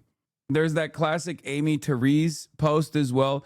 There were a couple people there were like all these edgy, ContraPoints' take was silly because she was like, oh, Jeffrey Epstein actually just had an unlimited appetite for raping children. And that's why all of the victims, even though the victims themselves have said it wasn't just Jeffrey Epstein, all of the victims were actually victimized by Jeffrey Epstein, right? Like that was a dumb take, but it wasn't trying to like, I don't know. It doesn't have the same energy as, it does not have the same energy as the ways in which people are trying to cast doubt on the actual elite conspiracy at play here. And yes, I do agree with Parapower mapping on this. Do people not realize that memification of Epstein plays in the hands of the pedocratic ruling class? Every time anyone shitposts about his fits, his winsome chihuahua pic, or how hot Ghislaine Maxwell is, we play into the normalizing psyop that elite pedophilia is a decadent result of immense wealth and power, that if you were able to trade places with Epstein, you'd also be tempted to sex traffic underage, which is what Epstein Nexus desperately wants you to believe. They want Epstein chic, the Jeffrey lifestyle, to become aspirational. This is why Epstein associates like Darth Thiel pay Silicon Valley sex workers a retainer to spout inane pedo thought experiment polls on the timeline every week or so. And he's referencing, what's that other girl who doesn't shower? The one that gets paid by Peter Thiel, Ayala or whatever. Yeah. Or even at a certain point, it was the now liberals' favorite white supremacist race realist. God damn it, who's the Richard Hanania. Like, it's not an accident that so many of these people routinely find themselves either trying to normalize, routinely find themselves normalizing like pedophilia adjacent shit. Maybe they're just like personally open-minded, I guess, in air quotes, about stuff like that, but it does rub me the wrong way. Anyway, every time someone posts something like this, we inch closer to a world in which Kevin Spacey once again has gigs in Hollywood and Harvey Weinstein is released. Do not help them. There's already negligible accountability. Justice at Capitol's kangaroo court. Don't make it easier for them to rehabilitate Epstein and Diddy nexuses than it needs to be. In full disclosure, at risk of hypocrisy, I say this as someone who is guilty of having cracked a very rare joke about Ghislaine's bazookas. No longer. Delete this account. So, I don't know. I do find it strange to the degree of which like there are different ways. I guess there are different ways of like making a mockery of Jeffrey Epstein, right? But he's just like me for real type posting is not actually joking about Jeffrey Epstein in the direction where you're where you're actually making a mockery of Jeffrey Epstein or people who are defending him. You know what I mean? That's not how the internet works. No, I agree. I agree. I'm just saying it does rub me the wrong way a little bit. Like, it's kind of it's not dissimilar to like even chatters who were like, you know, drawing putting the Lolita quotes on my foot, you know, on my foot pic. Because I do worry about the nature of the internet where we just don't take anything seriously. We don't take anything seriously on the internet, and it does make me feel like it plays a role in normalizing certain kinds of crimes, right? Like, it's almost, meme washing, especially if it's, it's like what happened with Kirkification, right? Like, it definitely changed the serious tone that the administration was trying to present with Charlie Kirk's assassination into something that is completely fucking unserious. Whereas like with the Jeffrey Epstein stuff, it's like, you know, like there are things that you can do that for, is what I'm saying. But this is, you know, maybe we should dial it back on that, but it's not gonna, I'm never gonna be able to stop people from memifying Jeffrey Epstein. I'm just saying it just like rubs me the wrong way a little bit. In any case, there was, I do want to show you the fucking crazy, the crazy post from, what was it? Amy Teresa or whatever, like the OG pivot from being a quote unquote leftist to like doing the Red Scare style pivot, like the Red Scare girls did. She was like the archetype of that kind of getting the bag from Peter Thiel and becoming this like reactionary. And she also had, and so did the Red Scare girls, had a take about Jeffrey Epstein that like made it seem like he was not a real pedophile or anything, right? It's like it plays along with the thing that Megyn Kelly was doing. If you recall, a couple days prior, remember when Megyn Kelly was talking about how it's like not, should it be a crime to fuck 15-year-olds or whatever? Like she was saying shit like that. And we immediately dialed in on exactly what she was doing, making the actually it's a phebophilia arguments and whatnot. In any case, like there is a little bit of that too, and it's frustrating to see. It's like terrifying to see, really, because I do think that a lot of people with an endless appetite for constantly tackling new things, constantly pushing the boundaries of what is acceptable, expanding the permission structure to different forms of, you know, racism, bigotry, and whatnot. They do this with pedophilia as well, and it's like, come on, can we just have like one established thing that's bad? What are we doing? What the fuck are we doing? We can't have one fucking thing. What is happening? Like throughout, I guess, the last couple of decades, there was a couple things that we all agreed were bad, okay, due to the historic violence and the incredible nature of the crimes, like chattel slavery, Nazis, pedophilia. Like everyone, we had established that this was so barbaric and so cruel, so ruthless, so villainous that it was like seen as a universal bad. And now people are just like trying to have real conversations about how, you know, maybe they're not so bad. And I'm just like, please, what are we doing? Do we not realize that we're just like ruining what remains of the social fabric that kept everything together? The endless investment into vice signaling has led people to tackle even more ridiculous things. Public opinion was much more centralized then, so the guardrails that enabled that are largely gone. Yeah. That's just people on the internet, though, no? In any case, did anyone find the fucking thing I was looking for? The Amy Teresi style? The Amy Teresi post I was looking for specifically? I don't know. I guess none of you guys could find it. It's not her account. So it's like someone screenshotting her account because I don't even think she has an account still. But she does this thing where she's like basically saying like Jeffrey Epstein wasn't a pedophile.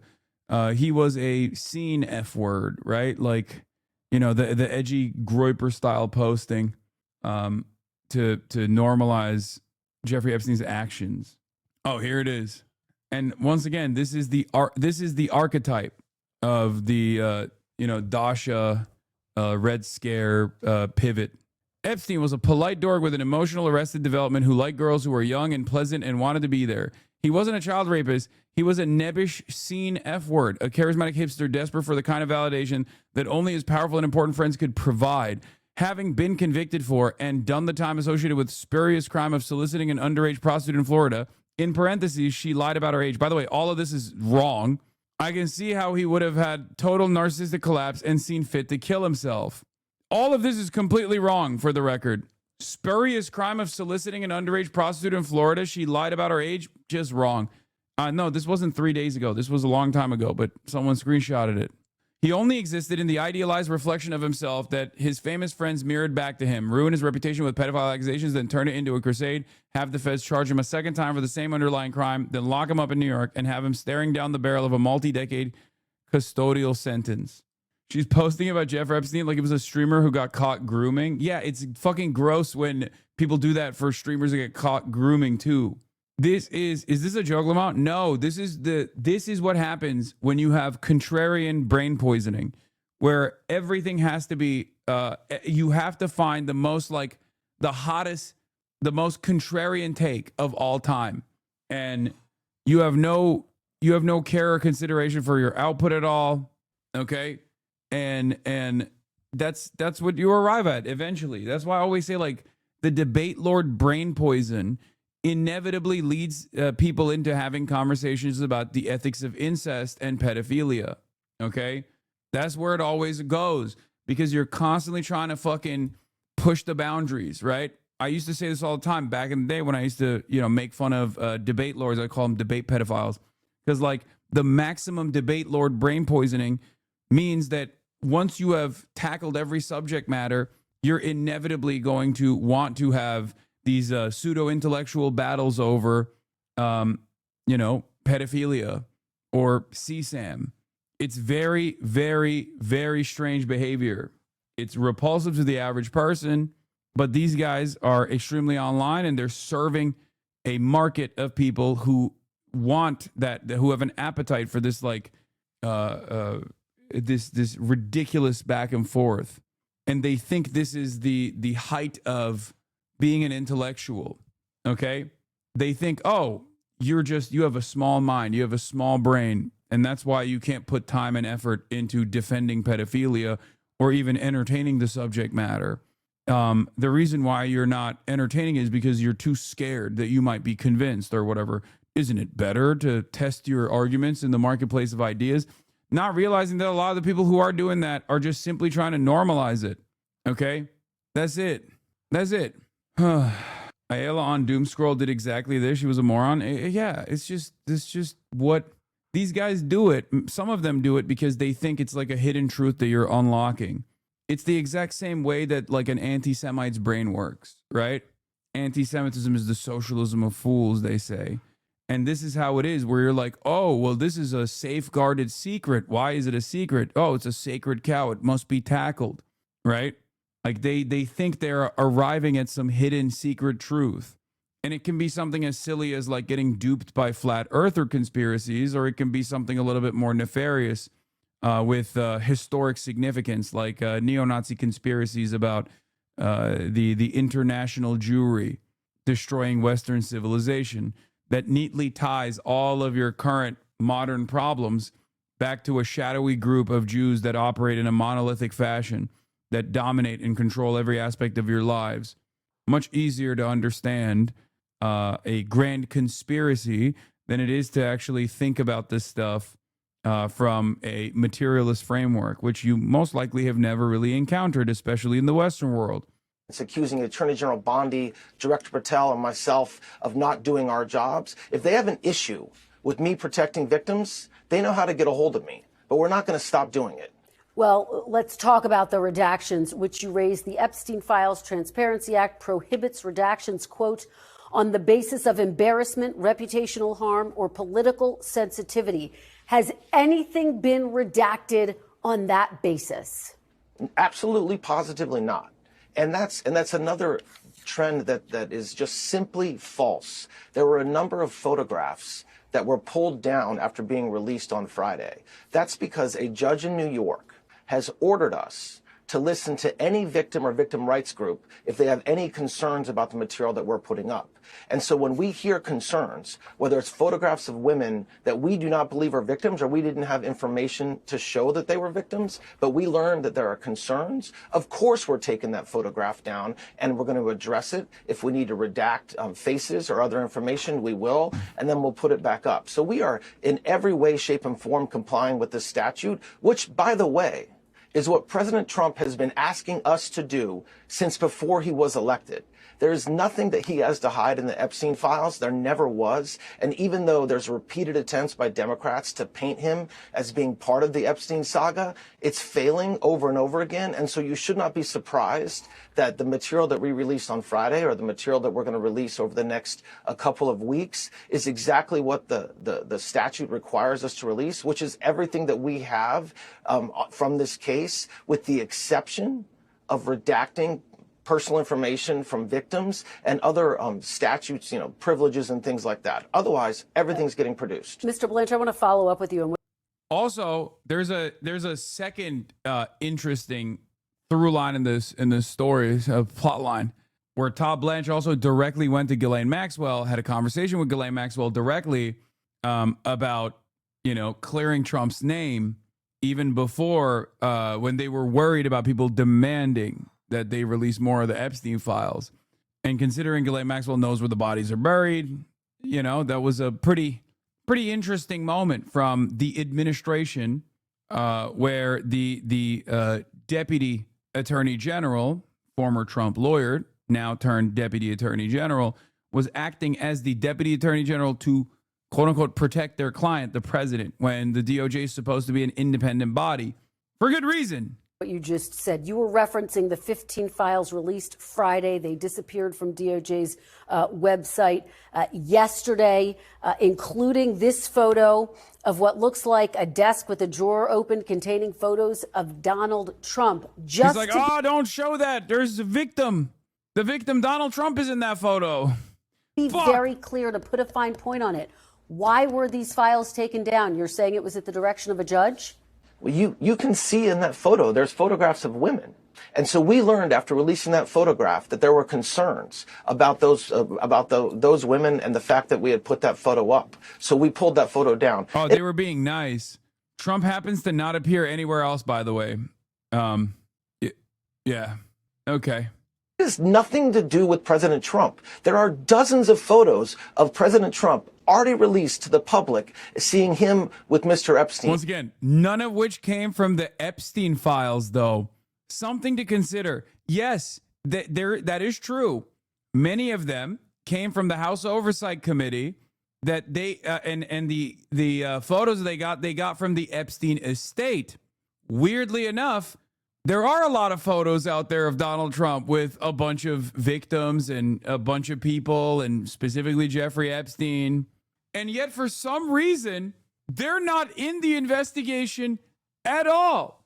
That's kind of the question. As a matter of fact, the only time we saw a photo of Donald Trump, the current president, your former, the guy who formerly hired you, your former client, it was redacted, or not even redacted. It was deleted after people found it out in the files. It's just a strange coincidence, I guess, that was the one time Donald Trump appears in the Epstein files as a photograph. He has said that in the 90s and early 2000s, he socialized with him. So the absurdity of us pulling down a photo. Why is he defending Trump? That's not his job. Good one. A single photo I agree. because President Trump was in it is laughable. Well, he's defending the victims, right? Like I said, we already established this, guys. Donald Trump is the greatest victim of Jeffrey Epstein. Okay, 1,200 women, not real victims. Donald Trump, the only real victim. The fact that everybody's trying to act like that's the case is a reflection of their true motivation. But the reality is anybody, any victim's lawyers, any victim rights group can reach out to us and say, hey, Department of Justice, there's a document, there's a photo, there's something within the Epstein files that identifies me. And we will then, of course, pull that off and investigate it. Are you saying that one or more of the women in one of the photos or several of the photos is a victim or a survivor of Jeffrey Epstein, and that's why you took those files down? And will they be put back up? No, that's not what I'm saying. We, of course, if we knew that, if we believed that photograph contained a survivor, we wouldn't have put it up in the first place without redacting the faces.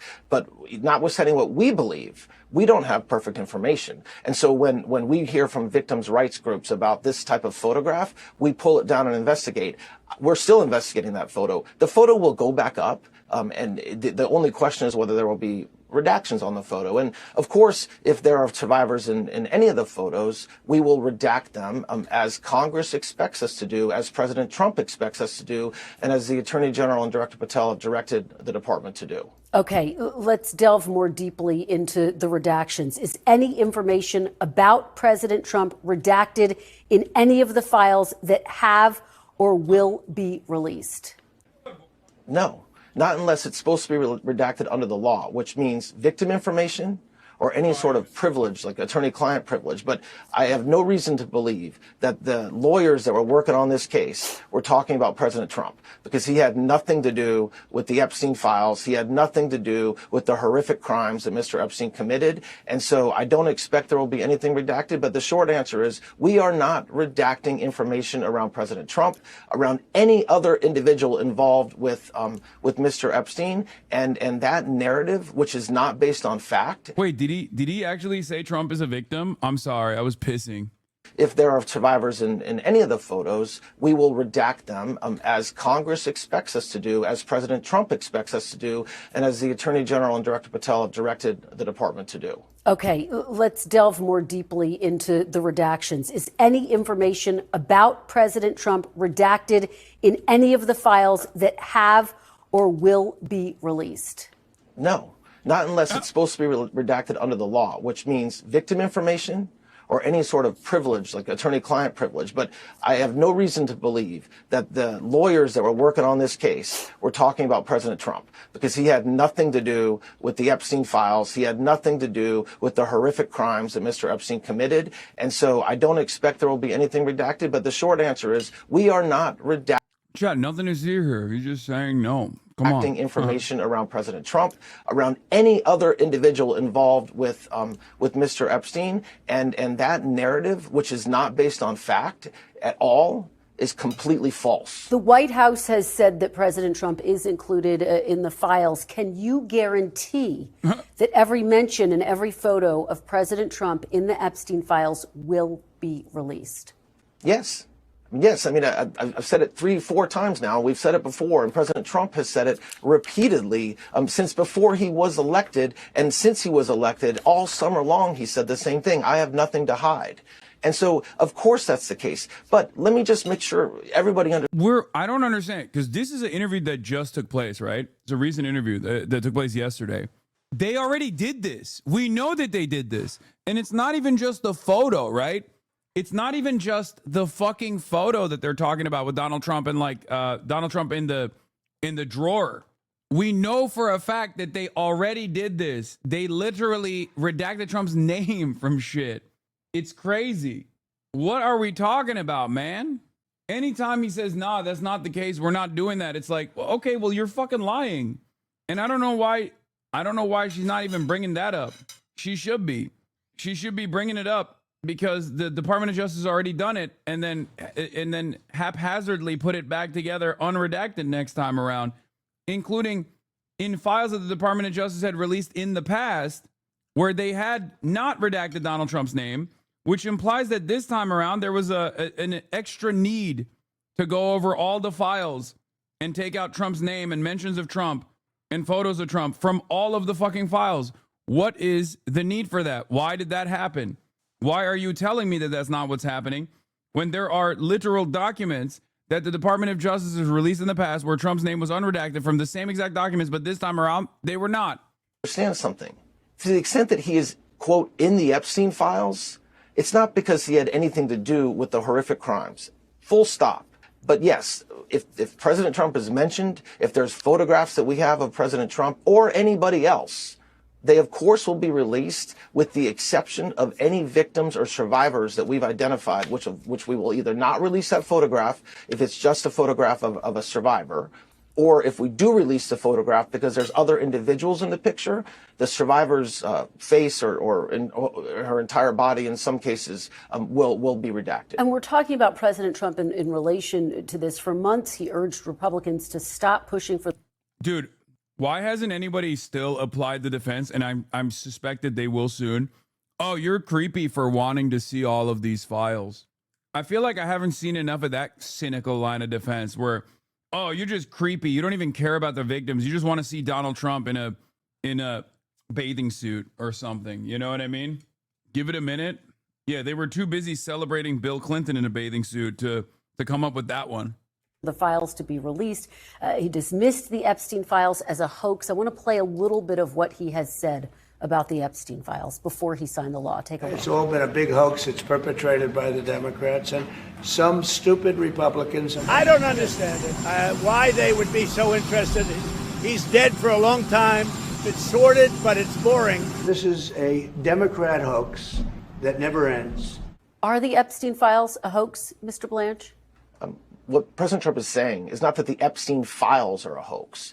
It's this game that Democrats have been playing for the past 9 months around the Epstein files that is a complete and total hoax. Well, and The some Epstein Republicans files pushing for the for many release, too. years. Some of the Republicans were pushing for the release, too, just to be clear. Well, that's different. That's different. To be clear, releasing the files is not what President Trump has ever had an issue with. When he calls this a hoax, he's talking about the fact that there's this narrative out there that the Department of Justice is somehow hiding or That's different when the Republicans are demanding it, guys. Come on.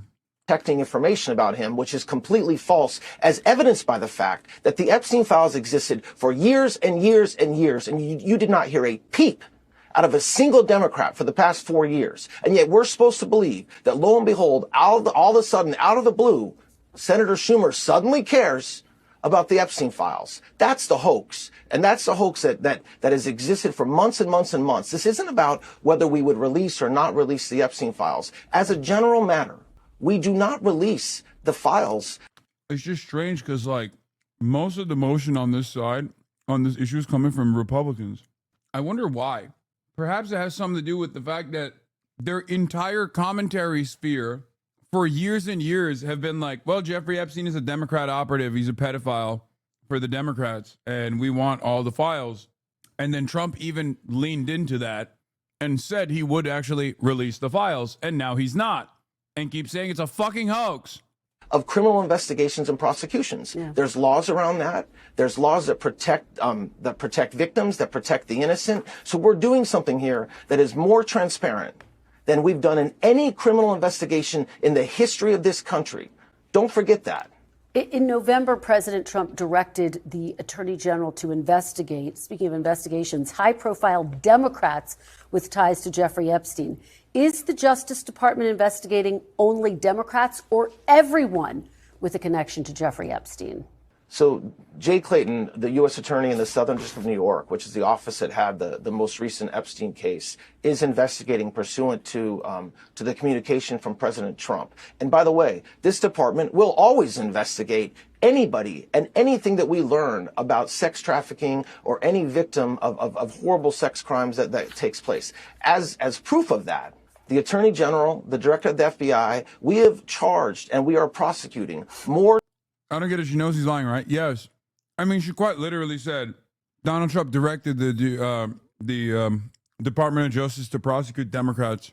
Are they only prosecuting Democrats or investigating Democrats? And he literally said, they're following Trump's lead, as in yes. Without saying yes, he said, yes, they are investigating Democrats, which for the record, good, obviously, I don't give a shit, but also investigate and prosecute the Republicans too.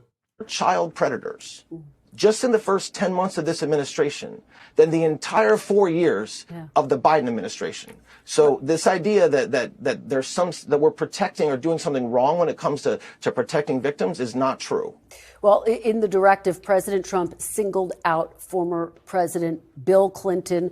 Of course, a number of photos of President Clinton were released Friday. A Clinton spokesperson saying the White House hasn't been hiding these files for months, only to dump them late on a Friday to protect Bill Clinton. This is about shielding themselves from what comes next or from what they'll try and hide forever. Let me ask you bluntly, is President Clinton under investigation? I will never talk about ongoing criminal investigations, so I'm not going to answer that question. But let me address the second part of the quote that you just gave us. Think about how patently absurd that position is. The idea that we have hundreds and hundreds of DOJ lawyers, these are not politicals, it's not me, it's not Attorney General Bondi, looking at all of these files and determining whether they are... Wait, did he just admit that he's politically biased? It's not me, it's not Attorney General Pam Bondi, it's actually impartial lawyers that work directly under me. Interesting admission. I think he means political appointees. Yeah, I guess that's what he means. Except the interesting phenomena here is they still work under you, and under normal circumstances, even like the appointed position in most cases, this is one of the jobs that is supposed to be seen as like independent. Okay, and if it wasn't, I mean, there would be no Watergate. There'd be no investigation into wrongdoing of previous presidents. And I guess like in the future, that's how it's going to go. You're almost bald, Hassan. Wait, what? Do my haters have fucking eyeballs? It's so shocking whenever they say stuff like that. Responsive to the act. And we over-collected, by the way. We went out to all of our components and we said, give us any document that you think in any way, shape, or form is connected to the Epstein case. And that's what we're going through. So the idea that we are hiding something, or there's something that we have hidden under a rock around President Trump or other Republicans is not only false, but it's obviously false for anybody that's intelligent enough to think about what we're doing. Let me just put a fine point on this. Will the Justice Department bring any new charges against anyone based on the contents of these files? We have continued to investigate anybody associated with Jeffrey Epstein for years and years. We discussed this in our July memo, and we continue. So the answer is, I don't know whether there'll be additional prosecutions. Based on the information that we had in July, based upon the information that I'm aware of now, we are not prepared to bring charges against anybody, but we are learning new information all the time. We learned the names of additional victims as recently as Wednesday of this week. Okay, so there's new names that we didn't have before that we ran across our database to understand whether they had ever met with law enforcement or ever talked to the FBI. And so we're always investigating. And so it would be premature and not fair for me to unilaterally say yes or no to what future prosecutions there may be. Okay, Mr. Blanche, you talk about the reaction from Capitol Hill. Let me allow you to respond to some of it. Congressman Thomas Massie and Ro Khanna, the authors of the Epstein bill, say the partial release of files failed to comply with the law. They say they are considering looking into the possibility of impeachment proceedings, contempt, even criminal referrals for obstruction of justice for DOJ officials. Do you take these threats seriously? Not even a little bit. Bring it on. We are doing everything we're supposed to be doing to comply with this statute. And Congressman Massie and these other congressmen that are coming out speaking negatively about Director Patel and the Attorney General have no idea what they're talking about. They know the work that we're going through. They know what we're doing to protect victims. I mean, just think about what we're doing. You're talking about a million or so pages of documents. Virtually all of them contain victim information. So why won't you... Don't you understand how hard it is to redact Donald Trump off of every page? When I tell you he's on every page, okay, I mean it. Do you know how tough that is? Do you know how many Sharpies we've used? There is a shortage of Sharpies around Langley. We had to go beyond the DMV. It's tough. Nobody thinks about the carpal tunnel that my big, beautiful lawyers got at the DOJ, working day in, day out. No one ever factors in the imposter syndrome that we all feel. No one thinks about the ADHD that my agents have that caused them to put this off until the very last moment. Okay? Attention deficit hyperactivity disorder. Do you know how hard it makes my ADHD agents? Do you know how hard it makes their job when you give us a deadline?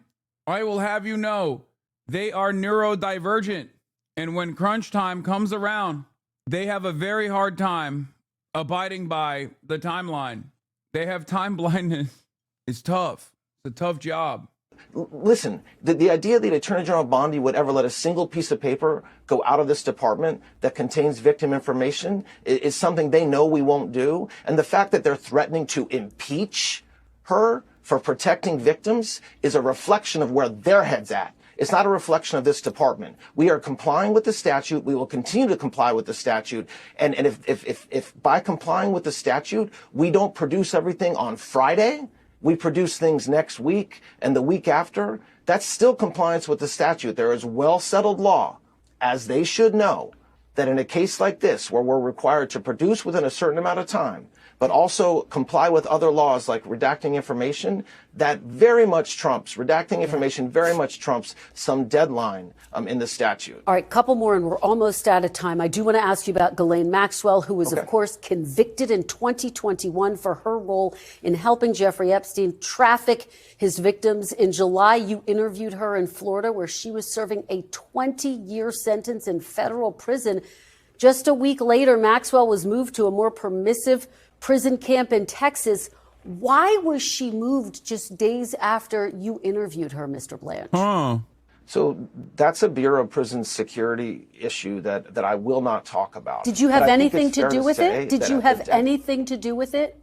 Total coincidence. You see, total coincidence, okay? A lot of people are saying that we gave her a sweetheart deal here for not singing. And that is true. That is literally what happened. Let me finish. First of all, I am responsible for the Bureau of Prisons. So every decision that they make lands on my desk to the extent it needs to. But just let me talk about the security issue. At the time that I met Ms. Maxwell, there was a tremendous amount of scrutiny and publicity towards her. And the institution she was in, she was suffering numerous threats against her life. So the BOP is not only responsible for putting people in jail and making sure they stay in jail, but also for their safety. And so she was moved. She is in federal prison. She was in federal prison before. She's in federal prison now. She's doing 20 years because she was convicted. And the fact that she was moved, she might be moved to another institution tomorrow if security requires it. And that's true of any federal inmate across this country. But as you know, survivors were outraged by all of this, especially the fact that she was moved. Why talk to Ghislaine Maxwell and not the survivors, Mr. Blanche? What you just said is completely false. We will talk to any survivor at any time, which is something that we have you said talked to them from day one. But have you talked to them? Of course. The attorney, first of all, they have to want to speak with us. The Attorney General and I spoke with a victims' rights group as recently as Thursday. Okay. And if folks want to talk to us next week or the week after or in the coming months, they know how to get a hold of us. And we will always talk to survivors and victims' families. But just backing up to your question about Ms. Maxwell, nobody ever talked to her. Nobody ever asked her questions about what she knew. So when she said that she had... Yeah, she was lonely. No one knows what it's like to be a sad woman behind blue eyes. No one ever cared or considered her feelings in this. Many people immediately, in dare I say, misogynistic ways, blame the woman for the crimes of a man. Okay? It's called misogyny. Look it up. Something she wanted to say, notwithstanding the fact she had been convicted. Of course we went and talked to her. Imagine if we didn't talk to her. Imagine if she had said, I have a story to tell and I would like to talk to the government. And I said, no. The same outrage would be directed at this department for not speaking with her. So we're trying to do our job here, and we are doing our job here. But any victim that wants to talk to the FBI, that wants to talk to the Department of Justice, they can call us anytime. They're so bad. They're not even good at this, man. They literally decided to go and talk to Ghislaine Maxwell after everybody was like, why don't you release the fucking Epstein files? Are you a pedophile? What the hell is this? And then they went and talked to Ghislaine Maxwell in a closed-door meeting. And the only takeaway from said meeting was Ghislaine Maxwell said Donald Trump is a handsome man, the most handsome man to have ever existed. And he was a gentleman and also didn't know Jeffrey Epstein at all. And then the next day she was put into a lower security prison. What the fuck? What a crazy situation. Oh, wow. How fortuitous. I'm sure the lawyers for other child sex traffickers will be interested to learn that their client can get moved to a nicer prison if they're getting threatened in Gen Pop. I mean, that is always, wait, what? I mean, it's true that is how, I mean, they don't get moved to a nicer prison, but yes, of course, pedophiles do get threatened in prison. It's the one group of people that all the other prisoners will go out and kill. Did I misunderstand what he was trying to say? Or is he saying that she's in Gen Pop in a nicer prison now? Because, yeah, chomos, child molesters don't get put in Gen Pop. Let me ask you, President Trump in September urged Attorney General Pam Bondi to prosecute former FBI Director James Comey, New York Attorney General Letitia James, and Senator Adam Schiff, saying in a social media post that was supposed to be private, quote, they're all guilty as hell. Comey was indicted 5 days later. Does President Trump speak to you or to the Attorney General directly? Also, the survivors say he's lying. You invited the president to meet with you. Have you heard anything from the White House? Crickets. I've heard crickets. So you. No, but that's that's the White House. The survivors might have talked to Todd Blanche. Todd Blanche didn't say the White House listened to the survivors. Todd Blanche simply said that the Department of Justice listened to the survivors. Directly about individual criminal cases and investigations, Mr. Blanche? I will never talk about the communications I have with President Trump, and I don't expect Attorney General Bondi will either. However, when it comes to the prosecutions that this department is undertaking, we are following the facts and the law, period. And so with the case of James Comey, and he was indicted, the case was then dismissed by a judge because of a appointments issue. We were already investigating, which was very much available to the public at the time that President Trump sent that note. And so the fact that we continue to investigate and ultimately he was indicted is not a reflection of what President Trump put in that truth. It's a reflection of the work that we're doing and have been doing. Okay, that's the most indefensible one. Like that one is literally, that one is so fucking crazy, dude. Virtually everyone has admitted at this point. I think Donald Trump basically has admitted at this point that it was a political hit job. The courts seem to see it that way. I don't even understand what this man is trying to defend here. This is already established as a direct political attack. Why aren't these guys afraid of going to jail for defending Trump? Oh, come on, brother. I don't even think that there is a post-Trump universe that they're foreseeing at this point. Why do all the lords in King's Court continue to brutalize the masses without any fear of repercussions? Because he's the fucking king. Long before September. Just very quickly, career prosecutor Eric Siebert was fired after refusing to prosecute these cases against James Comey. He was replaced by Lindsay Halligan, of course, the president's former personal lawyer who doesn't have prosecutorial experience, who was found to be unconstitutionally appointed. And the cases were thrown out, as you say. To be clear, is the Justice Department taking directions about who to prosecute from President Trump? No, of course we're not. And also, Mr. Siebert wasn't fired because he refused to bring cases. He resigned, okay? And so, and this narrative out there that somehow it was because of James Comey, it was because of Letitia James. No, that's not true at all. And Ms. Halligan went in there and did a great job. She's still doing a great job as our U.S. attorney in the EDVA. And you had a local judge rule that she was not validly appointed. We filed an appeal in that case. I expect that eventually, when the appellate courts looks at this issue, we'll win that issue. All right, Deputy Attorney General Todd Blanche, thank you so much for being here today. We really appreciate it. Thank you. Thank you very much. We thank you for watching. And remember, stay updated on breaking news and top stories on the NBC News app or watch live on our YouTube channel. Well, new this morning, some CBS News and. So you're so obsessed with Trump. This is why Nick Fuentes and Asmongold are buzzword, bait. You got me. Easy clap. Cooked my ass. Dude, I know the 60 Minutes got leaked. I know. We're going to watch it. But what I do want to talk about before we move on to the Barry White 60 Minutes thing, which kind of also is another version of the exact institutional rot that I'm going to be talking about with respect to the DOJ, is that what comes next?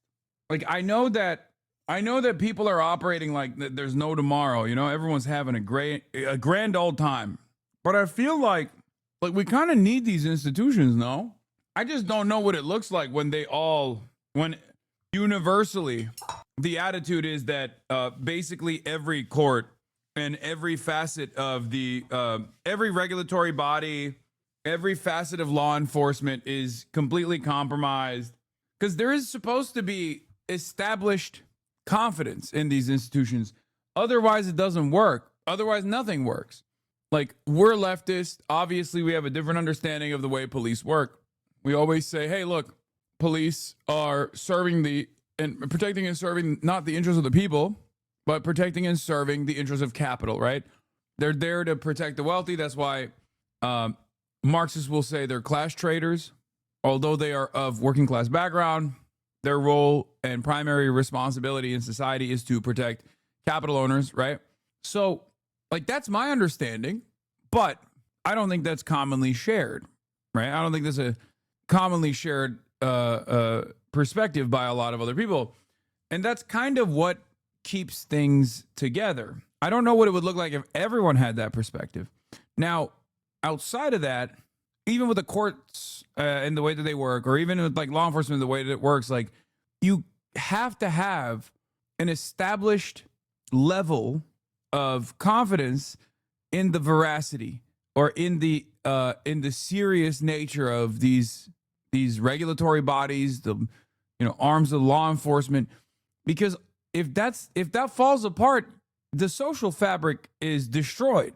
And in an effort to make sure that this doesn't happen, these guys have to every now and then do good work, and they certainly do. Every now and then, you're reminded of a moment where even a cop actually engages in, somewhat of a violent action, and you're like, okay, that's valid. That's the reason why they're supposed to exist, right? The example that I'm thinking of is that Walmart video that I saw of the 21-year-old who just like pulls out a gun, and luckily the gun jams, and the cop immediately jumps on him and disarms him. Like, that's a perfect example of a cop doing the right thing. He's being a cop in the right way, in the right moment. And that's like one of those, or I think that wasn't a cop. Okay, whatever. The security guy or something. Like the security guy that jumped on top of the dude, right? Like that's a rare W. I think it is a cop, by the way. I think I did see a badge, but maybe I'm wrong. It might have been a security, a mall cop, right? The point I'm trying to make is what happens when everyone collectively goes, well, the FBI is very clearly super biased. The Department of Justice is basically just working at the behest of Trump. When virtually all of the law enforcement arms of the government are tasked with kidnapping migrant workers, and none of them are doing the cop shit that they're supposed to be doing, that legitimizes their existence, that justifies their existence, that justifies the tax dollars going to them. What do we do? What comes next? I don't know.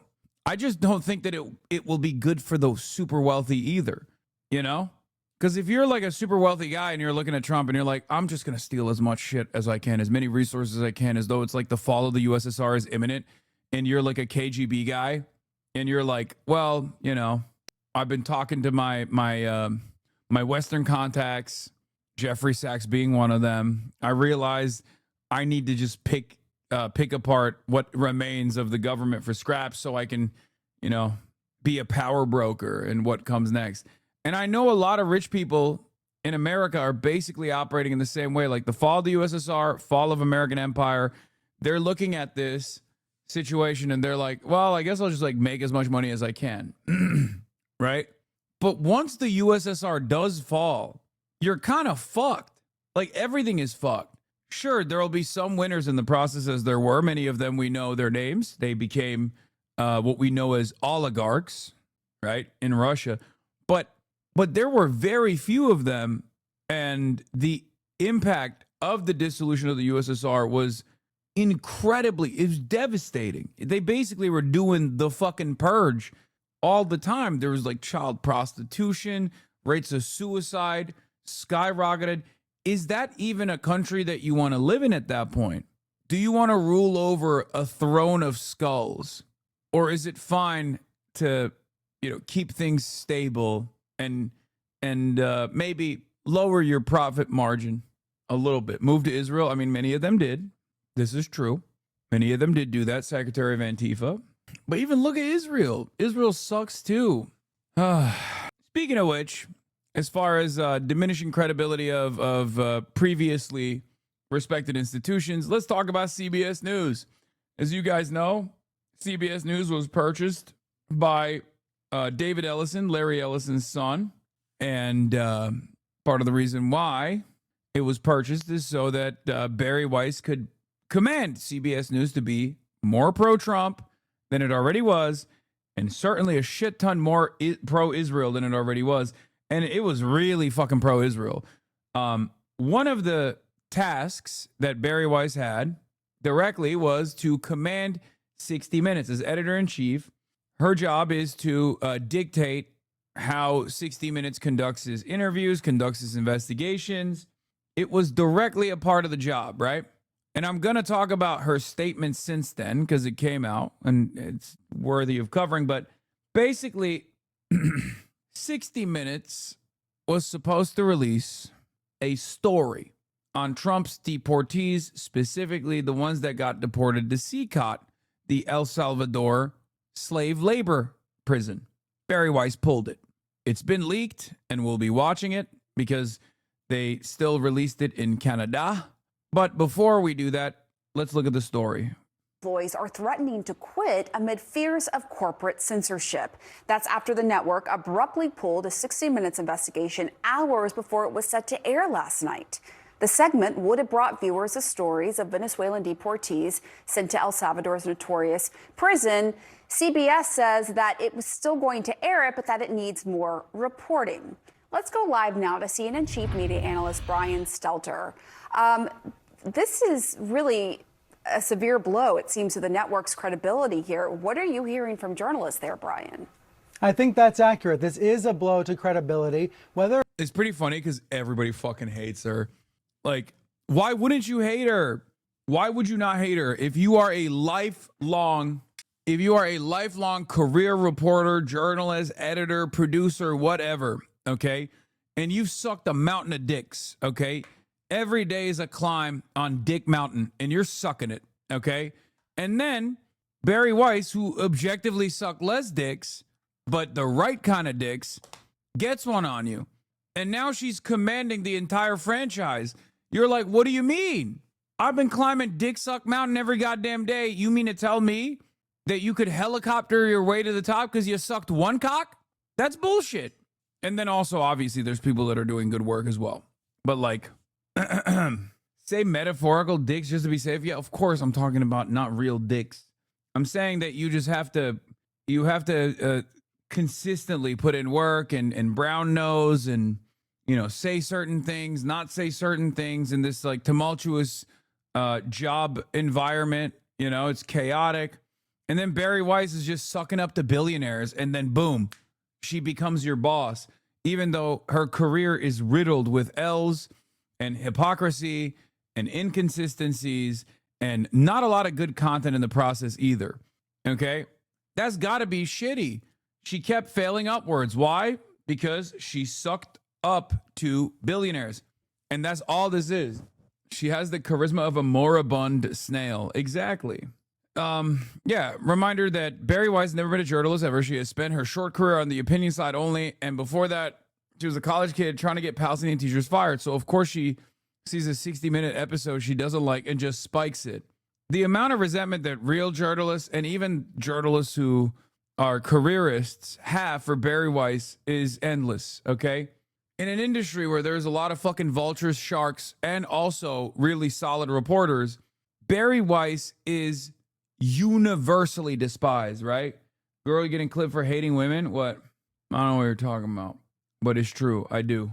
Bari Weiss is universally despised for good reason, because she has no redeemable quality. Like she has no stage presence. She's not charismatic at all. She doesn't actually have an eye for talent, contrary to what Ezra Klein claimed, which again, Ezra Klein, what the fuck are you doing, man? Jesus Christ. He is just he finds himself always on the wrong side of every argument, like professionally. It's crazy to me. Anyway, but yeah, everybody fucking hates her, and mostly for good reason. So, and these guys love yapping. Okay, if you know anything about media figures, they love talking to one another. Okay, they're gossips. Maybe that's the reason why they found themselves in this field. So, given Bari Weiss's tendency to fuck things up because she's just awful at her job, I mean, it's a really horrible media environment for her. She is just going to get constantly daggered over and over and over again, from respected reporters all the way down to the biggest careerists who are somewhat jealous that they didn't suck the right dicks, right? They sucked the wrong ones. Lower level dicks on Dick Suck Mountain. Or not, the piece actually airs in the future, and Editor-in-Chief Bari Weiss is saying to the staff this morning this segment will air when it's ready. But here's what's odd about the situation. We can walk through the timeline, and I think it'll show how this doesn't really add up, all right? Correspondent Sharon Alfonsi had been working on this segment for weeks. She interviewed some of these deportees who described torturous conditions at Sikot, that prison in El Salvador. I do want to mention something else here, though, but it is objectively funny that this is coming off the heels of, one, Bari Weiss going on a conference and going viral for saying, my job is to deplatform Tucker Carlson, Hassan Piker, Nick Fuentes, Andrew Tate, okay, for being anti-Semitic, and instead put up voices that Americans are craving to hear from, like Alan Dershowitz and Dana Loesch. Everybody laughed at that. They were like, you're a fucking idiot, okay? And then she was like, oh, I have a idea. I have a banger idea. We're going to do a town hall with Erica Kirk, the only other person that is as uncharismatic as fucking Bari Weiss on camera. And then that flopped. And then this. It's just L after L after L for Bari, which of course, her job isn't to actually make people watch her content. Don't be ridiculous. That's just what they put down in the paper. That's what they put down as her primary job, but it's not. Her job is to make CBS News by force more pro-Israel and more pro-Trump, more pliant. I think the very fact that she is incompetent and bad at her job makes it funnier. Yeah, you've never seen this before? Just because it never fails to amuse, here's Bari Weiss's bust that she had installed in tribute to herself by the front doors of her fake university. Once again, you might be asking yourself, how is she so industrious? How is she so good? She has a fucking fake unaccredited university. How is that possible? Called University of Austin. It's because she sucked the right dicks. That's it. That's it. Obviously, this is analogy. I'm not being serious about, sucking on actual, hard penises or whatever. But she sucked up to the right billionaires. That's it. That's it. That's literally all this is. And in some ways, I think it's almost like the billionaires basically saying hey, if you suck our dicks, we'll elevate you too. You understand? As Stead says, the Free Press is one of the least curious media outlets on earth. Every article is a collection of anecdotes that adds up to their priors. Almost no new info or reporting that would challenge their audience. If you fell for Weiss's edgy journo act, it's likely because you wanted to. It's not because of the work. You could stop using sex as a metaphor or cozying up to people. It's gross and frat boy behavior. I can't stop myself. I'm gross and fratty. Kiss the right ass is the more elegant way to say it. Yeah, true. Remembering when Ellison bought Free Press and to maintain the fiction that it was a savvy business decision rather than him turning CBS News into an ideological play toy, everyone had to refer to Bari Weiss as a reporter and the Free Press as a news outlet, despite them clearly never being either. Yeah. Brian Stelter himself did this. David Ellison has been tight-lipped about his vision for CBS News, so his interest in the Free Press is a significant signal about his plan to invest in reporting and analysis, to which Adam Johnson replied with, Brian, please tell us what reporting the Free Press has done. Sending whiny lunatics to troll Gaza protesters, harassing trans youth and their families? What actual news story have they ever broken? Ever? Genuinely. Question I'd love to hear you answer. People policing how elegant your language is when these guys are attempting a fascist takeover of the country is hilarious. Come on, people. No, I think it's important for everyone to have their priorities set and dialed in on sanitizing language, especially because now that when the clips come out tomorrow of my toxic misogyny, those guys will come back in here and say, I told you so. And they're right. They'll be like, hey, the second coming of Himmler presented this omega viral Twitter clip compilation of you being a misogynist. And I happen to agree with Himmler Groiper 1488 on the Adolf Hitler website, Twitter, now known as X, because I'm a Maoist, third worldist, and you are a reactionary. Look. He will not understand. There being a fascist takeover happening is not a green light to just ignore your own progress, my guy. I like that you know you're going to be here tomorrow to do this when it happens. And I'm excited to yell at you and block you and then have Asmongold also use you as a point of propaganda with another 2 million view video where he's like, Hassan's own audience is turning on him. Can you believe how gross and misogynistic he is? Chatter kind of right. Guys, this is how it always goes. This is how it always goes. No matter what. What up? Woke 2, is it never happening this way? Anyway. So, Woke's still dead? No, it's not. It's coming back. Because I think at the end of the day, Woke's not dead because, like, while these guys come across as, like, super fucking annoying to most people, and I'm sure I come across as super fucking annoying and problematic to them, right? I think by and large, many people find it way more repulsive, the unrestrained bigotry that they're seeing everywhere. I think most people wouldn't hear what I'm talking about here and go, wow, this guy's attitude is really gross.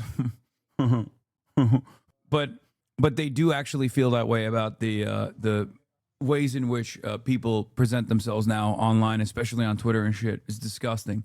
That the Trump administration has been sending migrants to. So these interviews were in the can, they were edited. This segment was ready to go, according to producers, editors, fact checkers, and even the lawyers who reviewed the segment. As of Friday, this was ready to go. And that's significant because on Thursday night, editor-in-chief Bari Weiss was able to screen it for the first time. I'm told she had some concerns, but there was a sort of an assessment that the piece was going to move forward. And on Friday afternoon, this broadcast was publicized. It was promoted ahead of time. Alfonsi's segment was announced to the public. That's what's also funny about it. They like literally promoted it. Bari Weiss, once again, should have just released this, right? Bari Weiss should have just released this. It would not have been a fucking story. I mean, it would have been, bad for the administration, but now that she actually tried to stop this unsuccessfully, it's turned into a story in and of itself. It got more attention and it got fucking leaked and they had already cut a trailer for it. Like, why would you do that? You're so stupid. But of course you're stupid because you were not promoted to the position of prominence that you got because of your efficiency or because of your output or because of the work you put in.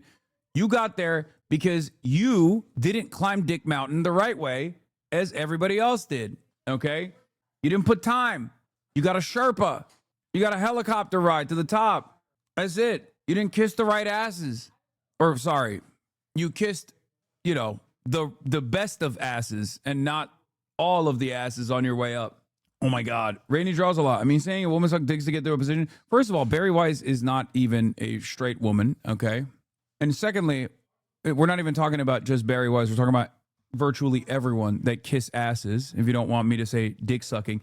And last but not least, once again, metaphor, euphemism for brown nosing, okay? When I say I fucked your mom, that doesn't mean I like literally raped your mother, okay? Please stop doing this, okay? I can't. As soon as I fucking noticed one, of course, there is going to be a million other people in the chat that are now piling on as well.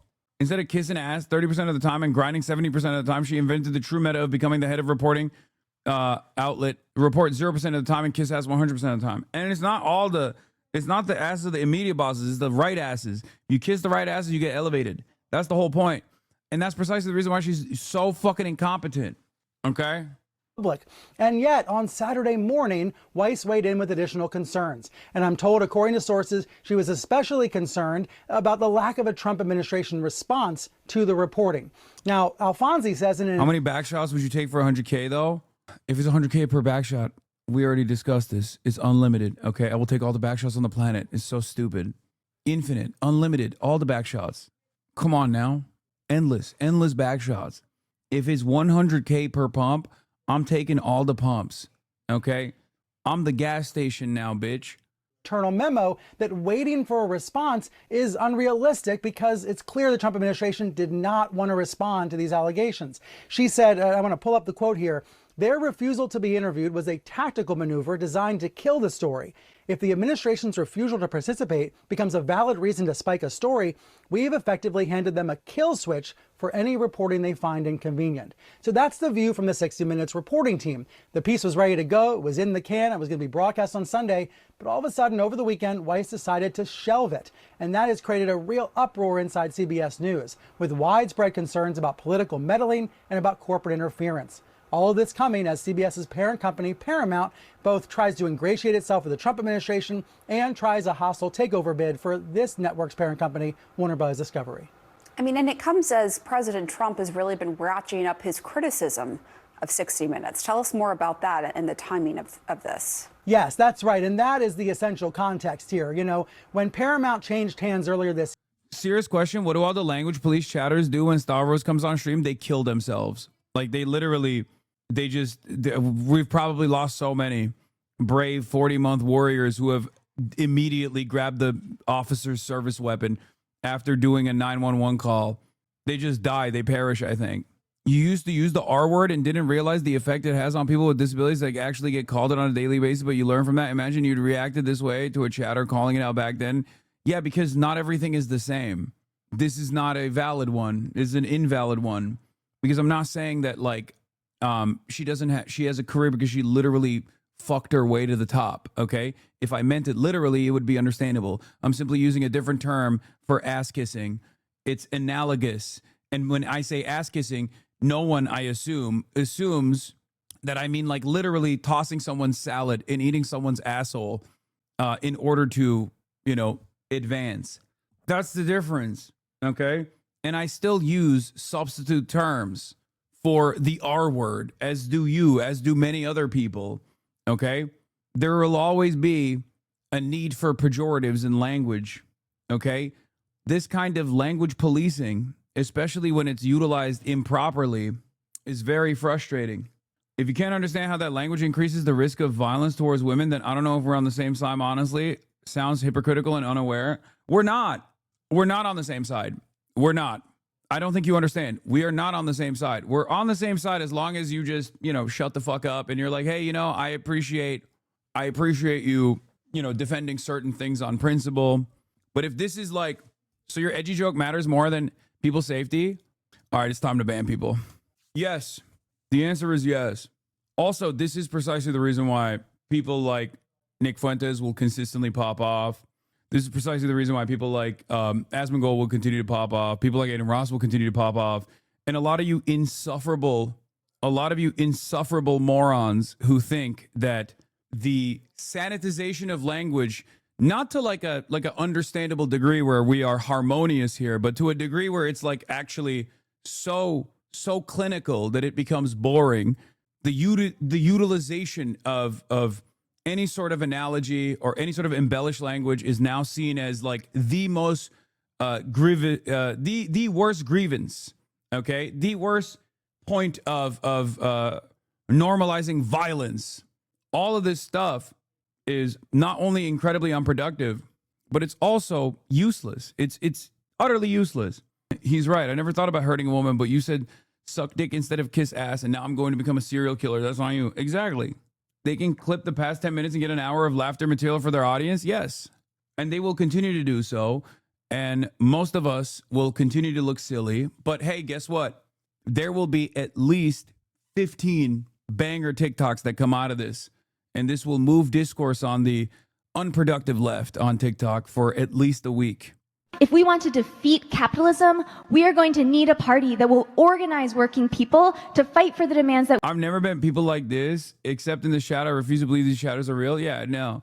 Like, I think the byproduct of being extremely online on the right makes people into like vicious propaganda monsters, and they're so fucking effective at like undermining their ideological opponents. They never go outside, but they have the capacity to even move real world events by causing incidents online, the very same shut in style leftist extremely online behavior, unfortunately, leads to targeting and attacking other people on the left.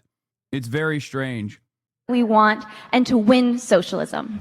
Thank you so much. Quick Point of privilege. Quick point of personal privilege. Yes. Guys, first of all, James Jackson, Sacramento, he, him. I just want to say, can we please keep the chatter to a minimum? I'm one of the people who's very, very prone to sensory overload. There's a lot of whispering and chatter going on. It's making it very difficult for me to focus. Please, can we just, I know we're all fresh and ready to go, but can we please just keep the chatter to a minimum? It's affecting my ability to focus. Thank you. Thank you, comrade. Okay, is there a speaker against name, chapter, pronoun? Point of personal privilege. Yes. Please do not use gendered language to address everyone. A lot of fake feminists men slash activists like to praise small shit like PC language so they look less fake when they bitch out on real activism. Yeah. This is offline chat, by the way. I mean, I don't know. I feel like it's online chat. It's more so online chat than it is offline chat. I don't think we learned the lessons from Woke 1 and are set up to make the same mistakes in Woke 2. Yeah. There's also like no nuance or no context, right? It's just like it's all or nothing. Anyway, let's continue. Here, Trump praised the new owners, David Ellison and his father, Larry. The Backshots bit would have been a 2-hour discourse on stream compared to Fear and. Yeah, it's like there's this TikToker that does this very funny thing where he will make jokes about like the Minecraft era. Let me see if I can find it. But the Minecraft era woke like Discord conversations, and I always feel like my everything that I do basically as a Twitch streamer is having to deal with those kinds of chatters every day, non-fucking stop.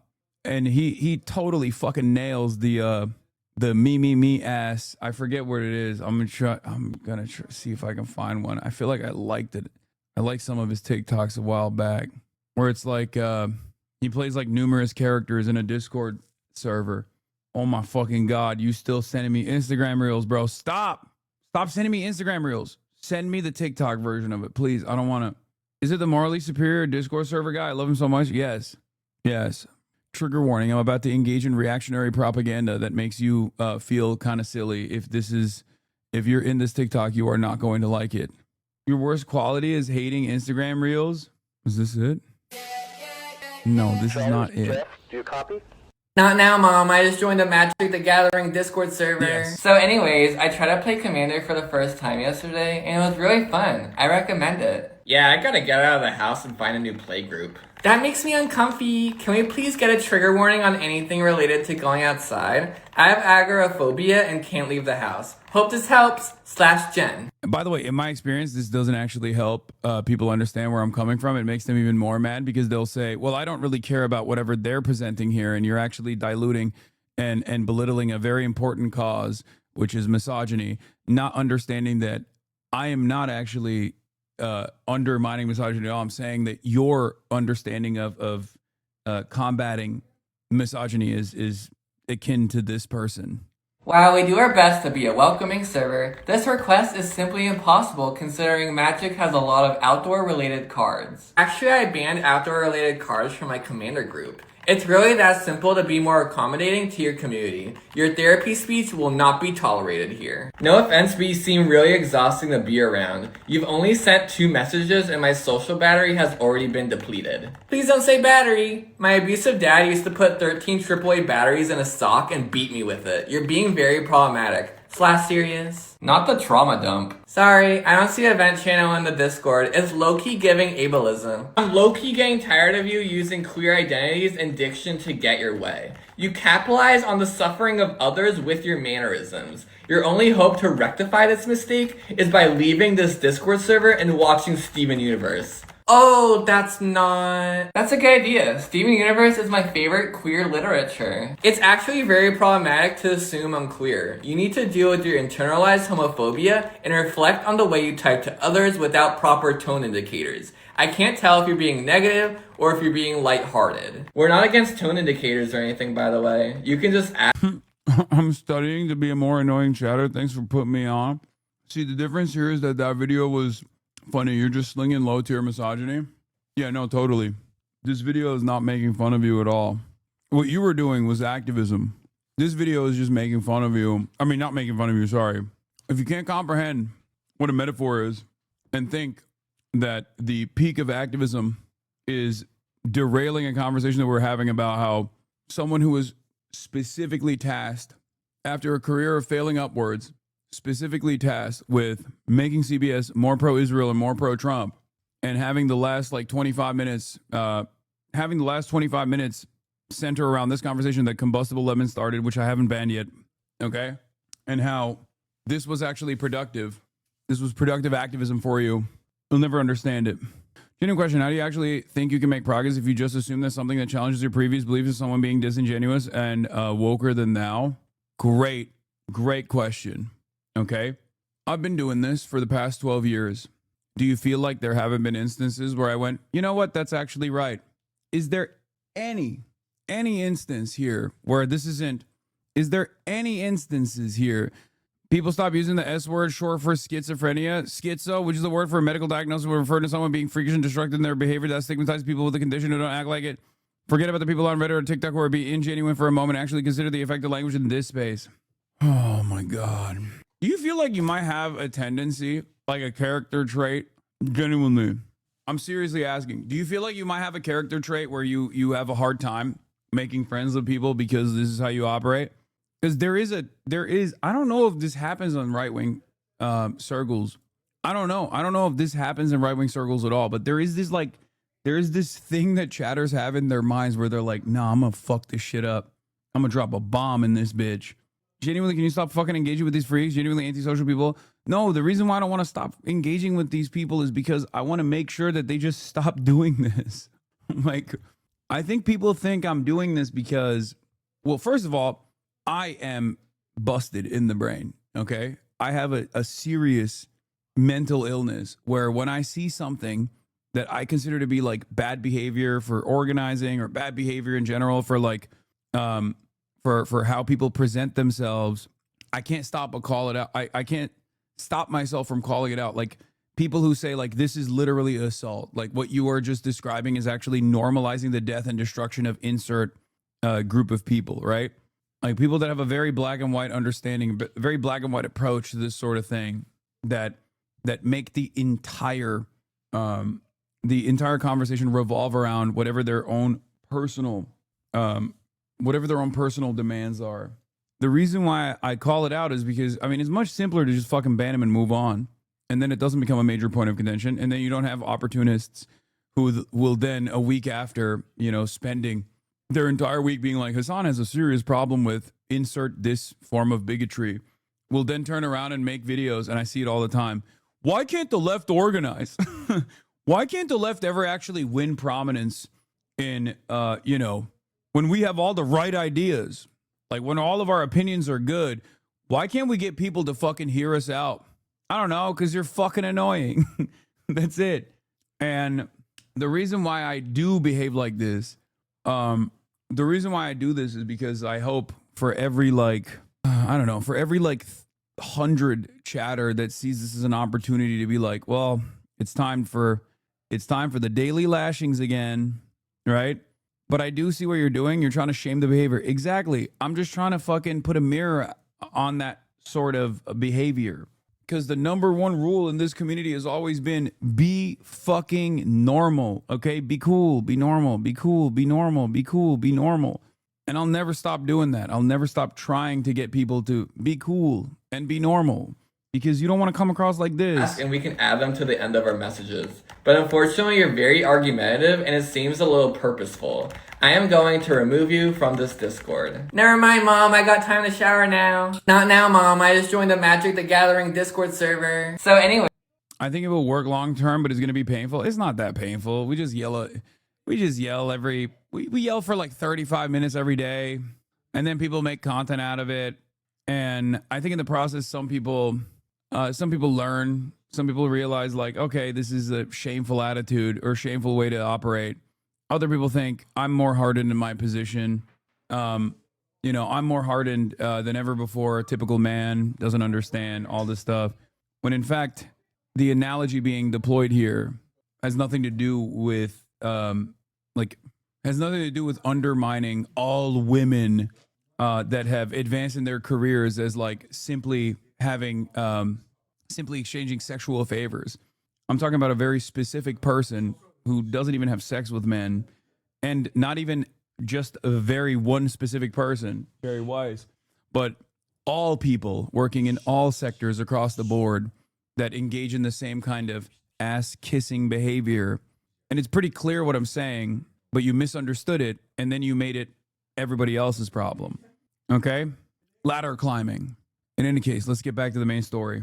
He described them as friends and supporters. Trump was very excited to have CBS moving into new hands. But 2 weeks ago, Trump changed his tunes. He started to criticize. Look, we moved on. We moved on, but nope, some people want to still go back. I don't know why you're calling out ableist language is a problem in this chat. It's not annoying. It's actually informative, bro. Just acknowledge that you can change your language to be more friendly to people with disabilities. Is an area where you could be more open-minded. You're right. You're right. I will listen and I will learn. I'm listening and I'm learning. I apologize. I apologize to everyone that I have offended with the language that I used.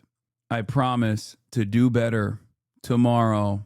Let's continue. The Ellisons and 60 Minutes specifically. Trump at first was mad about an interview with Marjorie Taylor Greene that aired on the broadcast. We know Trump cares a lot about 60 Minutes, and we know he's been railing against both the broadcast and the new owners of Paramount. At the same time, these owners need regulatory approval for their future aspirations to grow the company. So that is the political context for the story. Now, I'm told by sources at CBS that Bari Weiss became more personally involved at 60 Minutes in the past couple of weeks. But she said to staffers this morning that the story simply was not ready for air yet. It was not ready to go. More reporting must be done. And frankly, I'm not hearing many supporters Damn, of bro, her this chat, bro. internally You, at CBS. what, is this your first time? I'm being fucking sarcastic, dickhead. And I will continue to do exactly what I'm doing. If you don't like it, if you don't like the style, then it's not a substantive critique. It's a style critique. A lot of people think style critique is the only kind of critique that matters. Okay, it's one of the biggest issues is people mistaking a tonal critique or a stylistic critique for a substantive critique. CBS, I'm hearing a lot of criticism about this decision. But you know what's happened, Pam? A lot more people are suddenly interested in the story, right? A lot more people suddenly want to know more about what these detainees have said they've gone through. So this is one of those situations where the controversy, the scandal is actually... It's ironic. There's 2 days ago you were trying to help people understand why you shouldn't use the R word. Now people are woke scolding you on ableist language. So fucking wild work keep doing it. Yeah, because those guys also don't want me to use psychotic, or they don't want me to say sociopath. Like there's a different level of sanitized language for everyone. Like accommodation is supposed to be made for the broadest subsects of society. Okay? Yes, there are people who at the peak of woke were going so far as to even like get mad about people using the term stupid. There have been numerous waves of this kind of shit throughout the last 10 years that I've been doing this, and I haven't fucking eaten the bait. I think a lot of you guys are new, so you don't remember when people would come in and scold me for not saying Latinx. Okay? You just gotta keep making jokes and move on. Okay? There were people who constantly tried to pull me into the conversation about like what the fuck was it at peak woke? It was neopronouns. Neopronouns. People being like, oh, why won't, like, what's up with neopronouns? What's your thoughts on neopronouns? And I was like, nah, I'm not touching that with a 10-foot pole. Okay? And there was never a moment where I entertained that shit because I was like, I'm sorry, I'm going to be as woke as I possibly can, but there's a limit to how woke I can be. Okay? I'm not going to do silly shit that makes me sound fucking silly and look fucking silly. Lol, this is what's getting clipped. No, but that's the whole point. Like, the reason why I didn't do that is because I didn't want to fucking look silly. And guess what? Sometimes maybe an endless interest in accommodating the tiniest minority of people that do not represent the minority group at all, like, or the marginalized group at all, but simply have their own fucking approach is unproductive. Is unproductive. And I'm not going to make it at the forefront of my advocacy. I'm not going to fucking I'm not going to be like, oh, I hate this. This is why I'm transphobic now, you know? But it's just stupid. You're being fucking stupid. You're being silly, especially because there is a tendency, I think, that my bad chat, I wouldn't rather hear kiss ass over dick suck because it's more elegant and I'm woke, but and not because it's more elegant and I'm woke, but because I'm homophobic. Like I'm not gonna put on a fucking performance for you and do something that I think is like kind of silly. That's it. That's the same reason why I banned the misophonia chatters too. Cause like, yeah, every now and then you're gonna hear a mouth noise. It won't kill you. You know what I mean? You won't die. I promise. Going to draw more attention onto the Trump administration's effort to deport these migrants to this very hostile prison where some men say they've been tortured. Yeah. All right. So tell us more about what Weiss said in her statement. And also, just to be clear, Sharon Alfonsi and the 60 Minutes team had reached out multiple times to the administration for statement and interview, right? And the administration declined. I just want to be clear on that. That's right. Because that you can understand, that's if we're right. not These representing requests for one... comments. Yeah, go ahead. These requests for comment went unanswered, according to Alfonsi. But was it also for an and interview she's saying or just a you can't comment? wait around forever and only broadcast the segment if they agree to be interviewed. She says that would amount to a kill switch. However, Weiss said this morning on the network's early morning editorial call, quote, "We need to be able to get the principals on the record and on camera." She means someone like Stephen Miller, the deputy chief of staff at the White House. She's insisting on having those interviews. And again, that is her prerogative as editor-in-chief of the organization. But if she felt so strongly, why did she only make this decision over the weekend after the segment was announced, after it was ready to go, according to staffers, after it was already publicized? There's something strange about the process here. And then there's the political overtones that are inescapable. And that is why so many CBS staffers are now alarmed in this moment. Yeah. And just to be precise, 60. All right, let's look at the fucking dumbass internal memo that this incompetent monster wrote. Hi, y'all. I'm writing with specific guidance on what I'd like for us to advance the CCOS story. I know you'd all like to see this run as soon as possible. I feel the same way. But if we run the piece as is, we'd be doing our viewers a disservice. Last month, many outlets, most notably the New York Times, exposed the horrific conditions at CCOT. Our story presents more of these powerful testimonies, and putting those accounts into the public record is valuable in and of itself. But if we're going to run another story about a topic that has now been much covered, we need to advance it. Among the ways we do so, does anyone in the administration or anyone prominent who defended the use of the Alien Enemies Act now regret it in light of what these Venezuelans endured at CCOT? That's a question I'd like to see asked and answered. At present, we do not present the administration's argument for why it sent 252 Venezuelans to CCOT. What the 252 Venezuelans... what we have is Caroline Leavis' soundbite claiming they're evildoers in America, rapists, murderers. But isn't there much more to ask in light of the torture that we are revealing? Tom Homan and Stephen Miller don't tend to be shy. I realize we've emailed the DHS spokesperson, but we need to push much harder to get these principles on the record. The data we present paints an incongruent picture.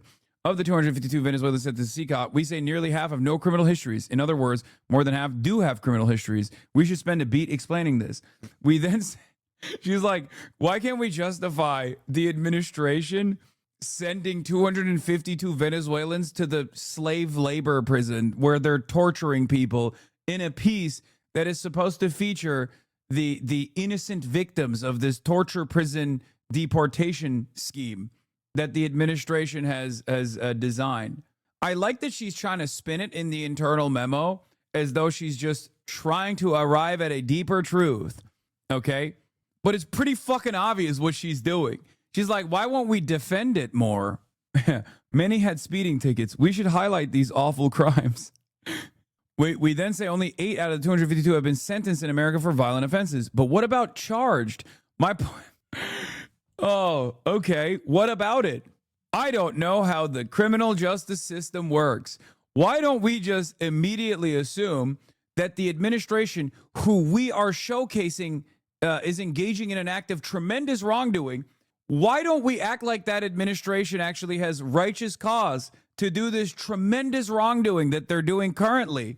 This dude, this is unironically, there is a, listen, no disrespect, as you guys know, I'm much closer, or if not directly an ML, but this does kind of sometimes remind me of like, well, every single person that Stalin actually was sending to the camps was actually an evildoer and bad. If you really investigate it further, you will find out that they were all engaging in, counter-revolutionary, reactionary behavior. Like that's what That's a little bit what this is. Like, this is like, well, why don't we just like dive deeper into the data to find out what the administration itself is claiming is the wrongdoing that these guys did when we sent them to the fucking slave labor camp. Okay? You know, it's kind of crazy. Yeah. When I look at CBS News' 60 Minutes doing a piece specifically on the slave labor camp, I think to myself, how can we make the slave labor camp narrative seem better? Anyway, but what about charge? My point is that we should include as much as we can possibly know and understand about these individuals. Secretary Noem's trip to CCOT. We report that she took pictures and video there with MS-13 gang members, not TDA members, with no comment from her or her staff about what her goal on that trip was or what she saw there, or if that trip, or if she had or has concerns about the treatment of detainees like the ones in RPs. I also think the ensuing analysis from the Berkeley students is strange. The pictures are alarming. We should include them. But what does the analysis add? We need to do a better job of explaining the legal rationale by which the administration detained and deported these 252 Venezuelans to CCOT. Yeah, I don't think they're going to come out and be like, it's because we're racist and we wanted to use Venezuelans as a simple talking point. Okay? It's because we want to build a white nationalist dystopia. And in an effort to start the process of this, we wanted to start shipping entire swaths of the population to this slave labor colony for no real reason whatsoever. As a matter of fact, a lot of these people, as you saw, don't really have any real criminal profile whatsoever. We just kind of decided that they are criminals. Now, there is one guy who would say that, and his name is Stephen Miller. But of course, he's not going to fucking say that. He's just going to say these guys are criminals and they're ruining the country and they're raping and pillaging. He's going to lie. That's the whole point. And that isn't the administration's argument. The admin has argued in court that detainees are due judicial review, and we should explain this with a voice arguing that Trump is exceeding his authority under the relevant statute, and another arguing that he's operating within the bounds of his authority. There's a genuine debate here. If we cut down Kristi Noem's analysis, we'd have the time. My general view here is that we do our viewers the best service by presenting them with the full context. Oh my God. Oh my God. It's like, I'm Barry Weiss. I have been put in charge of Adolf Hitler's propaganda apparatus. And you know, I'm previously, I'm being put in charge. Previously, it was actually a liberal institution, right? So I'm still attacking the argument from a liberal association, a liberal understanding, the extreme centrism perspective. Yes, the Nuremberg, many of our liberal counterparts are talking about the Nuremberg race laws as genuinely problematic. But have we failed to consider what Hitler thinks about it?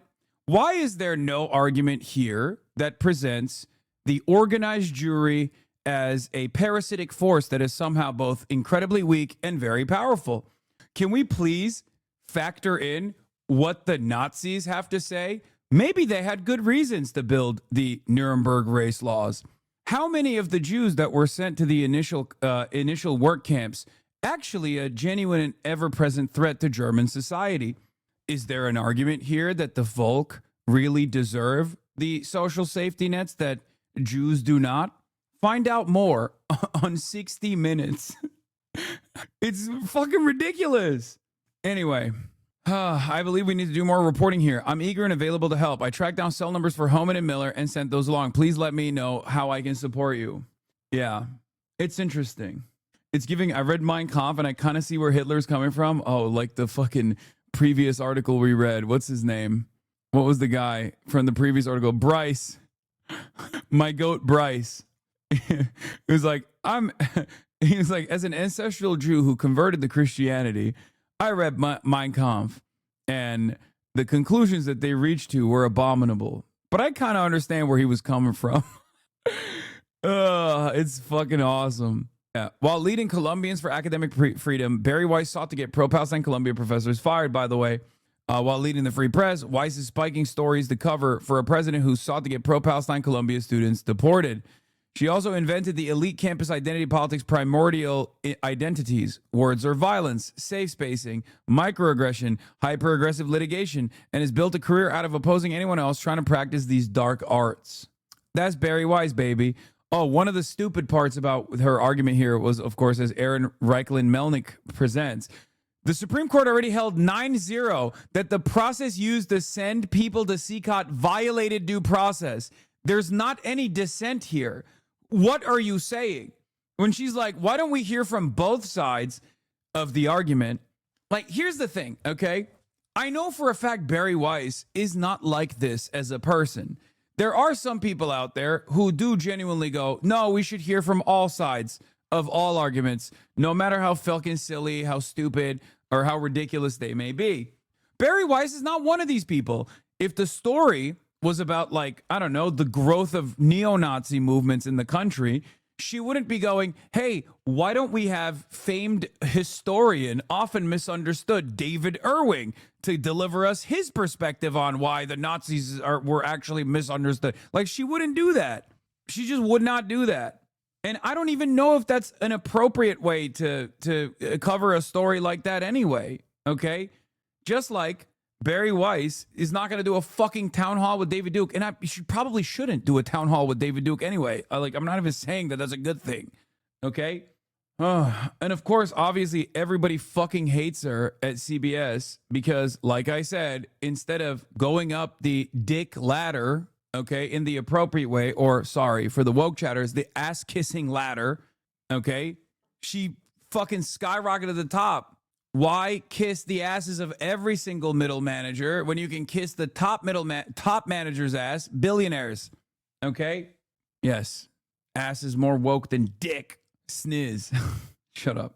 You know, Hassan, I'm a bit concerned about this negative tone that I'm hearing in your voice these days, and I can appreciate where your uncertainty stems from, and you have reason to question your anxieties and how disillusioned you feel, as well as feeling skeptical about who you believe you can trust. But that attitude will hold you back in this life.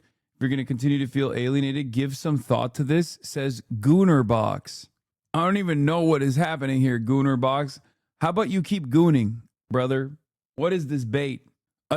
At a somber 60-minute staff meeting today, Scott Pelley and others expressed frustration at Barry Weiss's handling of last night's cancel segment and management style. Is not a part-time job, Pelley said, referring to Weiss's missing screenings of the segment per sources. Tanya Simmons, 60 executive producer, said she stands 100% behind Sharon Alfonsi in the story.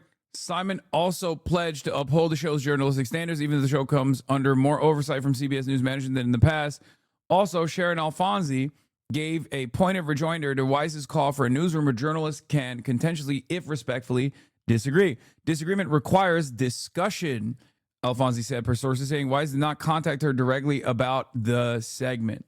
I personally think this is, I think she's stupid, okay? I think she's stupid, and I think she foolishly decided to try to spike this segment, clearly, without even realizing that the segment had already been fucking promoted and was already slated for distribution in Canada, which is why we actually have access to the segment.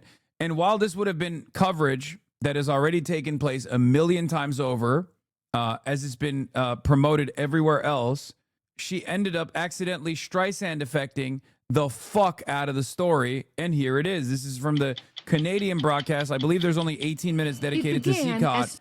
But this is the 60-minute segment that she tried to spike. As soon as the planes landed, the deportees thought they were headed from the U.S. back to Venezuela. But instead, they were shackled, paraded in front of cameras, and delivered to CCOT, the notorious maximum security prison in El Salvador. I'm trying to remember what your statements about accents and being funny about good at it. Have you said something similar about edgy humor, that you need to be funny before actually trying it? Do you actually think you're that funny? I'm sorry for making this an attack, but can you at least apply your own comedic standards? No, I was talking about accents. If you're good at it, not like funny. I'm saying if you're good at an accent, it most likely comes from a place of understanding. Okay?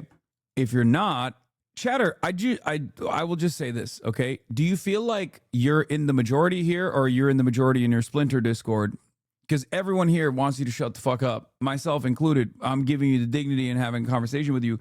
But like, I don't think people took it the way that you did, or however many people in the Splinter Discord you guys are in took it. Okay? You know what I mean?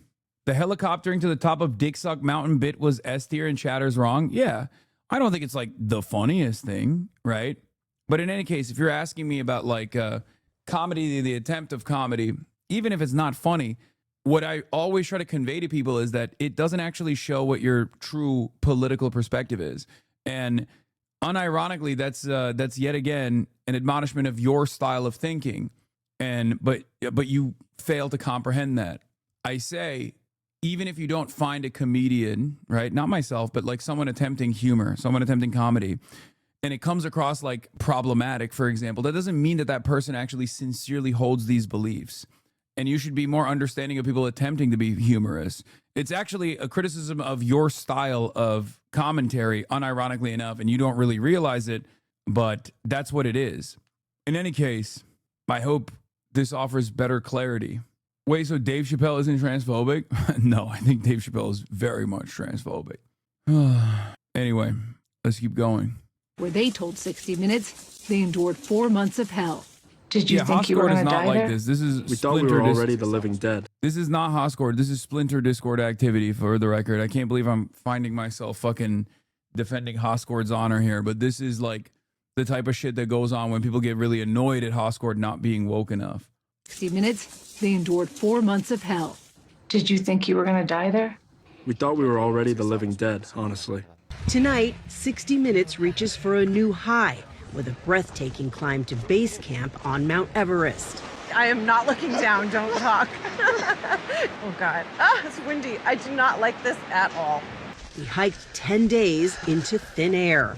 Welcome to Everest Base Camp. Our guides were the Sherpas who risked their lives to assist climbers. We found there's little margin for error on the journey to Everest. I'm Leslie Stahl. I'm Scott Pelley. I'm Anderson Cooper. I'm Sharon Alfonsi. I'm John Wertheim. I'm Cecilia Vega. I'm Nora O'Donnell. I'm Bill Whitaker.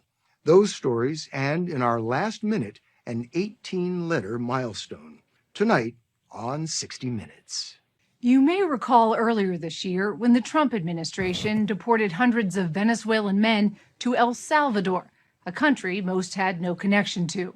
The White House claimed the men were terrorists, part of a violent gang, and invoked a centuries-old wartime power, saying it allowed them to deport some men immediately without due process, an unusual strategy that sparked an ongoing legal battle. Tonight, you'll hear from some of those men. They describe torture, sexual and physical abuse inside CICOT, one of El Salvador's harshest prisons, where they say they endured 4 months of hell. It began as soon as the planes landed. The deportees thought they were headed back to Venezuela, but then saw hundreds of Salvadoran police waiting for them on the tarmac.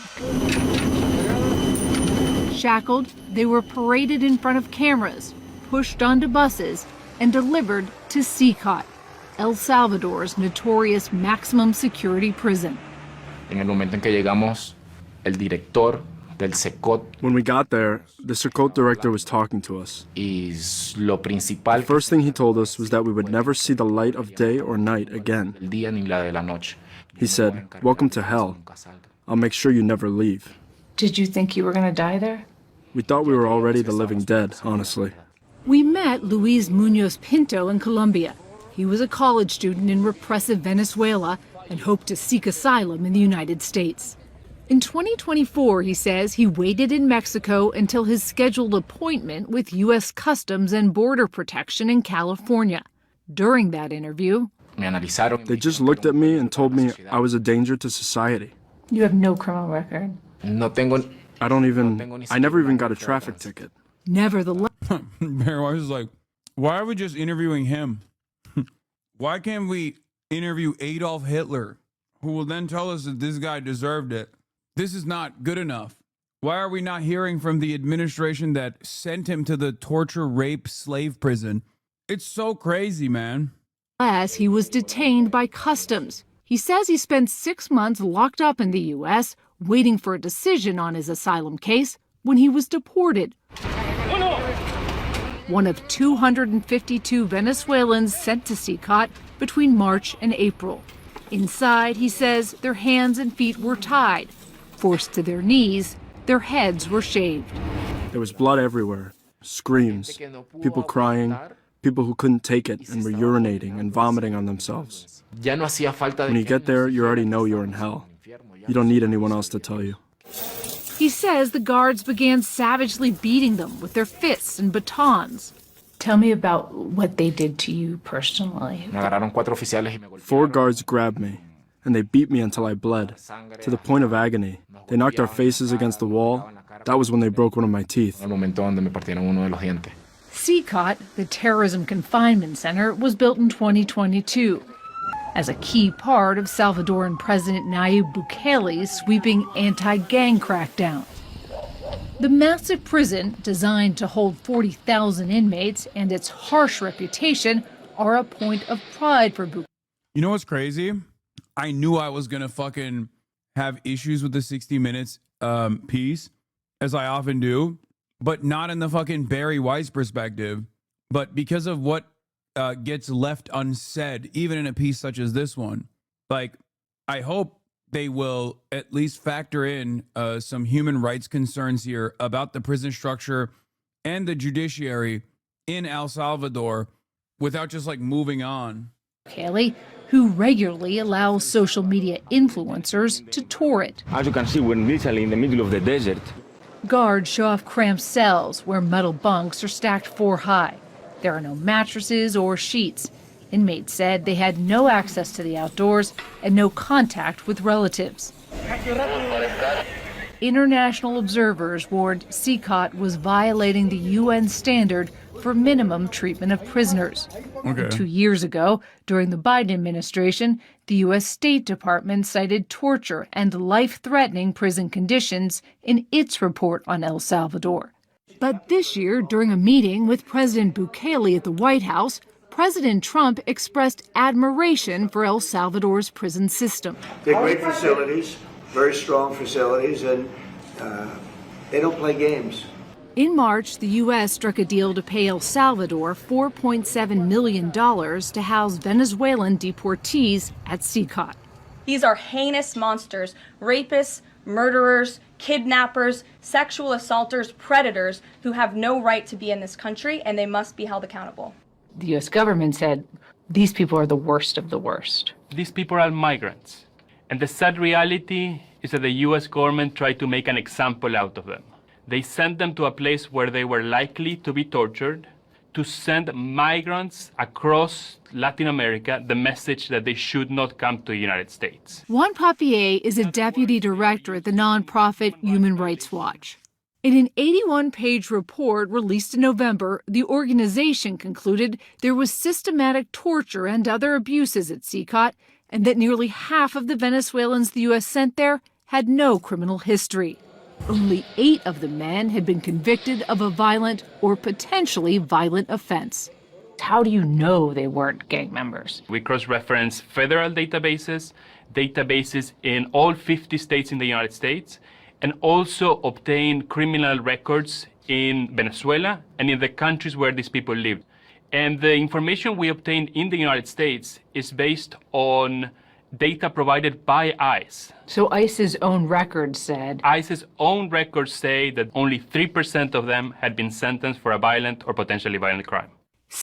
Well, now, I mean, we'd have to hear from Stephen Miller, I think, about how everyone, including that lawyer who, speaking suspiciously with an accent, should probably get sent to the rape torture camp, you know? 60 Minutes reviewed the available ICE data. It confirms the findings of Human Rights Watch. It shows 70 men had pending criminal charges in the U.S., which could include immigration violations. We don't know because the Department of Homeland Security... Yeah, that's the other thing, by the way. So here is one of the most indecent things that this administration has done so far. If you guys recall, up until Trump 2, 98% of court meetings were attended by undocumented migrants that were in the process of filing their asylum claim and applying and totally playing ball with the criminal justice or the immigrant justice system, right? So what the Trump administration started doing is they started picking off people in all of these court proceedings, as we saw inside of courtrooms, as they were coming in or out of their hearings, with immigration judges.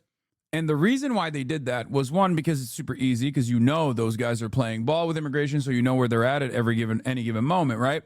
But the other reason why they did that is because now immigrants will think twice before they actually go to their court proceeding, because they're terrified of whether or not they will be falsely deported from the country, despite the fact that they are playing ball with the administration, right? Like, they're doing their due diligence. Their only crime is, I guess, being foolish enough to assume that this administration will actually allow them to stay in the country as long as they follow the letter of the law. So when they don't actually go to the court hearings now, because they're terrified, and court appearance numbers have actually dropped quite a bit. NPR was reporting on it this morning. Now they automatically get a deportation order. So it's a double whammy. And because these people were already playing ball with the government knows exactly where they are. They're going to their court hearings. The government knows exactly where they are. They have their IRS paperwork. They have their domicile. They know where they live. They know where their family members live. They're not very hard to track down. And now you create this environment where you have a righteous cause to deport these people because they missed their court hearing. And then the numbers that they're showing here will reflect that. Then they can turn around and say, guess what? These guys had deportation orders. That means that they're criminals. That means they had to be deported.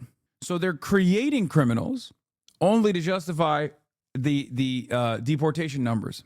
Security has never released a complete list of the names or criminal histories of the men it sent to CECOT.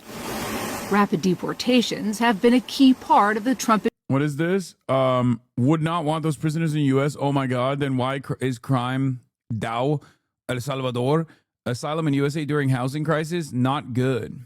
Yeah, that should show you how desperate a lot of people are. I mean, it also is, you're also factoring in people that have been here for a decade. You know what I mean? I mean, there's been a housing crisis for the longest time, but I don't think that's the solution to the housing crisis. Because they have deported a bunch of people. Do you feel like are property prices coming down? Are you ever going to be able to own a home, you think? Do you feel like if we deport a number, like if we deport a specific number of migrants, you genuinely think that there will be more available inventory of housing? And then with the more available inventory of housing, like landlords will decide to lower prices? Is that what you think is going to happen? I suspect you don't have an answer to these questions. Just one more deportation, bro. Please, please, please. Just one more. And then everything is going to be good. Rent is down too. Oh, yeah. Rent is down. Property prices are coming down. Rent is down too. Groceries are cheaper now. It's so crazy. Yeah. It's so crazy because like a big part of it is inventory, right?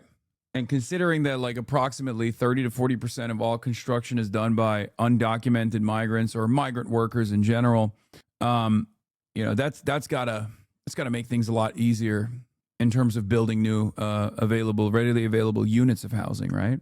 Rent is down 600%. Yeah. I went to the hospital yesterday and the doctors went, don't worry about it. When I asked about the bill, oh, hell yeah. Is it because you told the doctor that you're a white man and white men are no longer under attack? That's what I do. When I go to the hospital, I say, I'm a white man and white men are no longer attacked. This is free, right? And all of the nurses and all the doctors actually stand up in unison and they give me a standing O and they go, thank you, white man, for overcoming great trials and tribulations. Yeah. Isn't that wild? It's real, dude. JD Vance told me, hey, I know there is, ecological disaster, an economic crisis, a real crisis in confidence for a better future. Doesn't feel like it's going to happen anytime soon. But guess what? Guess what, guys? States of America. In the United States of America, you don't have to apologize for being white anymore. Yeah, it's true. It took away so much time out of my day when I had to literally apologize for being white all the time. You know, I would walk into the coffee shop and I'd be like, I apologize for doing a Bodies in Spaces. I know that it's inappropriate the way that I am occupying this space that could have been taken by a BIPOC LGBTQIA+. And I want to apologize for my Bodies in Spaces here, but You know, it took a while. It would stop the entire, especially if there's two white people, that we all have to do that. We were doing it all the time. And basically now we don't have to do that. So things are a lot faster. And a lot of places are finally paying me reparations for all the previous harm that they've committed. Yeah, if you can convince the lowest white man he's better than the best colored man, he won't notice you're picking his pocket. Hell, give him somebody to look down on and he'll empty his pockets for you. Yep, LBJ. LeBron James said that. He did. He was right. That's why you can't trust the unemployment numbers. There's so much white apologizing on the clock. Exactly. Every time I went anywhere, an LGBT BIPOC would hold a gun to my head until I apologized for being white. Yeah. So now that we don't have to do that, things are so much better. Administration's immigration overhaul. The administration considers anyone who crosses the border illegally to be a criminal. Illegal crossings are now at a historic low. But some immigration attorneys say the administration has used flawed criteria to justify deportations. Yo tengo algunos tatuajes, ninguno hace referencia. I have some tattoos. None of them have anything to do with any criminal group. Me dijeron, I explained to them, saying that I didn't belong to any gang, to which the agent responded, "But you are Venezuelan." Pero si eres venezolano. 60 Minutes reviewed this document agents used to assess Venezuelans. A person with 8 points was designated as a Tren de Aragua gang member and deportable. Tattoos that immigration officers suspected of being gang-related earned 4 points. But criminologists who study gangs say tattoos are not a reliable way to identify Venezuelan gang members because, unlike some Central American gangs such as MS-13, Tren de Aragua does not use tattoos to signal membership. Venezuelan national William Lozada Sanchez was also deported to CICOT. He told us the guards there also accuse Venezuelans with tattoos of being gang members. He detailed months of abuse and being forced into stress positions. So you had to be on your knees for 24 hours? Yes, because they put a guard there to watch us so that we wouldn't move. And what would happen if you couldn't make it? They'd take us to the island. What's the island? The island is a little room where there's no light, no ventilation, nothing. It's a cell for punishment where you can't see your hand in front of your face.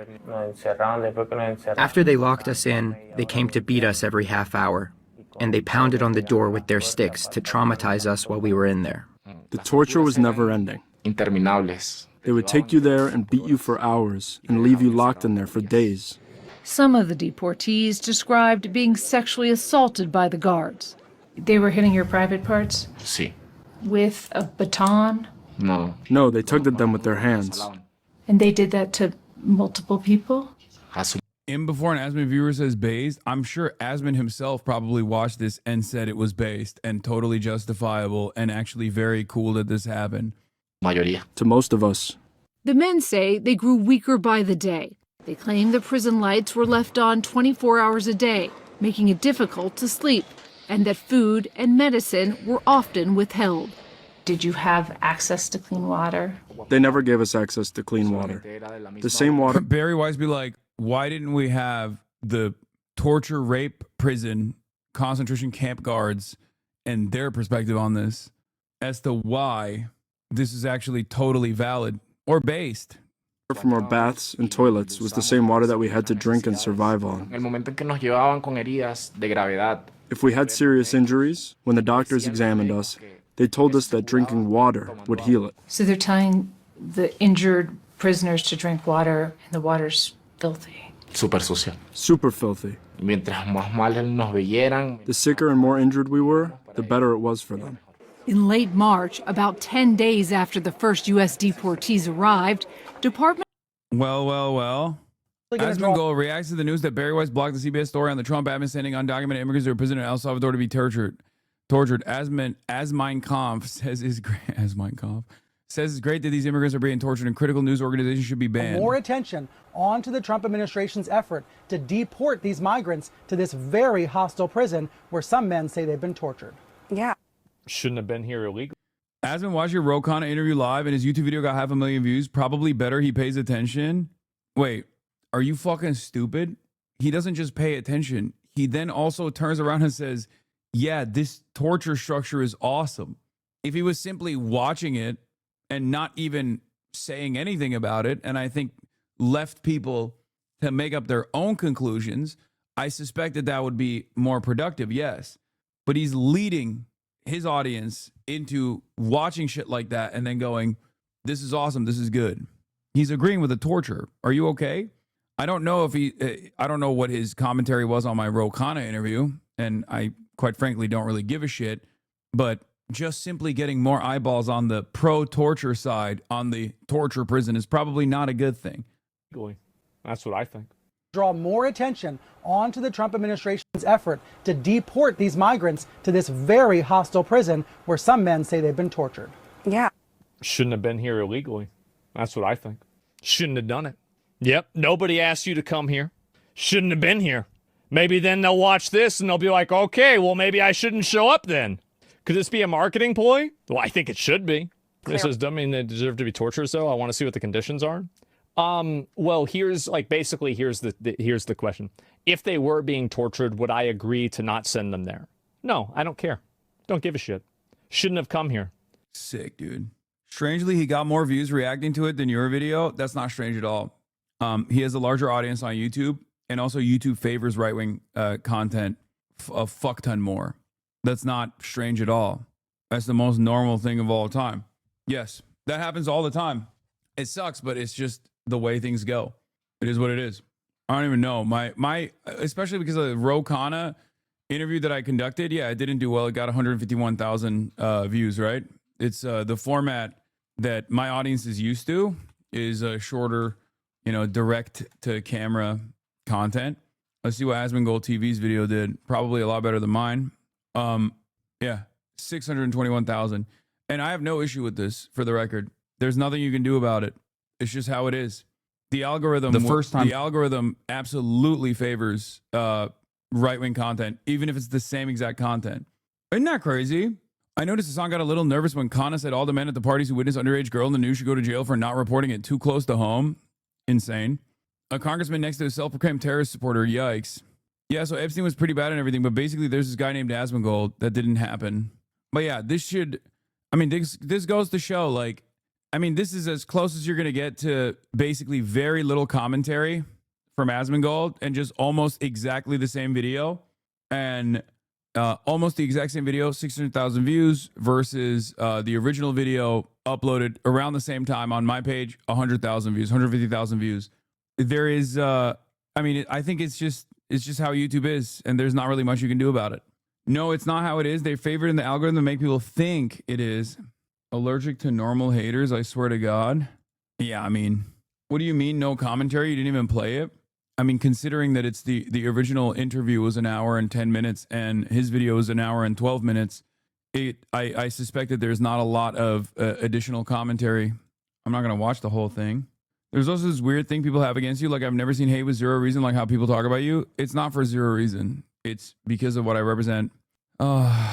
He couldn't pause. He commented it. He commented he watched live. If you combine all the re-upload from all the fan channels, you have more, but YouTube team is very slow. No, probably not. Algorithm is based on what people prefer generally. When are you going to acknowledge that you and Asmon are two sides of the same coin and you can accomplish more if you meet in the middle? The algorithm is based on what people prefer generally. It seems like you're saying we're on both sides of the same coin, but you kind of prefer one side of the coin a little bit more by your own admission, I suspect. So I don't know why you just choose to say that we're both, both sides of the same coin. You don't have to be a centrist in here. You can openly say that you're a fan of Asmongold and you prefer his commentary. But yeah, ultimately, half his chat was going rare Hassan W. There will be an influx of Asmon leavers. No, I don't think so. I think you need to understand a lot of these people have been so aggressively well poisoned against me that they will never. A lot of those people have been so unimaginably well poisoned that they will rarely ever turn around and go, you know what, Hassan was actually right. I was wrong about him. Most people don't ever recognize that they were wrong. Why should they? I'm just a random fucking dickhead on the internet from their perspective. I think for a lot of people, they don't actually think about politics as organizing around specific goals. They think about it as personalities that they despise or personalities that they find relatable. And so for a lot of people like that, they've already decided that I'm like a villain. So even if they agree with 100% of my worldview, they most likely will never even entertain openly stating that they agree with me. But I don't really mind it necessarily.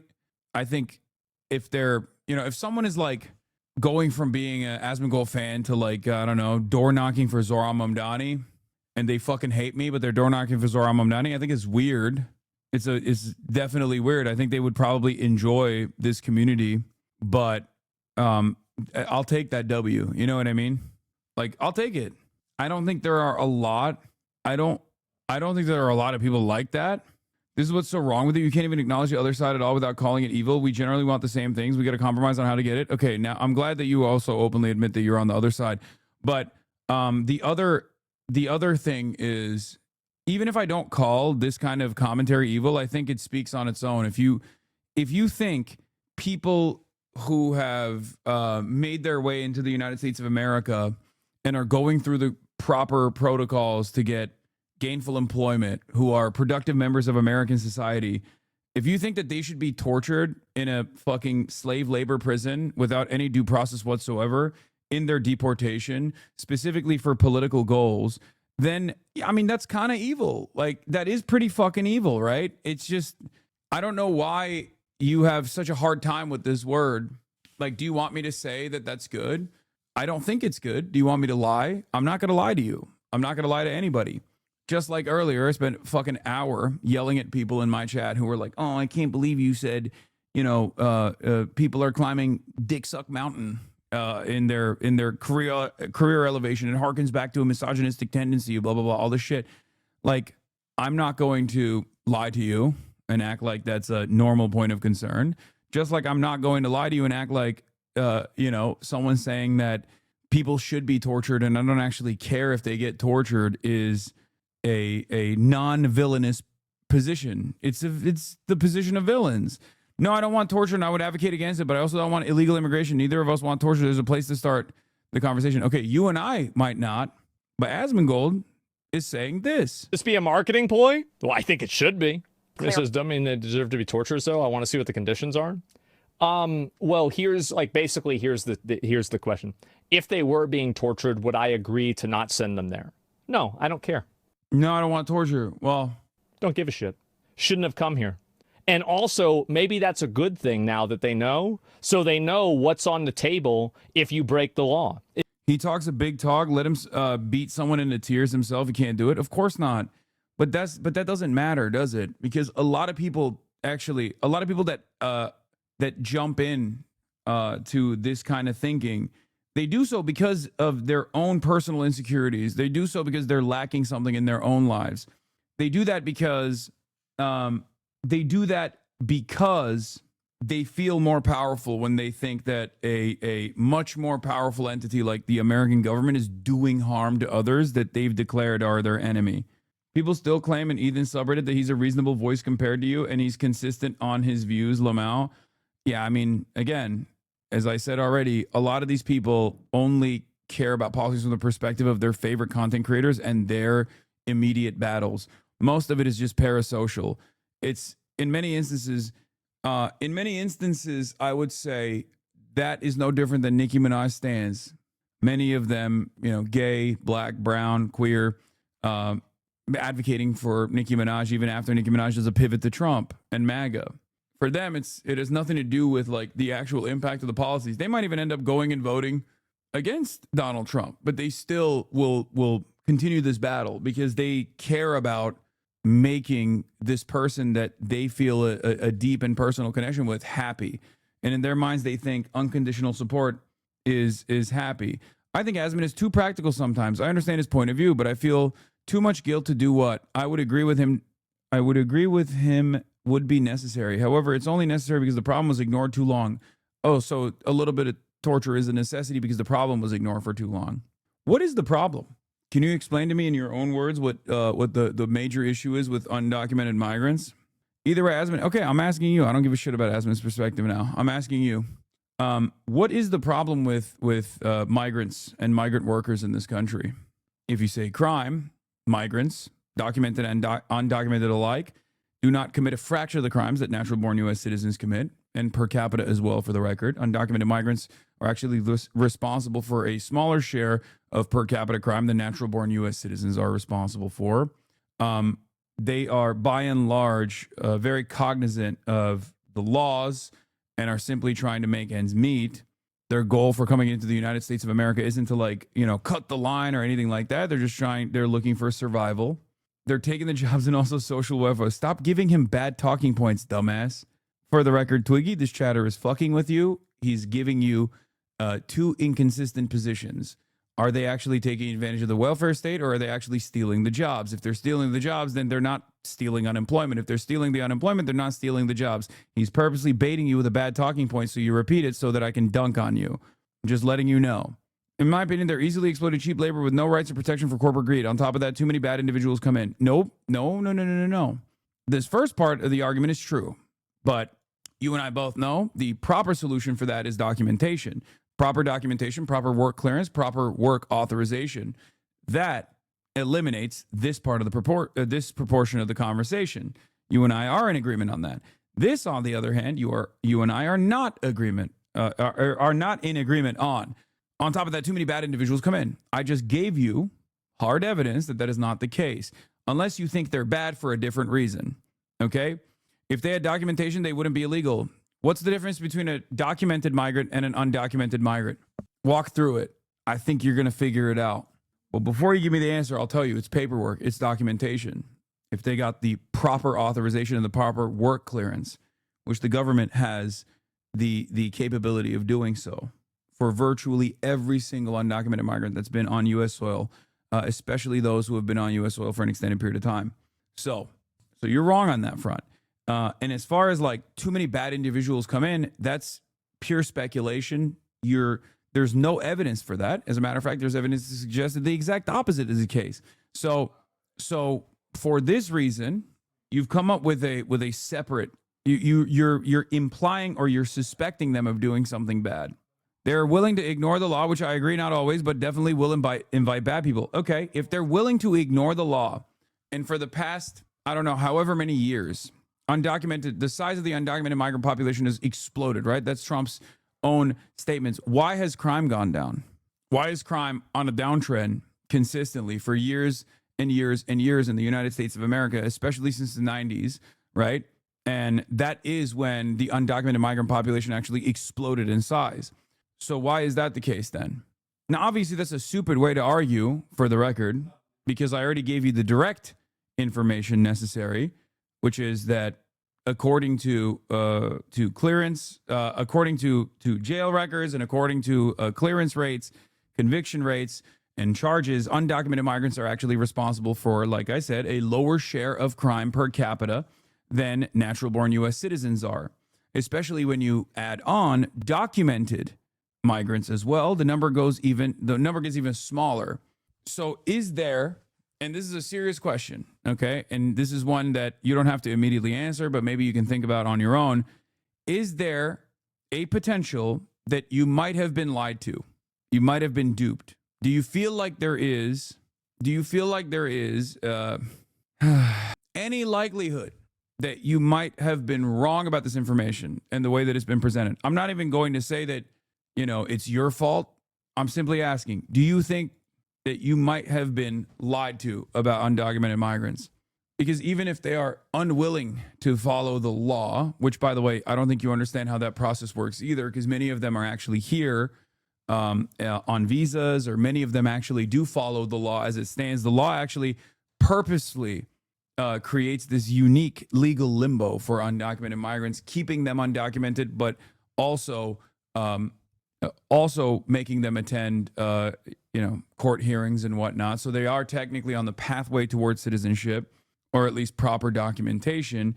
They know exactly where these people are, and that's precisely the reason why, like, their IRS paperwork is what the ICE agents use when they figure out what home they're at, or they know exactly where their job sites are or where they work off of their tax forms, and that's precisely how they go and apprehend them at their place of business. Or they arrest them at court proceedings, at court hearings, because they're following the law. So just because they don't have the full completed documentation doesn't mean that they're not actually following the law. They are following the law. The administration is actually using that as an opportunity to deport them. So even if you didn't know all of that information, which you now know, but even if you didn't know all of this information, even if you had not considered that the only difference between the documented migrant and an undocumented one is simply paperwork and proper clearance, why is it that your automatic assumption, your automatic suspicion, which is, not backed by any evidence whatsoever, as a matter of fact, all the evidence readily available shows the exact opposite, has caused you to believe that these are people who are actually doing crimes? I wouldn't know the statistics. Maybe I'm wrong. I go off what I live, and crime isn't my only main concern, but I acknowledge that it's disproportionate risking the population simply because we don't know who they are or what they've done. I would personally help those here achieve citizenship, but I recognize breaking our laws is still a crime no matter our empathy. Okay, well, first of all, we started off this conversation by justifying torture for people that have been here, that have just been working, that got swept away by Donald Trump. As a matter of fact, we're talking specifically about the Venezuelans that were deported to CICOT, 250 of them. And do you know who actually brought the Venezuelans into the country?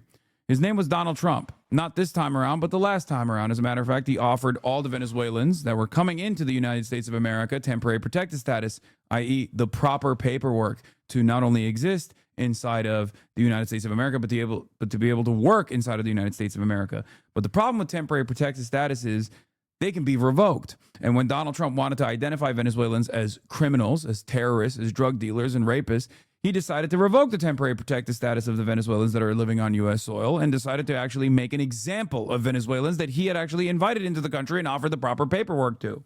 And then he deported them to the torture prison, the torture and rape prison. He did all of this. These are simply innocent people who wanted to survive. I'm not even getting into what the conditions look like in Venezuela and who's responsible for it. We're not even going to get into that part of the story, but that part is also significant. But in the most reductive terms, Donald Trump invited these people into the country, offered them the proper paperwork, actually extended the temporary protected status on his way out in the last administration, only to then turn around and decide Venezuelans are all rapists, monstrous terrorists, even though I welcomed them into the country and gave them the proper clearance to stay here.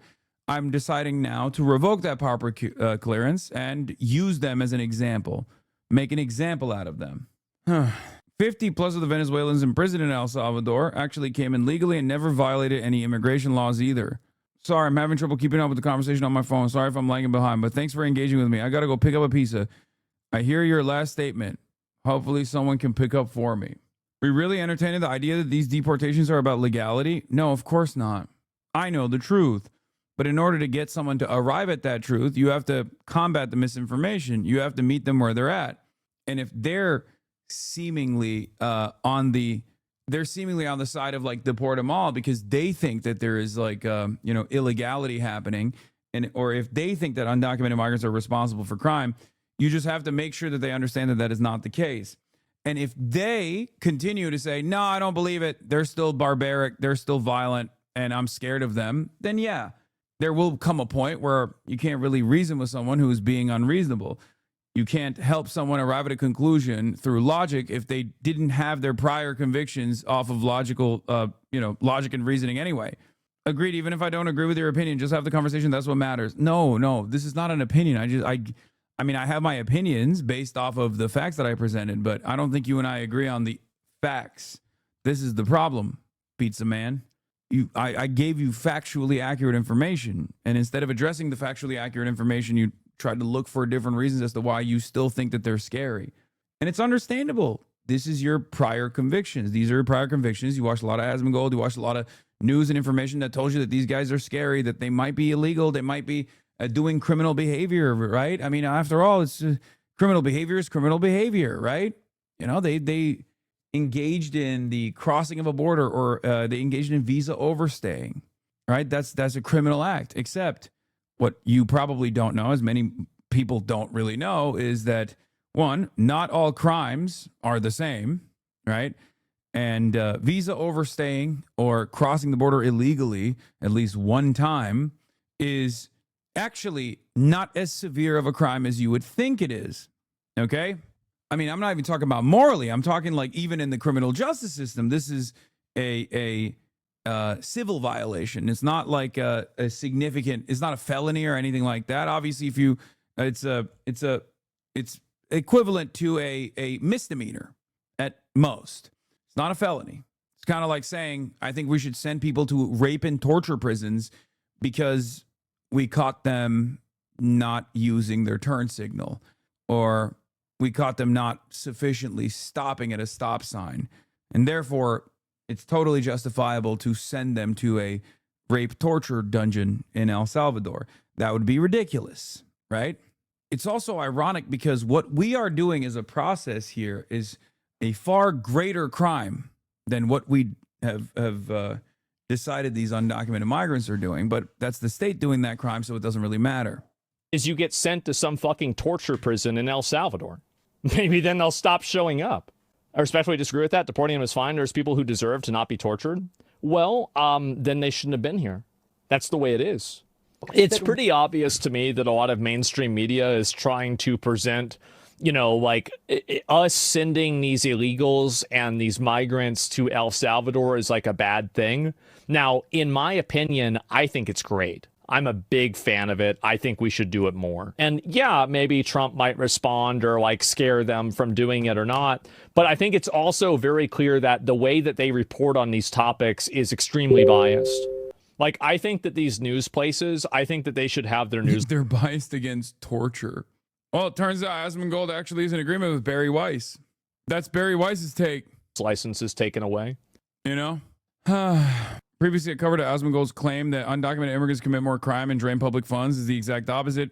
He calls for violence. His calls for violence don't stop at torture. He calls for immigrant families to be killed.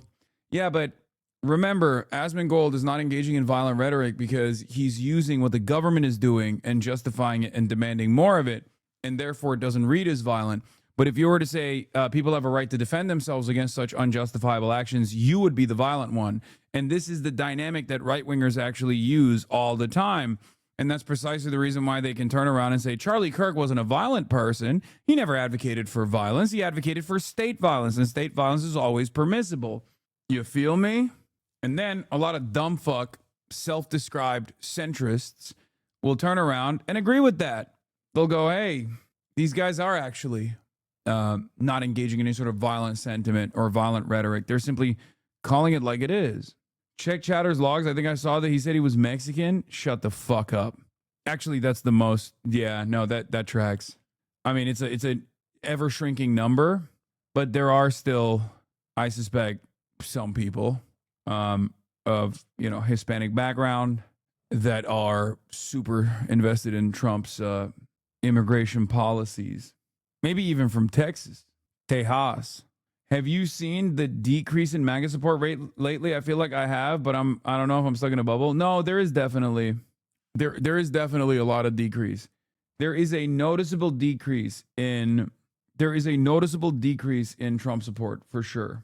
Epstein stuff didn't help. The economy didn't help. Trump's mismanagement is not helping. His incompetence is not helping. The way he carries himself is not helping.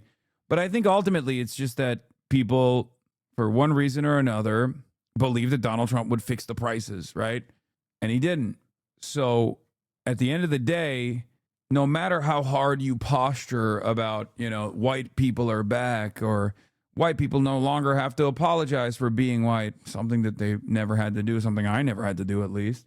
No matter how hard people want to believe that like they're winning the culture war, I think for a lot of people, the quiet parts being said out loud is coming across as very repulsive. Because I think at the end of the day, a lot of people want to believe that the people that they've aligned themselves with are actually not as fucking insane.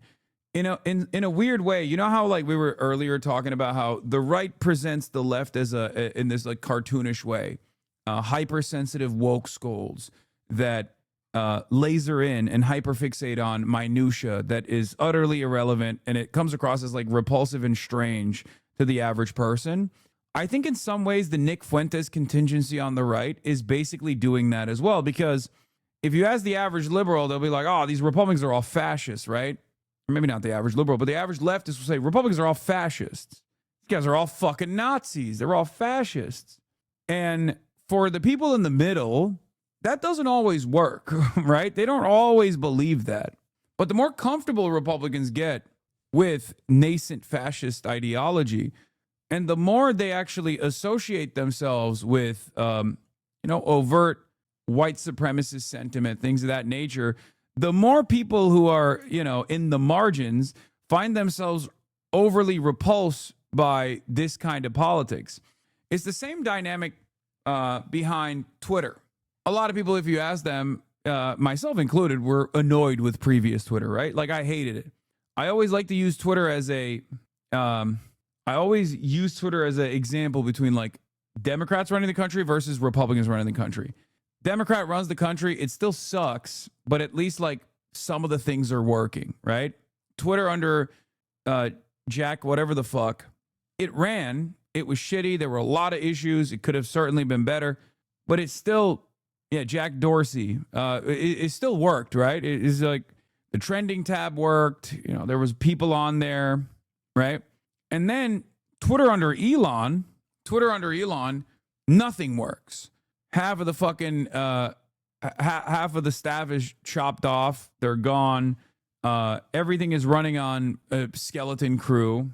There are a fuck ton of problems, and there's unlimited Nazi sentiment, unlimited porn, unlimited cryptocurrency ads, unlimited misinformation. Everything sucks, right? Bots everywhere, bots galore. And most people realize that shit sucks. If you ask the average person, even someone who might have thought like, oh, I think Elon might make Twitter better. I don't know. I think Elon is kind of a smart guy, right? If you ask them now what they think about Twitter, they'll be like, ugh, terrible.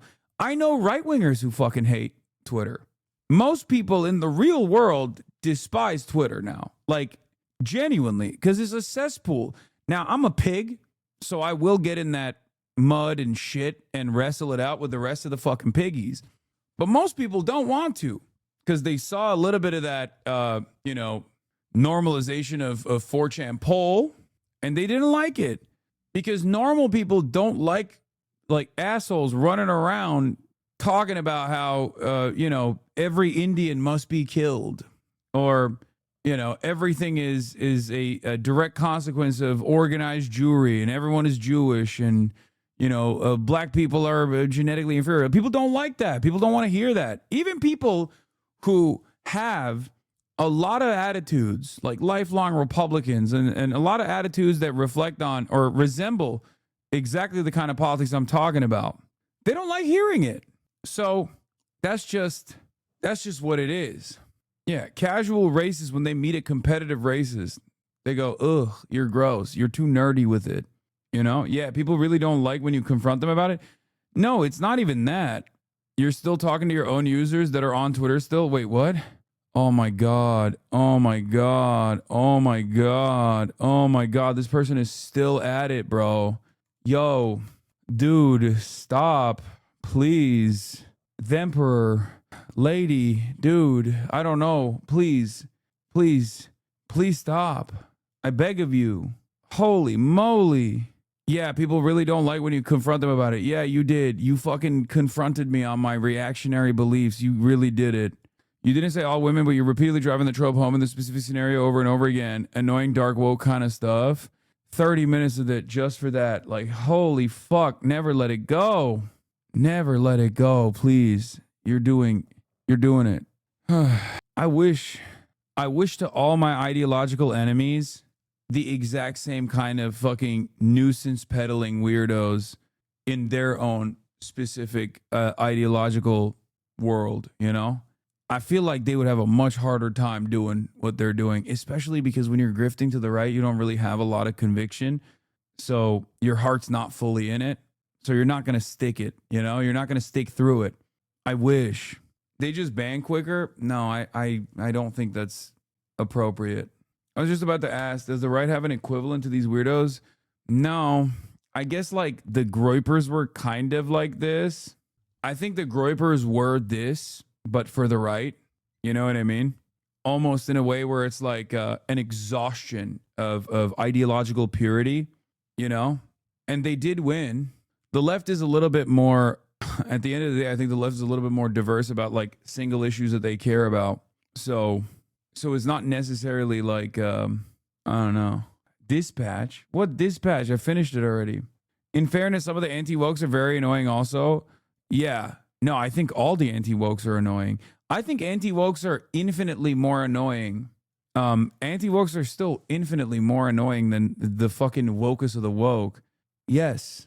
It's not even a question. That my point was that I think for the most part, the most like the hyper wokers have quieted down a lot, partially because, you know, the left movement has been so thoroughly dismantled and destroyed in this country that you don't really hear from the people who you don't really hear from the people that are you know, that were chirping nonstop like the Minecraft days, like the peak of Minecraft days. Because a lot of people forget, or maybe many of you were in that orbit and maybe came back down to reality because you started watching me at the time. But like 2020 peak Minecraft, like this was happening with regular frequency. People were so fucking annoying about it. They would just be like, oh, well, you know, you don't look queer enough to be saying the F word, even if you're gay. You know, that type of shit was like what was running the discourse, right? My favorite Minecrafter is engaged in you know, some kind of like problematic, my favorite Minecraft, and we're not talking about like the actual grooming and shit. We're talking about like innocuous, innocent, silly nonsense that people would like turn into a massive problem, right? A massive issue of consequence. So that was, you know, there was a lot of online struggle sessions taking place, you know, the Red Guard whipping their favorite parasocial content creators. And basically, you know, I would yell at those people as well. It was like, you have to be fucking normal. You're being crazy, right? But they were children. And even back then, I used to say, I prefer that. I prefer that to the fucking neo-Nazi groypers. And I was right. I still prefer it. Because at most, that shit's annoying, right? And you could just be like, dude, shut up. You're fucking annoying. Versus people who are, you know, people who are leaning into real systemic forms of racism and violence. So yeah, the most annoying hyper woke is still far more preferable to the groypers and the neo-Nazis and shit. One's annoying and will call you a racist. The other one wants to put you in a concentration camp. I don't know. Like, that's it. That's the type of discourse you'd actually have in a just world, in my opinion. Linguistic stuff and micro arguments. No. And we don't live in a just world anyway. And no, in a just world, no one would have those conversations, I don't think. All right, let's watch this. Shows something no one on the left wants to admit. Over the past 4 years, the right has flooded social media. They've moved into apolitical spaces. They've captured young audiences. What have I done? They've shifted elections. I want to thank the Nelt Boys, Aiden Ross, the mighty and powerful Joe Rogan. But here's the part no one talks about. The left actually has a built-in advantage in this new media environment, if we choose to use it. So in this video, I'm gonna break down how the left fell so far behind, outline a practical media strategy that could shift the balance, and introduce a tool I've been building to help make that possible. Let's get into it. So why is the left losing the narrative battle so badly right now? I've been making content for more than 5 years on multiple platforms, and I've identified 3 structural failures that have prevented the left from developing a robust media ecosystem. So let's break down each of these one by one, starting with the most glaring issue, the culture crisis. So what do I mean when I say the left has a culture crisis? If you think of a right-wing commentator, who comes to mind? Ben Shapiro, Nick Fuentes, Tucker Carlson? My guess is you didn't think of one of the most searched for names of the decade, Andrew Tate. Nor did you think of Theo Vaughn, Patrick Bet-David, or anybody else in the podcast manosphere. This is something I talk about all the time, the periphery, okay? You got, if I were to bracket off, and I know everyone in here is going to say, I did, because yeah, you're in my community. I talk about the shit all the time about how diverse right-wing commentary actually is and how different a lot of these like apolitical spaces actually are in terms of their leanings and their associations, their political associations and leanings, okay? There are funnels, okay? On the periphery, there are certainly a lot of liberal aligned content creators. There are. Okay, Smosh, Good Mythical Morning. These are not places that people go to for political commentary, But it's obvious that the people that make this content are very woke, very open-minded, very liberal adjacent, sometimes even more than liberal, right? Like sometimes even more radical with their politics. Curtis Connor, Drew Gooden, all of these guys, Hank Green. Having said that, however, there's not a lot of cross-pollination between those guys and political actors like myself, right? Whereas there is a shit ton more open political propaganda on the apolitical centrist funnel, and also in the different unique niche interest spaces. Like a fuck ton of the, I would say, gym and fitness bros and the guys like that find themselves in the throes of men's right activism and politics such as that are funnels for right-wing reactionary sentiment. They also cross-pollinate amongst the audiences. They go to the podcast orbit of the serialized women-hating podcasts, from Fresh and Fit and all these other places. And Andrew Tate is one of the best examples of this, because Andrew Tate himself is like, when he first came out of the scene, wasn't seen as like as a political actor at all, even though it was very obvious for anyone who's even a little bit interested in political commentary. You could tell that he was a right-wing shithead from a mile away. So the problem is, especially in the podcasting sphere, a lot of the apolitical periphery content creators regularly cross-pollinate with like straight up right-wing grifters and right-wing political actors. A lot more than they do with leftist and liberal political actors.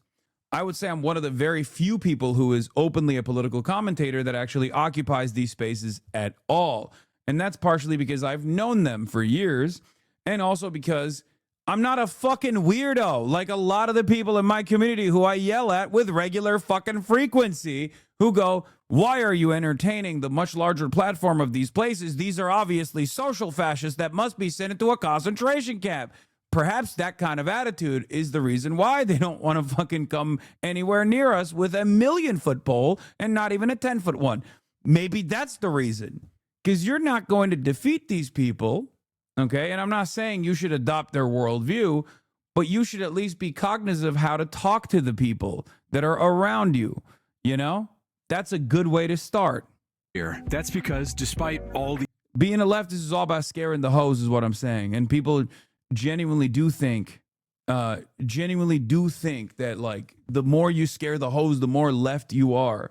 These people having massive audiences, only some of them are political commentators in the traditional sense. And this isn't an accident. One of the smartest things the right has done since 2020 is infiltrate. That strategy's being successful. Your besties collabing with modern Hitler and Nazis? No, dummy. That's not what I'm saying.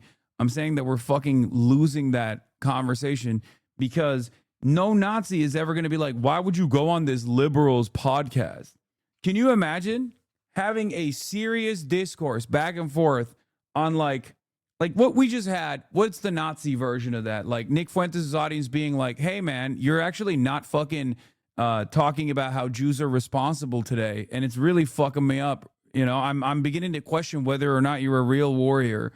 Like, no, they don't do that shit.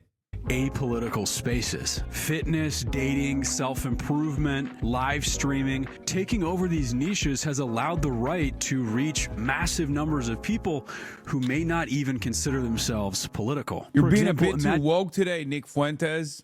I feel like you're being too Mexican today or something. I don't know. You're a normal teenage guy. You want to get in shape? Do you think, here, a great example, exactly. If you think Nick Fuentes went on the Ezra Klein show, for example, or Piers Morgan even, do you think his own fan base would turn around and be like, why would you go on a fucking liberals platform? How dare you go on a liberals platform? You have betrayed the Nazi cause. No, but leftists do that shit all the time because they're fucking stupid. And they don't think you should actually have to market your opinions, because every leftist, somewhat understandably, but it's still stupid when you're actually trying to educate people on your worldview, thinks I'm morally righteous, I'm right, and everyone else is fucking wrong, and I don't need to explain my positions to people. They need to literally come on board. Otherwise, I will strike them down, okay? I will yell at them. I will strike them down. They have to fucking understand exactly where I'm coming from and immediately adopt my worldview. And if there's any delineation there, they are probably impure and therefore a fascist themselves. That is low-key, low-kirk, how a lot of fucking leftists operate, okay? There's motherfuckers in here that go, why are you platforming Donald Trump, brother? There are people in here that are so blue sky adjacent that they sincerely say shit like that. What are you supposed to do? I can't slap all of you in the face, right? When you say dumb shit like that. So I just keep pushing. But the reality of the matter is you have to fucking market your worldview to people. And those who consistently do that end up drawing much larger audiences to their worldview, no matter how fucking repulsive it may be, no matter how violent it may be. And maybe get a girlfriend. So you search for advice. You find a fitness creator who tells you to lift weights. You try it. It works. So you watch more. Now the advice shifts. Women only care about status. You need to grind harder. Cut off distractions. Ditch your friends. Forget about school. Focus on making money. Suddenly, you're isolated.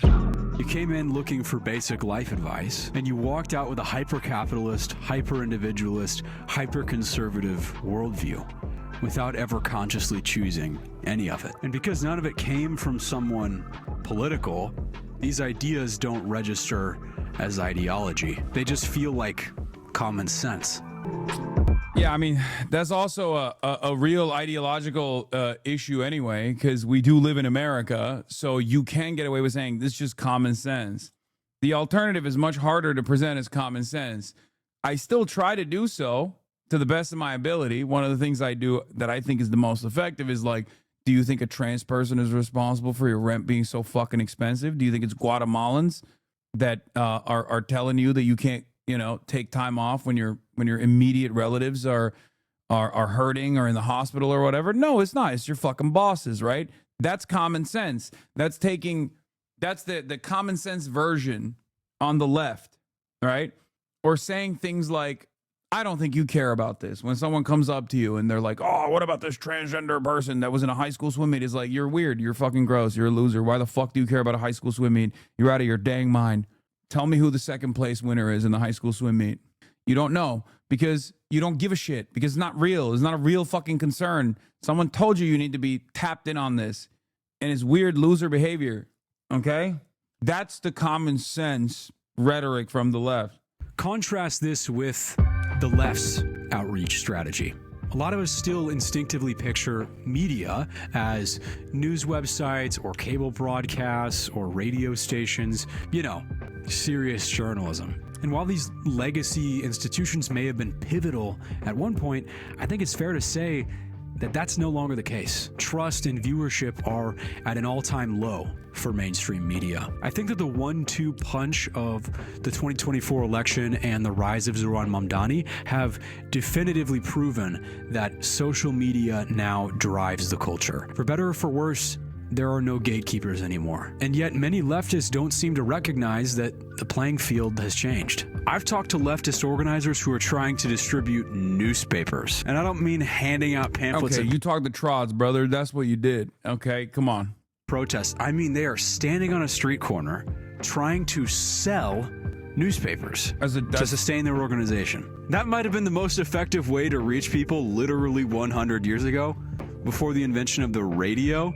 But in the 21st... That's 100% a trot. Like, no, I know that for a fucking fact. ...century, and these are dedicated people.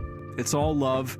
But respectfully, what year is it, guys? Admittedly, this is an extreme example, but I think it's a good illustration of the... Yeah, the Trots actually saw this video. That's why they started the new Trotsky AI on, what is it, WSWS or whatever? What's the fucking website? I mean, they own all the websites, the Marxist.org... Pretty sure virtually every single socialist website, pretty much. World Socialist website, yeah, WSWS. Yes. The newspaper is like not the actual point, right? Having a shared project to build community around. You would think that the newspaper or the pamphlets are not the main point. You would think that. The trots are like the cleric class of socialists, okay? Yeah. They're the library. Fundamental dichotomy that we're facing right now. Today, the average young person encounters ideas through TikToks, streamers, lifestyle creators, not through formal political channels. And while the right has aggressively embedded itself inside those cultural spaces, the left has been much slower to adapt or even recognize this opportunity. So that's the culture crisis. If we don't show up where the culture forms, we'll always be on the back foot. But to understand why the right-wing media sphere grew while the left failed to, we need to understand the second structural failure, the psychological crisis. So what do I mean when I say the left has a psychological crisis? What I mean is, at the core, the left is locked into a creative mindset in an environment that rewards a growth mindset. And that mismatch... Are trots MAGA communists? No. Although the final evolution of a trot could go in the direction of just simply being a neocon or being the most vicious anti-communist you've ever encountered. But no, trots are not MAGA communists. MAGA communists are basically Marxist-Leninists who really like social conservatism. Like, they got the Marxist-Leninism side, but they really like social conservatism for some reason. Like, in a way that doesn't make any fucking sense and has never existed in the socialist tradition. Maybe not to the same degree as like not even a socialist, but like a Strasserite or anything like that. No, and not Nazballs either. It's just a very weird contradiction. I don't think, because like if they were, they wouldn't be so anti-imperialist. But I don't know. It's hard to understand exactly where they're coming from, because they have weird opinions all over the place.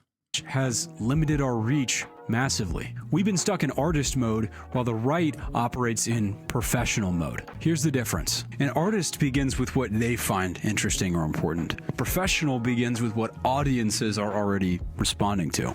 An artist relies on patronage from people who appreciate their vision. A professional treats their platform like a business and structures their work around iteration and growth. Both approaches are valuable. Artists generate originality and internal culture. Professionals generate scale. The problem is that the left is overwhelmingly weighted towards the first. We have a lot of great artists, but very few professionals. And that imbalance has real consequences. Because professionals are incentivized to win attention, that means they're constantly testing, iterating, and refining their narratives based on the reactions of normal people. That's why the right has developed such a strong intuition for what mass audiences find funny, interesting, and persuasive, whereas the left does not, because they're optimizing for internal approval. In other words, a slice of that sweet, sweet Patreon pie. That incentive structure produces incredible creative work, but it also produces an insular culture. It rewards infighting and ideological conformity. And frankly, it causes us to make content that's just not that interesting or accessible to average people. And here's the part no one wants to say out loud. This isn't just a structural issue. It's psychological. A lot of leftists carry a deep discomfort around the desire to win. Trying to persuade strangers? That feels like propaganda. Build power? Cringe. What if we lose? Or worse, have to compromise? I mean, I don't know who he's talking about, but I don't even think that, like, I have many critiques of the way that people carry themselves on the internet as left content creators and shit like that, but I wouldn't even say this is part of it. Or I wouldn't say this is the guiding reason for it. I think there's a lot of people who just want ideological purity and legitimately think that they're right and they're morally righteous, and they spend a good deal of time at first trying to explain their positions, or even in certain instances, if they're from a marginalized background, explaining their humanity to people who don't want to hear it, and then they get fucking tired of it, and they just shut it off, and then they become unfucking bearable, and basically tell everyone that they should just automatically subscribe to their worldview because they're right, and there is no consideration for like other people's perspectives or other people's shortcomings, other people's own ideological journey that they might have gone through. They have no consideration for like how they have an understanding of how like white supremacy or transphobia or misogyny impacts them personally, right? They're victims of that, but they don't actually think about how those social structures, those social conditioned perspectives actually impact the other person. And this isn't to say, oh, you should be nice to them, you should be kind to them, right? That's not what I'm saying, especially if they're like fucking hurting you. But there is a difference in the way that you treat someone who sincerely wants to learn, and maybe does a mistake or has done a mistake in the past or is committing a microaggression or something, versus someone who is like actively trying to harm you and actively try to hurt you and hurt your feelings and dehumanize you. You know? But you said we shouldn't let Zionists be dog catchers that now are compromised and forgot about Palestinians. Exactly. This is precisely what I'm talking about. I mean, this Puerto Rican vegan socialist is obviously memeing, because it's like a very commonplace tactic that a lot of people who I'm talking about will utilize against me, not realizing that I've always been incredibly understanding of people who come from liberal Zionist positions or even Zionist positions, as long as they are dedicated to change their minds and as long as they can change their opinions. Because unlike a lot of those people, even though many of them understandably see this as life or death, because that is the case, I understand that I'm living in the Western world, in the United States of America, and therefore it's much more productive for me to try to educate people and recognize that there's always room for growth, right? So if they don't agree with you, they should be punished. What did I just say that? What the fuck? I have not said that at all. You just invented something entirely separate that is, I think, the exact opposite of the point I was making. You implied it by not saying it? No, except I didn't even imply it by not saying it, ironically enough. I said the opposite. I was just talking about how we shouldn't punish people for having different opinions. We should just have a conversation with them as long as they're like open-minded and trying to understand. Most people don't have firmly held convictions that are grounded with truth and reason, that are based off of facts, okay? Most people just kind of go off of vibes, especially in the realm of politics, okay? So if you are trying to educate people, you have to be cognizant of that. And you have to have good vibes and not fucking bad vibes, okay? Not horrible vibes. Unfortunately, some people unironically think that having horrible vibes is the best possible way of showcasing how real you are, how righteous you are, how committed you are to whatever specific political cause you claim to care about. Playing the algorithm, what if people don't want to watch my 3-hour-long Marxist analysis of the Care Bears? Offering a product or a service to my audience that could sustain my mission and expand my reach, well, that's completely taboo. Whether we want to acknowledge it or not, the moment you put a Patreon link in your description, you're playing the same game as the right. You're running a business. The only question is whether you're running it like an artist or like a professional. So, to summarize the psychological crisis, the right learned to compete for a mass audience, while the left learned to compete for in-group validation. These two games produce radically different results. If we want the left-wing media... Is this bro just pretending that all astroturfing has zero effects, like he's missing the ball in this? Yeah, I wouldn't say that any of the fucking right-wing... If we're talking about like straight up right-wing propagandists, they're all fucking astroturf. Like, there are very few independently financed right-wingers that are grassroots, right? Except for you. Yeah, except for me. I'm the only right-wing that is grassroots. I'm the world's first organic grassroots right-wing content creator.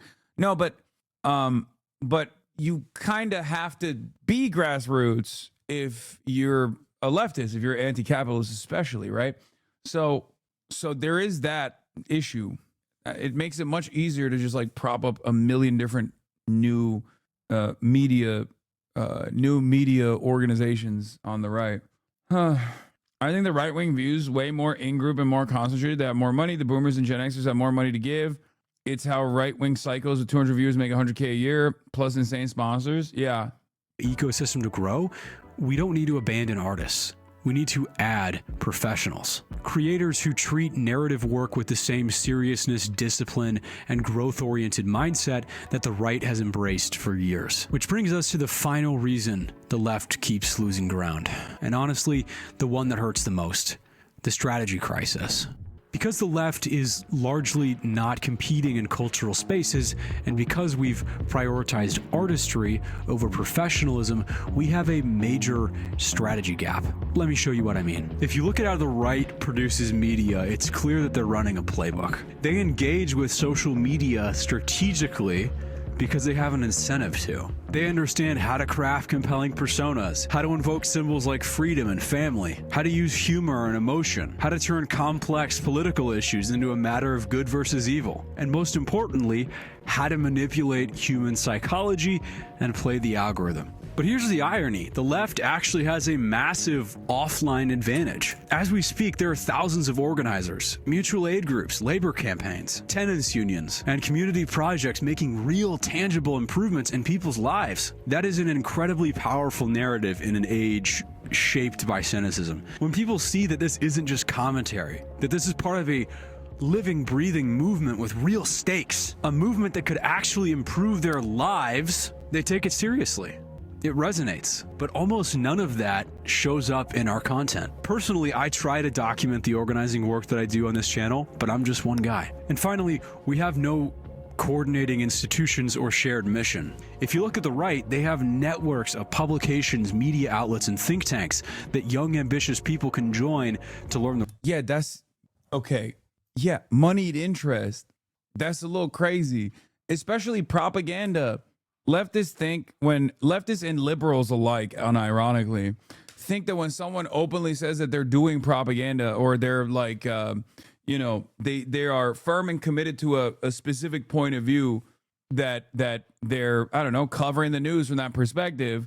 People get mad at that. People get mad at me all the fucking time. People think like, oh, all you do is propaganda. Shut the fuck up and get to work. Motherfucker, this is the work. The fuck do you mean? Do you know how fucking valuable this shit is? No, you don't. You don't know anything. Okay? It's so fucking valuable that literally people spend billions of fucking dollars trying to prop up someone like myself on the fucking right. Okay? And they do it successfully because billionaires, unlike dumb fuck leftists, I'm sorry, are at least smart enough to recognize their class position and wage class war. So they do that by propping up a fuck ton of propaganda networks on the right. Anyway, but that's important, and I think he's not really addressing that either. Ropes. Ben Shapiro, Steven Crowder, heck, Alex Jones. All these guys have media companies worth millions of dollars. No such institution really exists on the left. Even if someone wanted to become an effective left-wing creator, there's no blueprint, no training, no frameworks, no coordination. Okay, well, the solution is chorus, I guess. Feedback, no mentorship. This is I'm not gonna lie, I got a little baited on this. Like I thought it would have been better. I thought it was gonna be more like comprehensive. It's just saying like the left is not as organized as the right is, and yeah, it's not. And a big part of the reason is because the right has the concentration of wealth and power. And when you have the concentration of wealth and power, you just hire people to do your tasks, the things that you want. You can get people to say things that you want them to say. You can find people who organically believe those things. You can scout them. You can farm them. You can create talent. Candace Owens is a great example of this, right? Like every single right-winger. Charlie Kirk is an example of this.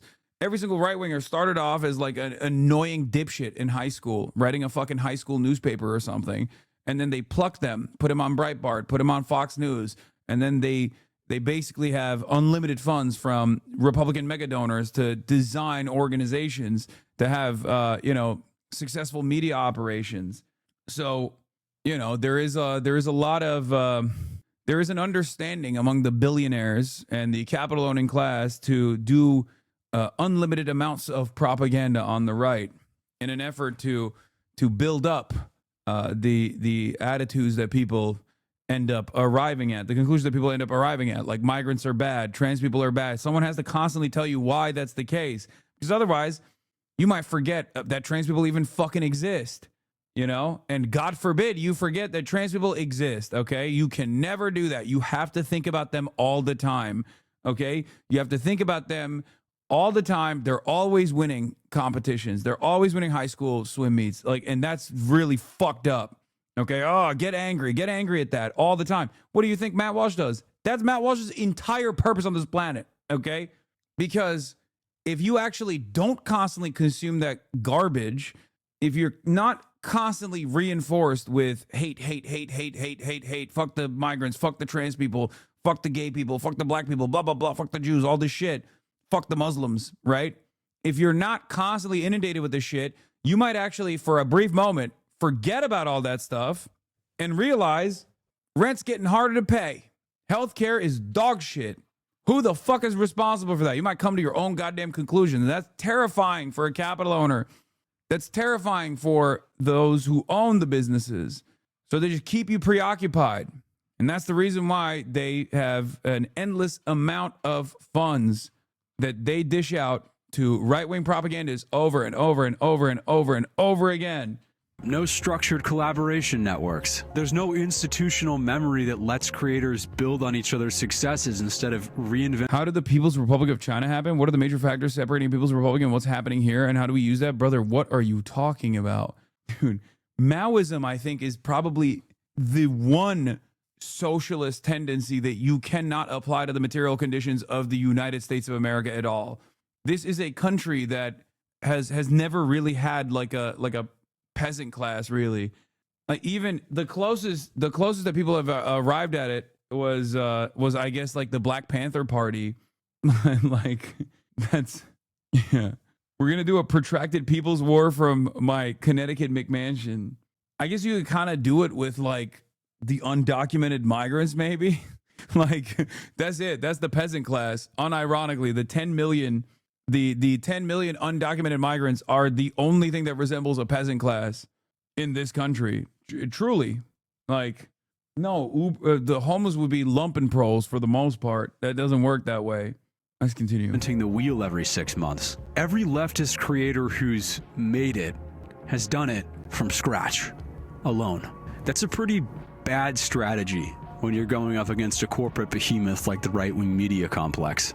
Okay, so just to summarize, the left is suffering from 3 structural failures that have prevented us from developing a powerful media ecosystem that could compete with the right. Firstly, we have a culture crisis. The left stayed stuck in overtly political spaces while the right took over the culture. Number 2, we have a psychological crisis. The left optimized for self-expression rather than mass appeal.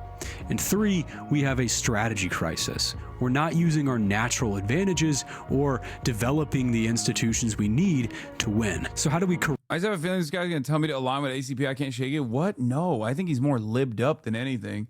I don't think he's ACP adjacent at all. You just saw the boots. That's why you thought he was ACP. No, this guy is more like social democrat than anything else. Correct these structural failures. What would an effective left-wing media strategy actually look like? But before we walk through it, there's something important to acknowledge. The strategy is only as good as the people who execute it. Right now, the most important thing the left needs is a new wave of creators. People with unique experience, niche expertise, and stories that have never been told before. I think there's this big misconception that you need to be some kind of influencer or filmmaker to have an impact, but that's not true. You just need to be a node, one point in the network that connects with people the movement has never reached. To help you do that, I put together a free worksheet called the Vanguard Studios Playbook. It's going to walk you through step by step everything you need to do to post your first video. If you want to follow along with the strategy while you watch, go grab that right now. It's linked in the description. All right, let's lay out the new media strategy. As we've discussed, right now the left isn't showing up. He's not selling it, I don't think. He's not selling the course. Is he? He said it's free, right? No, you guys are being cynical. Look, not everyone that has a different opinion than you is a grifter, right? I don't know. I mean, he has like decent editing skills. I think he genuinely believes that like, there is a cultural force out there and that you could in cultural spaces. If we want to win the war for the narrative, we don't just need more political commentators, although we do need more of those. We need to infiltrate fitness, gaming, comedy, and everywhere else that people hang out online. just like the right has. This is about analyzing which subcultures might be receptive to a political message and then deeply understanding the demographics and psychology of that subculture. Yeah, he mentioned tenants unions, mutual aid orgs, rapid response. Most liberals don't know what the fuck any of those things are, even if he has like somewhat of a Sigma Grindset mentality. Okay. So we can figure out what formats play well in that space and how to introduce political messages to that specific audience. The right mastered this. They mapped out subcultures, then embedded creators who could speak the language. You can do the same. If you open up the playbook, the first part of the worksheet walks you through this process, identifying the niches you already belong to, assessing the political temperature of those niches, and sketching out how your voice could fit inside it. Doctrine number 2. Professionalization. Right now, leftist media primarily consists of artists who rely on in-group validation to survive. We need to build out a core of professionals who play the game strategically to compete for wider audiences. That means specialization. We don't just need creators, we need editors, strategists, producers, community managers, and connectors who bridge online creators with real-world organizations. It also means knowing how to work the algorithm, recognizing patterns, capitalizing on trends, understanding retention, testing formats, and iterating based on data so we can actually figure out what works. The Vanguard Studios playbook includes a simple creator archetype sheet so you can see where you fit, and you can figure out whether you want to create or work behind the scenes. Doctrine number 3, institution building. Right now, we have no institution that coordinates messaging, trains new creators, or connects online narratives to on-the-ground organizers. We need to build that institution. A real institution would allow creators to share research, templates, best practices, and frameworks. It would foster cross-channel collaboration. It would give new creators an actual ladder to climb instead of forcing them to reinvent the wheel every time. The Vanguard Studios playbook ends with a set of best practices and simple workflow that shows you how to move from idea to scripting to editing to publishing. Again, this is meant to give you a foundation to start your creative journey. So, earlier in the video, I told you I was building a tool to actually implement this media strategy, because I'm not one to just sit here and philosophize about the problem. I want to actually go solve it. And yes, the free PDF in the description is part of that. If you want to run the playbook solo, then use it. It will help. But a strategy this big can't succeed if we're all isolated. If you want real feedback, real mentorship, and a community of creators who share your politics and your ambition, then this is the part I've been waiting to talk about. For the past 3 months, I've been building Vanguard Studios, a creator community designed specifically to help new leftist voices execute this playbook step by step. Inside, I'm helping first-time channel. Check out the site, vanguardstudios.info. Sign up for a free 45-minute consultation call to help you get clarity on your channel and see. Okay, there's a lot of parts in the language there that's just like red flags for sure. But I mean, maybe he means well. You know, you don't know that. I wouldn't. Not gonna lie, I don't trust him. But I also got back with my ex like 5 times, so I'm not a good judge. That means you're too forgiving of people, and you trust people who are untrustworthy. No. I don't know. I don't know. Everyone's got a different way of doing things, I think. But yeah, I think, look, my policy always has been I don't paywall shit, okay? If I have information that I think should be shared, I think everyone should have it. And I'm not saying that because it's like a marketing technique to show how moral I am or anything like that, you know? That's just my policy. Other people have different ways of doing things. Okay. Other people have other ways of doing things. But I think if you want to build a media movement, or, you know, if you want to build a coalition of aligned channels and a network of that, a network of leftist content creators who are invested in tapping into this incredibly oversaturated media landscape, it's, you know, ideology first is probably going to be the worst part, is probably going to be the worst way to do that. But hey, if you're going to do it, if you can do it, you can do it, you know, maybe. Like Studio Null release their videos with confidence. I'm also working with more established full-time creators like Hazel Thayer to sharpen her message, grow her audience, and connect with a community of like-minded creators who actually share her mission. Every week, more than 40 creators have the opportunity to meet in our roundtable sessions, to workshop scripts and concepts live, set goals, and build community. Plus, it does feel like chorus, but like left, kind of. Access to a growing library of tools, templates, trainings, and guides. Everything you need. But if you're on Patreon, make the Patreon free. Just stop paying Austin. You know, he'll do it for the attention.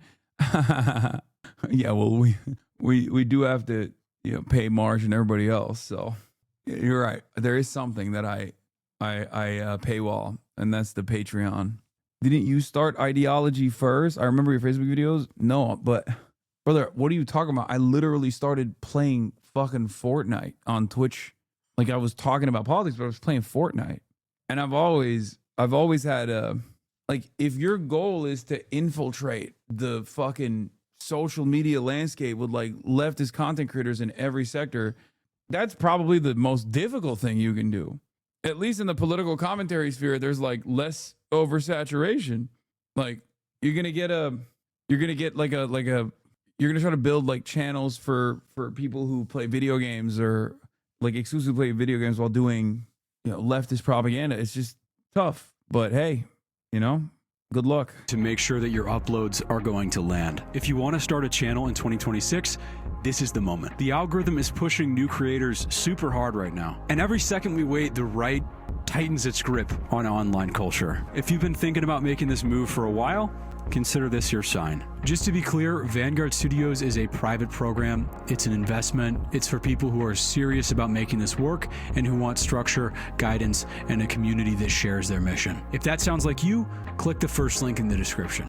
You really said we need to be more like the right wing, but for fucking YouTube content creation, this is gonna flop and he's gonna have a why left to left video in less than a year. Okay, that's a cynical approach. His analysis is, I mean, I got clickbaited, for the record. I got for sure clickbaited, you know, not even close. And then it's like big Nick Fuentes, little me in the thumbnail. And I thought he was going to actually talk about like how, you know, Nick Fuentes is specifically risen through the ranks or something like that. Nope. I got clickbaited. But Johnny Harris on Swiss trains. Nah, I'm done. Step 1, read mouse. Step 2, get aim as good as Shroud and infiltrate the gaming space. No, this guy's fine. He wants to organize. He's just falling into the trap of giving the answers, and that opens it up to a lot of infighting.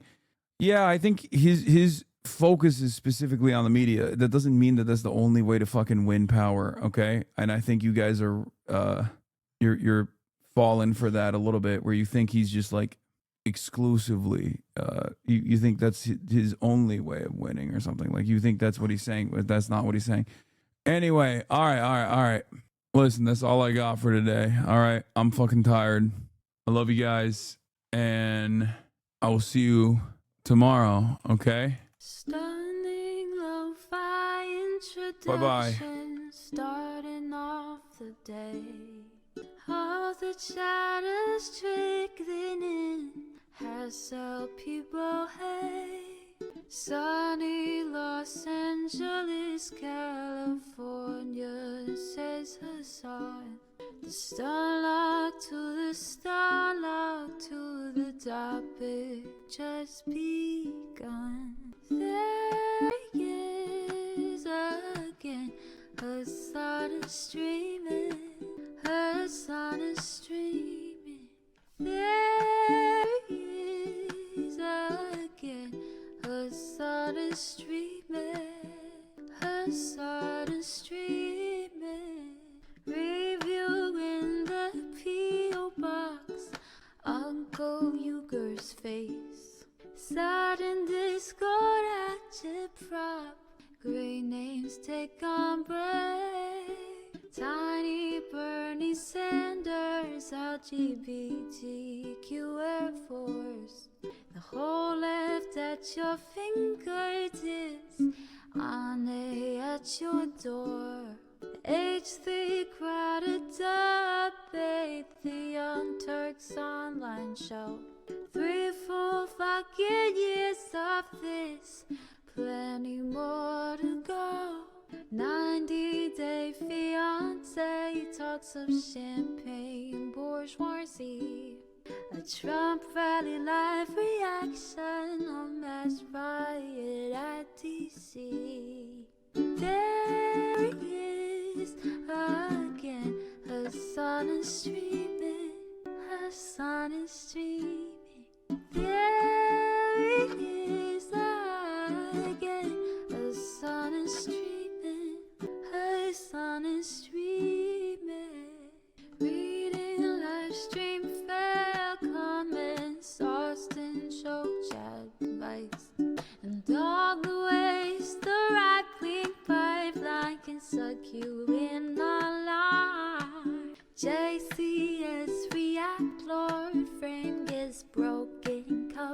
a full-blown mass pandemic, monster streaming at your home. Total radicalization coming out to find the system you were taught to trust in was broken the whole time.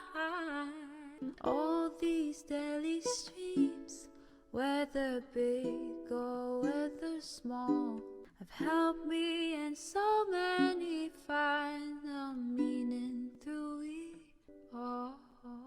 There is again, her sun is streaming, her sun is streaming. There is again, her sun is streaming, her sun is